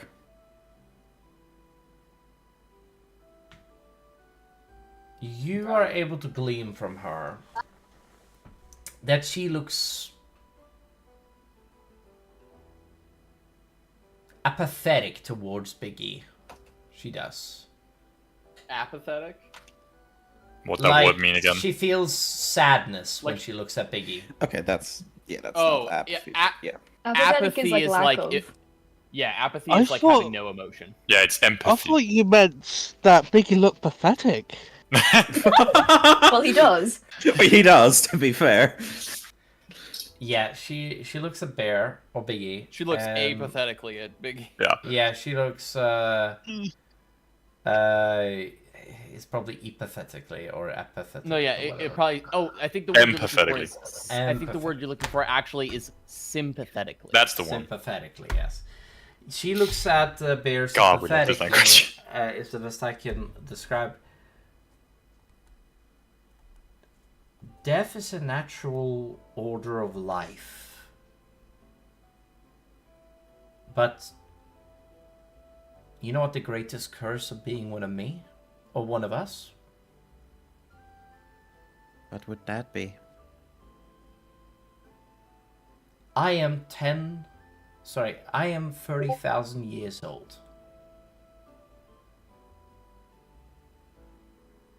I can I guess see where this all. is going. I see you guys all as children.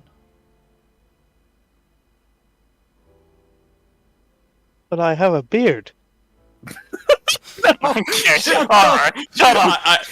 I love how it's just the but I have a beard.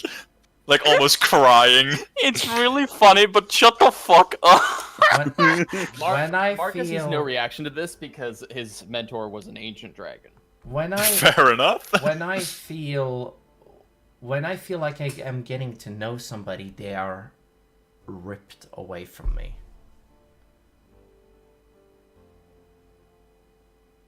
I feel sad because I know where her path will take her. I know where his path will take him.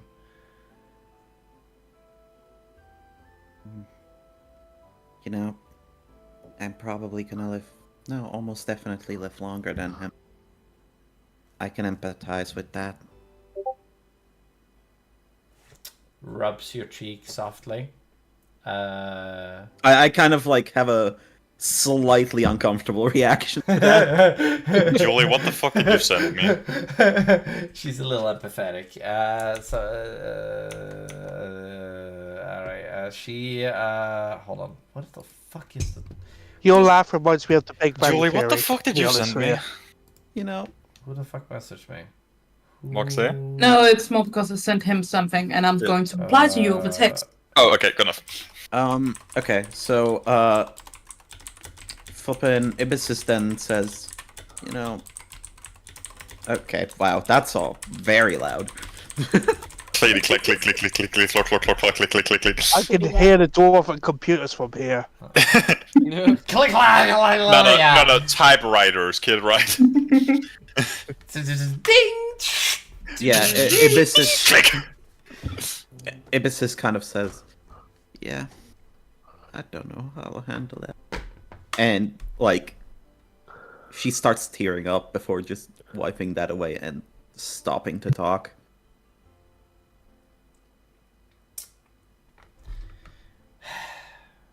Right.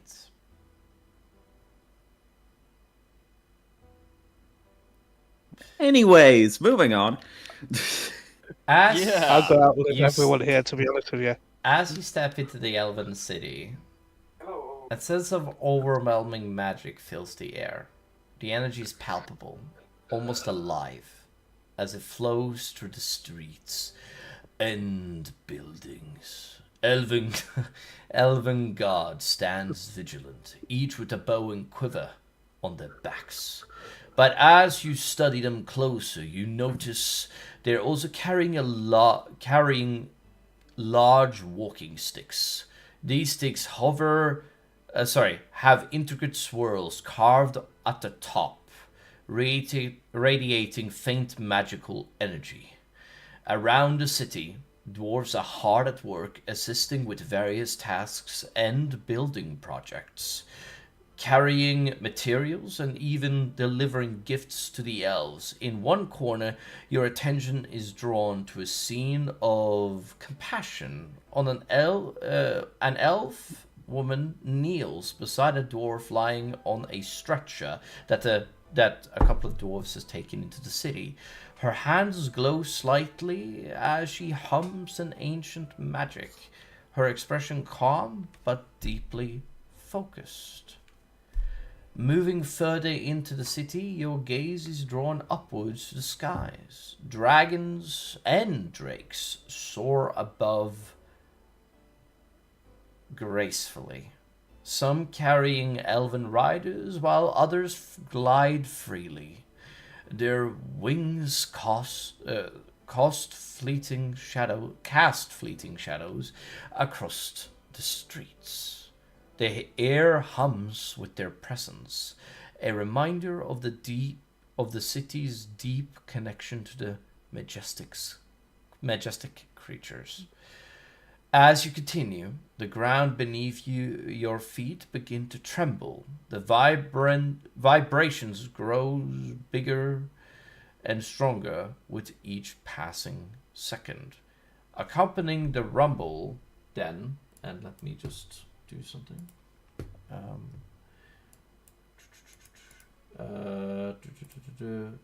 Okay, there we go.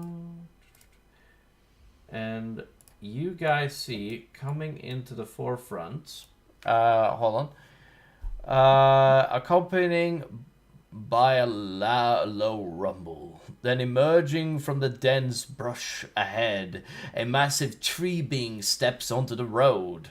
Its bark-covered body is adorned with a long, lush green beard. And atop its form is a smaller feminine figure, their forms appearing to slowly fuse together. They move with a deliberate grace, crossing to the other side of the path.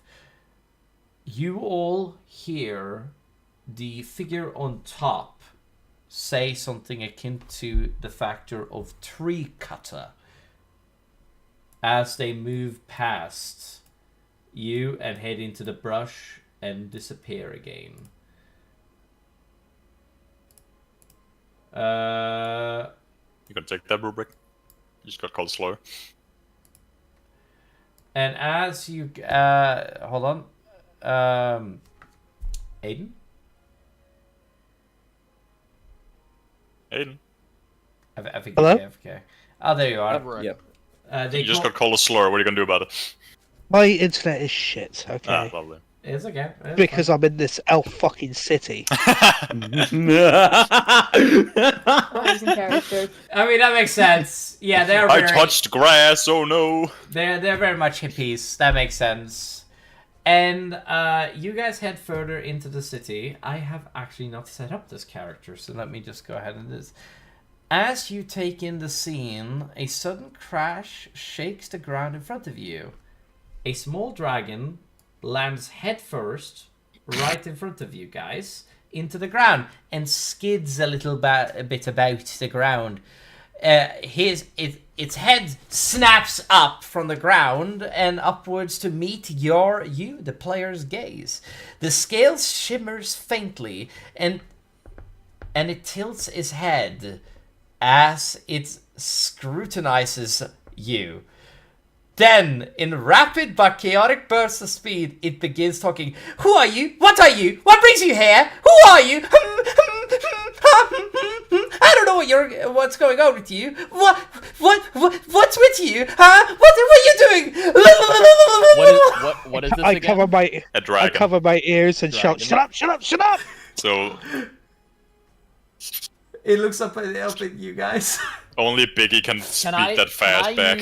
Can I use my dragon mark to not necessarily command this dragon, but sort of like tame it? With like an animal handlings check? Like, would I be able to get advantage on that? They aren't animals, well. They're sentient whatever creatures, you think remember? would be persuasion. It would be persuasion, and Animals would be with an insult on or something. Taming a dragon is... I would more just It's say not even calming tame, down. but like I want to exert my draconic power. Authority. Yeah. All right. He wants to do the down. Baldur's Gate roll. Are you gonna ride it? Right. It's No, I mostly just wanted it's to a calm down. tiny Do you have creature. vomitory? Yeah, can I just use my dragon mark to get advantage on persuasion to make him? Sure. You know what? Why the fuck not? Have fun. Cool. Eric, what the fuck is that? A 15. It's Ah, a no. table. What do you think? I don't know, a bomb? I don't know you. Why would I make a bomb, you asshole? For all I know, you're a terrorist. You take inspiration from 9/11. Okay. Well, we're not talking about that on stream, okay? I am. Yeah, careful. Ever. Like, that is a bit step far, okay? We're not on Twitch, are we? No, only no. I'm trying to get Twitch to work, but it's something I'm gonna have to fix over time. Anyway, Twitch is kind of going through a crisis. Yeah. Oh yeah, tell me about it. Okay, it's so also where were harder we? to Oh yeah, do sit with alive. All right, so you find out. Okay, so you are able. So you basically the dragon mark. You feel a sense of authority come across your mind. You do as you try to put this onto the dragon. Sorry, not Drake. Drakes and dragons are two separate things. Yeah. And I imagine it's kind of like almost like a primal like alpha male figure type thing, right? Alpha male, you're gonna beat it up? Well, you do No, know like- the no, alpha like, male neither- studies like- is a joke, right? You do know that the Well, actual... no. Well, yeah, but like mean, alpha now males what we are mean a by thing, now what but- we mean by that is simply just like the one who exists at the top of the hierarchy, right? You mean So dominance. the alpha female. Yeah. That's what you mean. Exactly. Just... I mean, technically. Yeah. Right. Yeah. Yeah. So it's more like I'm asserting myself as higher on the hierarchy than him, and then telling him to settle down. Okay. I'm gonna roll something for him really quick. Get ready to get bitten. Alright, I will now explain what happens next. He looks at you to the side You like me, huh? You like me, huh? What are you? Who are you? Bring the energy down. Bring the energy down. Why? Bring it down. Fucking 3-year-old child, oh god. Bring it down. Just like me for real. And then I'll kneel down and put out my hand as like an introduction. What do you want me to do? Bite it? I grab his paw. Claw. His claw. Oh, you grab his claw. Yeah, and I say, "This is how we say hello." Oh, interesting. I didn't understand that. Well, that's kind of cool. I never did that before. I step back a little bit. And, Jesus Christ, Porky Pork. and I will do the same gesture. I bet you didn't see that one. A handshake with me to like demonstrate. Yeah, you give he gives you your hand. It's like, yeah, it's nice to meet you. Well, yeah, it's good to meet you. My name's Marcus. Marcus. Oh. What's your name? Marcus? Marcus. Marcus. Okay. Marcus. I'm trying to be a child here. It's really fucking hard, okay? I mean, you just need to be yourself. Wow. My name is Yorlaya. Roll 2d6 psychic damage. Fuck yourself. Okay. Vicious mockery. My name is Yorlaya. You're a liar. Yorlaya. It's good. You're a liar. I think this guy might not be telling the truth.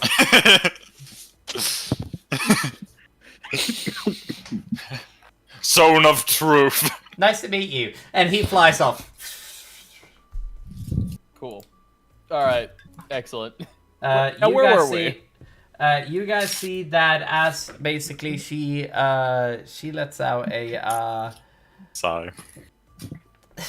That is our youngest resident of dragons. That is Uriah. He's a little spirited little fella. Yeah. You know what? Oh yeah, she would know. She looks at you, Marcus, and she's... Do you want to see the drakes? Sure. I'm now gonna just take you guys over to where the... Okay, this is gonna be a little complicated, what is gonna happen here, but I'm gonna now show you. You guys... Okay, so this is what you guys see. So let me just quickly just see that. As you guys walk to the right side, you guys see that there is 6 drakes all around like a field together. Oh my god.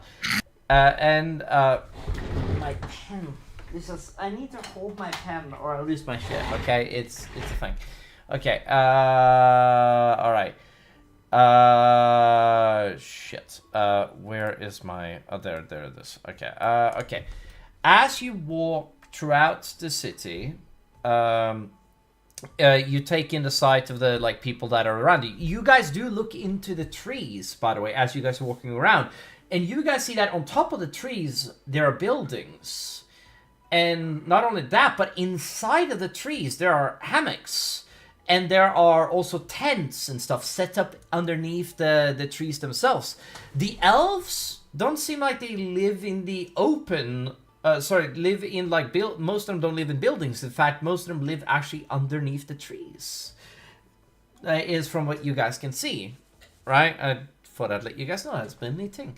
Anyway, you guys have a look around. The magical energy around the city is very ever present. It never changes. Interwoven with vibrant bustles of activity. You know, there's a lot of people around. And you head south once you guys reach the middle. And as you guys do, you do see and find yourself in the area that is dedicated of the caring of drakes. That you guys do see a lot of drakes around. The creatures are stunningly majestic. Their scales shimmer in the hues of green, gold, and blue. Under the astral light, the air is filled with a low growl, chirps, and occasional flap of wings. Your attention is drawn to a woman tending to one of the drakes. She is doing her job, taking care of these drakes, and she, she's just gently like rubbing her hand throughout one of the manes of the drakes, the blue one to be exact, and she runs her finger through it, and as she says that, she notices you guys, and she lets out a warm, she offers a warm smile towards you. Oh, hello there, she says, her voice very light, and she is very friendly. Greetings. Have you come to see the drakes? Yeah. You guys see that, you see that there's a drake that is flying in the air. This one draws your attention immediately. You know this is a blue drake that is flying around. What you see happens at one point is that she literally turns herself into a lightning bolt, and she flies around, comes out of her lightning bolt stand, and flies around, and she lands on the ground. She does, and breathes quite heavily. There's another drake that is like flying around faster than everybody else normally, but that's, his entire shtick. The other ones are like green and like less majestics. There's 2 females and the rest are males. Can I use my dragon mark to release some sort of like presence that would be similar to like pheromones or something to see if you want to try and get them horny? No, because pheromones are used for other things. Yeah, fair enough. It's like the kinship. I'm trying to see, especially if the blue dragon has any relation to my mentor. Go ahead. Was a blue dragon. Go ahead. I wanna see what do you want me to roll for something? I want you to roll history if you can. History. Okay. See if there's anything similar with a dragon. Okay. Do I get advantage because of my dragon mark, or is it just normal? Also, thank you for moving the camera. I was about to scream at you. I will say... It's okay if you say no. No. This is just me trying to like use like extra sensory abilities. I respect this, but no, I do. Okay, that's fine. It's a 9. All right. Not great. You didn't have to be anything super high. You do sense that there is like a... You don't sense that there's anything that is tethered to your actual aura. I will tell you something, though. Because you only had to beat a 5. You know that the big dragon that you saw earlier, when you came off the bow of the ship, was connected to the dragon which you knew. Mentor. Mm-hmm. Yeah. I'm just saying. Anyway, you have a look around, and you see that the blue dragon, she immediately looks at you, she does, and she even walks over to you, Will. The blue dragon does. I give like a bow, like a, lady. The dragon, instead of like as you give a bow, you see that she kind of tilts her head against you. She does. Poop the snoop. She tilts your heads against you, and she immediately she fricks, and you feel as she touches you, you feel lightning shimmer off of her body onto you. And there is... I'm going to ask you to do me a favor. Roll me an animal handling right now. Advantage. Okay.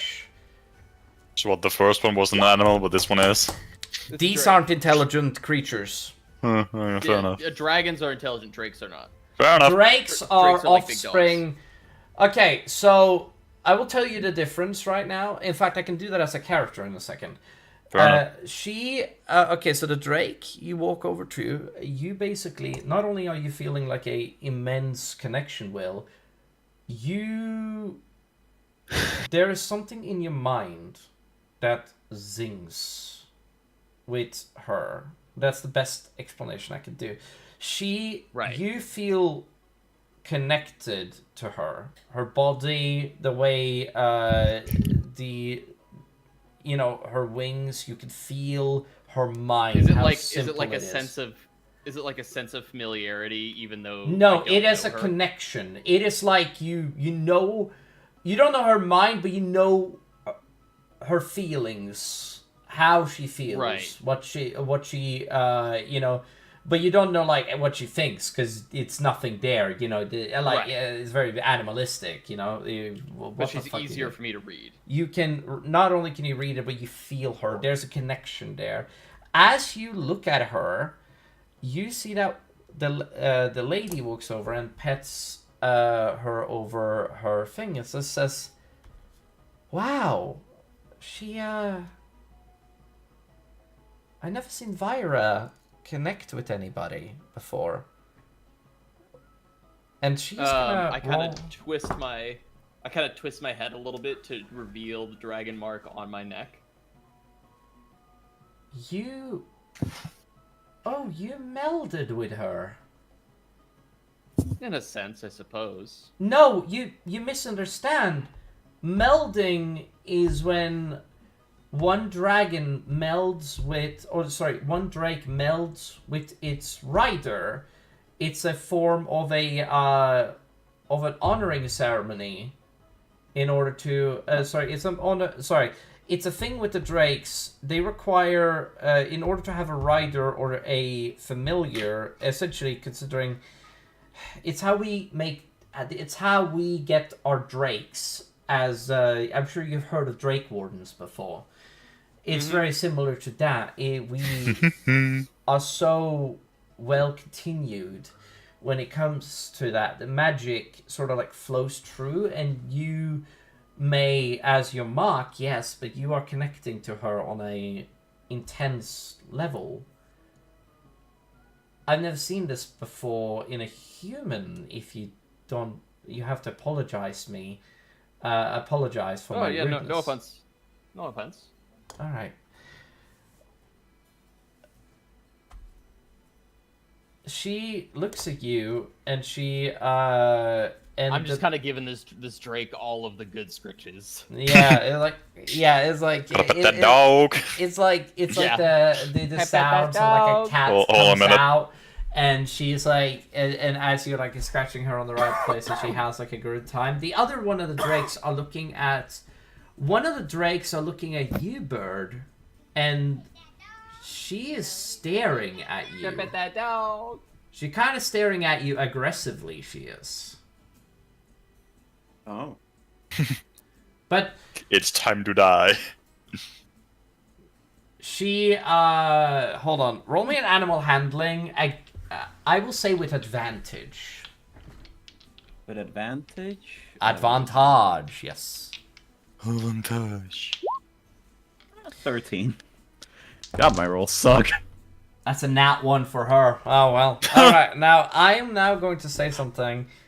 You see that she walks forward towards you, and as she walks forward towards you, she kind of delts her head into you, taps against you, like she did with Will.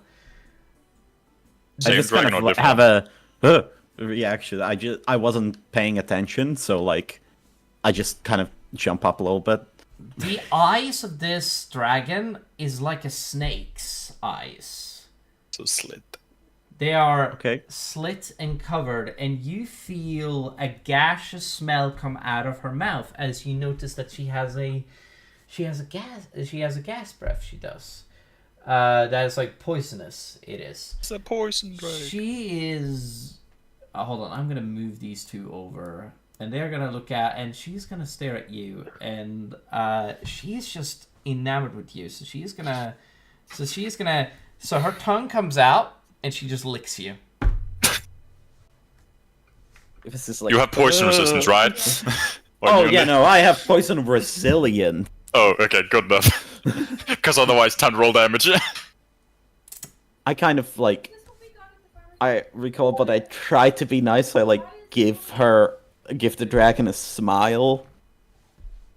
As like you, an awkward smile.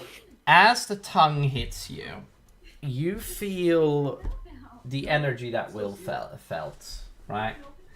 You feel connected to her in a, again, melding the same way. It is something, and okay, so what happens is she connects with you. She does. And what happens is that your resistance while she's touching you become immunity to poison. Ooh. And she has a power behind her, and her eyes are one of loneliness. It is. I wonder what this is implying. Loneliness and It's pain. you. I wonder what this is implying.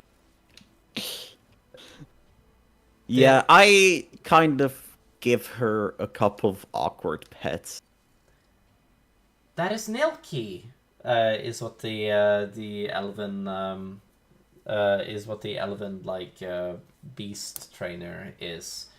That is Nilki. Oh. She's gonna roll for you too. Oh my god, my Well, rolls it's nice today. to meet her. 2 at once, huh? That's interesting. Nilki has seen war. She is one of our oldest drakes. She is she's a fearsome one, and she lifts up her wing and she shows that like there's a gigantic like scratch mark or like scar that goes across her entire the side of her body. That basically is like, this is a Voidborn's blade that went across her. It was. I give the dragon a nod of acknowledgement. The dragon actually bows to you. Her head dips low. It does, and she not, and as she moves up, her head does like a very courteous bow, and she turns around and she walks away from you. She does. Ibis, as she walks away, immediately tears up and is like, oh my god, that's so It's just cool. like me for real. Oh my god, that's so That's so awesome. That's so fun. And I'm crying. I'm crying again. Sorry, I was totally not paying attention the entire time. Don't worry about it. Don't worry about it. You won in More or this. less, Will and Bird seems to have gotten dragon pets now. He ain't done yet. Lesbian things? No. Not yet. No, one dragon wants to mingle with Will, and Bird seems to get a dragon too. Bird got that poison lick. I will kill it. Oh my You'll god. try. Death! Yeah, It's anyway. fair, I have mini statue. Cool dragon.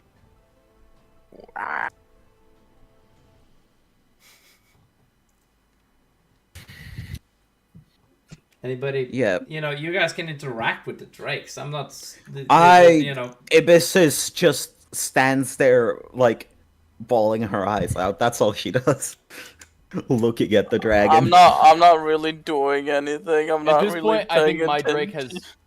At this point, I think my Drake has fully rolled over, and I'm giving her belly rubs. Yeah. Belly rubs. I kinda can't do anything, probably because I'm carrying a lot of plushies Yeah. with me.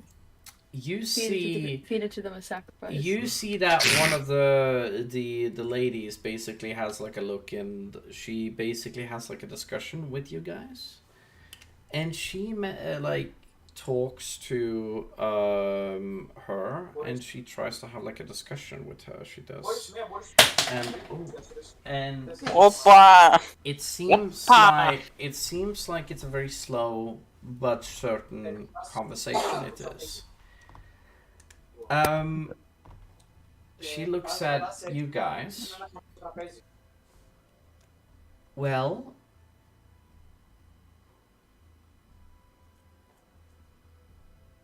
I've just had a discussion, and this is the lead ambassador. I just had a discussion about the Drakes, and since both of you melded with them. I apologize. My little sister came into the room. I think okay. I might have missed something. That's okay. No, that's right.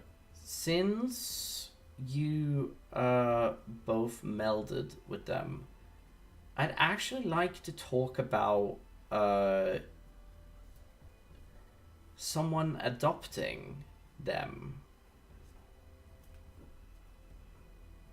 Because they are going to kill themselves if we take them away from you now.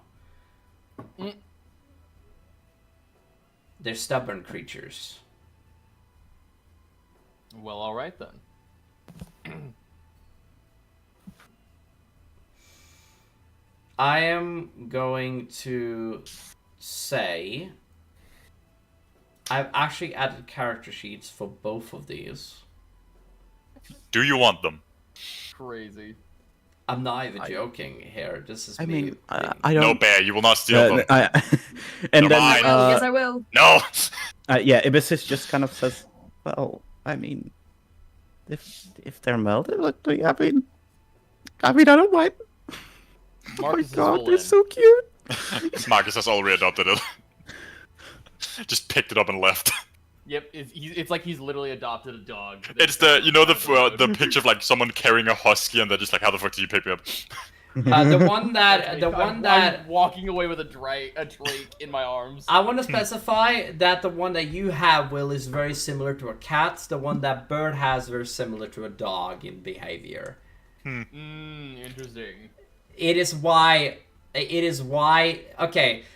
Why do you think the cat one walked straight up to you, and the Bird's one literally wanted to make sure that Bird asserted dominance over her, which is why she fucking rolled for it, which is the thing, you know, which is why that mattered. I do want to see if anybody else wants to do direct, but I actually this is actually a really good point to end it, unless anybody else wants to do anything before we end it. We're at the 4-hour mark. Ooh, okay, that's a good Close time to to end 5 because I have something to think about for next episode. Bird? Yeah, we're close to 5 hours. Bird? But I just want to think about something for next episode. Alright, sorry, yeah. Yeah, so it's a good time for me. Anybody else? Sure. Are there any of the dragons that seem to catch my eyes, or? There is. They are looking at the party. They just aren't, they aren't walking over to you guys. You know, they may just be too shy. You don't know. Go steal one. Yeah, just pick it up and run away. No. I mean, take an egg and run. I mean, Julie, if you really want to try and meld with one of these, go right ahead. I'm not gonna stop you. The only reason why fucking Bird and nah, I'm not gonna explain it. No. No, but Julie, if you wanna, assert your own dominance, you do what you gotta go, dude. Or do you want to be its pet? No. Yeah, then maybe What? get a dragon, honestly, because You don't want to be a pet of a dragon? I could definitely see some fan art of Voxy. She's the one who's gonna be making it, let's be honest. It's not gonna be fan art, it's just hers. It's just her art. Yeah, it's just hers. The fucking gimp suit with a collar being dragged by a dragon. So what kind of dragons are there left, and what colors do they have? Red and green are the two only left. However, there might still be more drakes in the city, you don't know. Which is Yeah, I'll wait to find a blue one. all right. Then we shall end it here for today. Aesthetic girly. I will. Sorry, what did you say, Bud? Aesthetic girly. No, it's more because if you haven't noticed, my character's smallest color is light blue. Yeah. So That's why she. That's That's exactly why what she Bert said said. aesthetic. All right, everybody. Matching colors. This is an introduction. Don't worry, we will get further into this. Huh? You guys have seen 1%. You guys have seen like 5% of the city. You guys haven't even seen the World Tree or the Snail House. Which is not Snail house. It's not a snail house. It's a dragon turtle. Anybody shell, here but- immortal? Yes. Every Stay elf. away from the snail house. Every fucking elf is immortal. Do you not know the joke, my guy? You know, you gain immortality, but there's a snail chasing you. Yeah. But also, let's just put it this way: you have the World Tree and the Snail House. Yeah, exactly. The World Tree, Yggdrasil, All and these that's amazing things to see, like with the World Tree, and the Snail House. What about the dragon? Because those two things are on the same. What what? about the dragon? Personally, they are. Dimmadome. You know the dragon Dimmadome. You know the Drag Dog Digadome. The drag dog Digadome. The dome. What about the Dragon Pump Room? You know what I'm gonna do? I'm gonna add some more shit for you guys for next episode. I'm very excited. I actually like this map, by the way, guys. This map This is excellent. I love this I map. like the map too. Yeah, this is actually the first map where I had to create 2 new fucking map concepts. Yay? The question mark at yay? Huh? Hooray? Question mark? Like, good for you?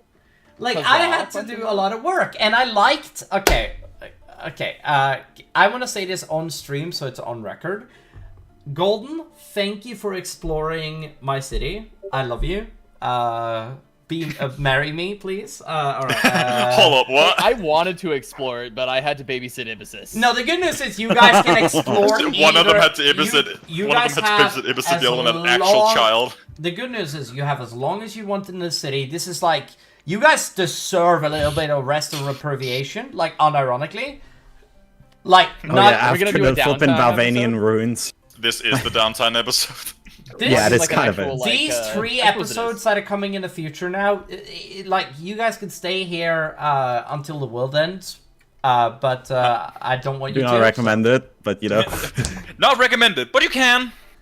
You just Anyway, roll for it. but Golden... It's ending tomorrow. But Golden, I appreciate your little side plot. It kind of deviated, and also it let me go off Which script. one of them? It kind of let me go off script, and it kind of made me want to think up stuff. The game stuff was a little insane, but I did like the gladiator arena. That was cool as fuck. I really enjoyed explaining, like, a gladiator fight. That was really cool. That was... Thank you for that. That's like a bucket list thing I can now tick off. Thank you. I can't tell you how much I appreciate you for that shit, dude. Thank you. I appreciate you. But yeah, the elves, and honestly, I love a lot of the lore of this place. I'm not gonna explain any, because up to the players, and you guys have to find that lore, and that's up to you. But I am really enjoying this, and I promise you guys, there is more to come. You guys have only explored, what, 35% of the Elven City? I doubt we've even explored that much. I don't even think so much either. I think it's like 10%. And also, who knows? Maybe we'll have a new player next week. But you guys are going to have to tune in next week for that. So thank you. All right. Everybody, you know, we appreciate you guys. And I hope you come back for the next episode of Fate of Asharon. I hope to see you guys next time. Everybody, say goodbye. Bye. Bye-bye. Bye bye.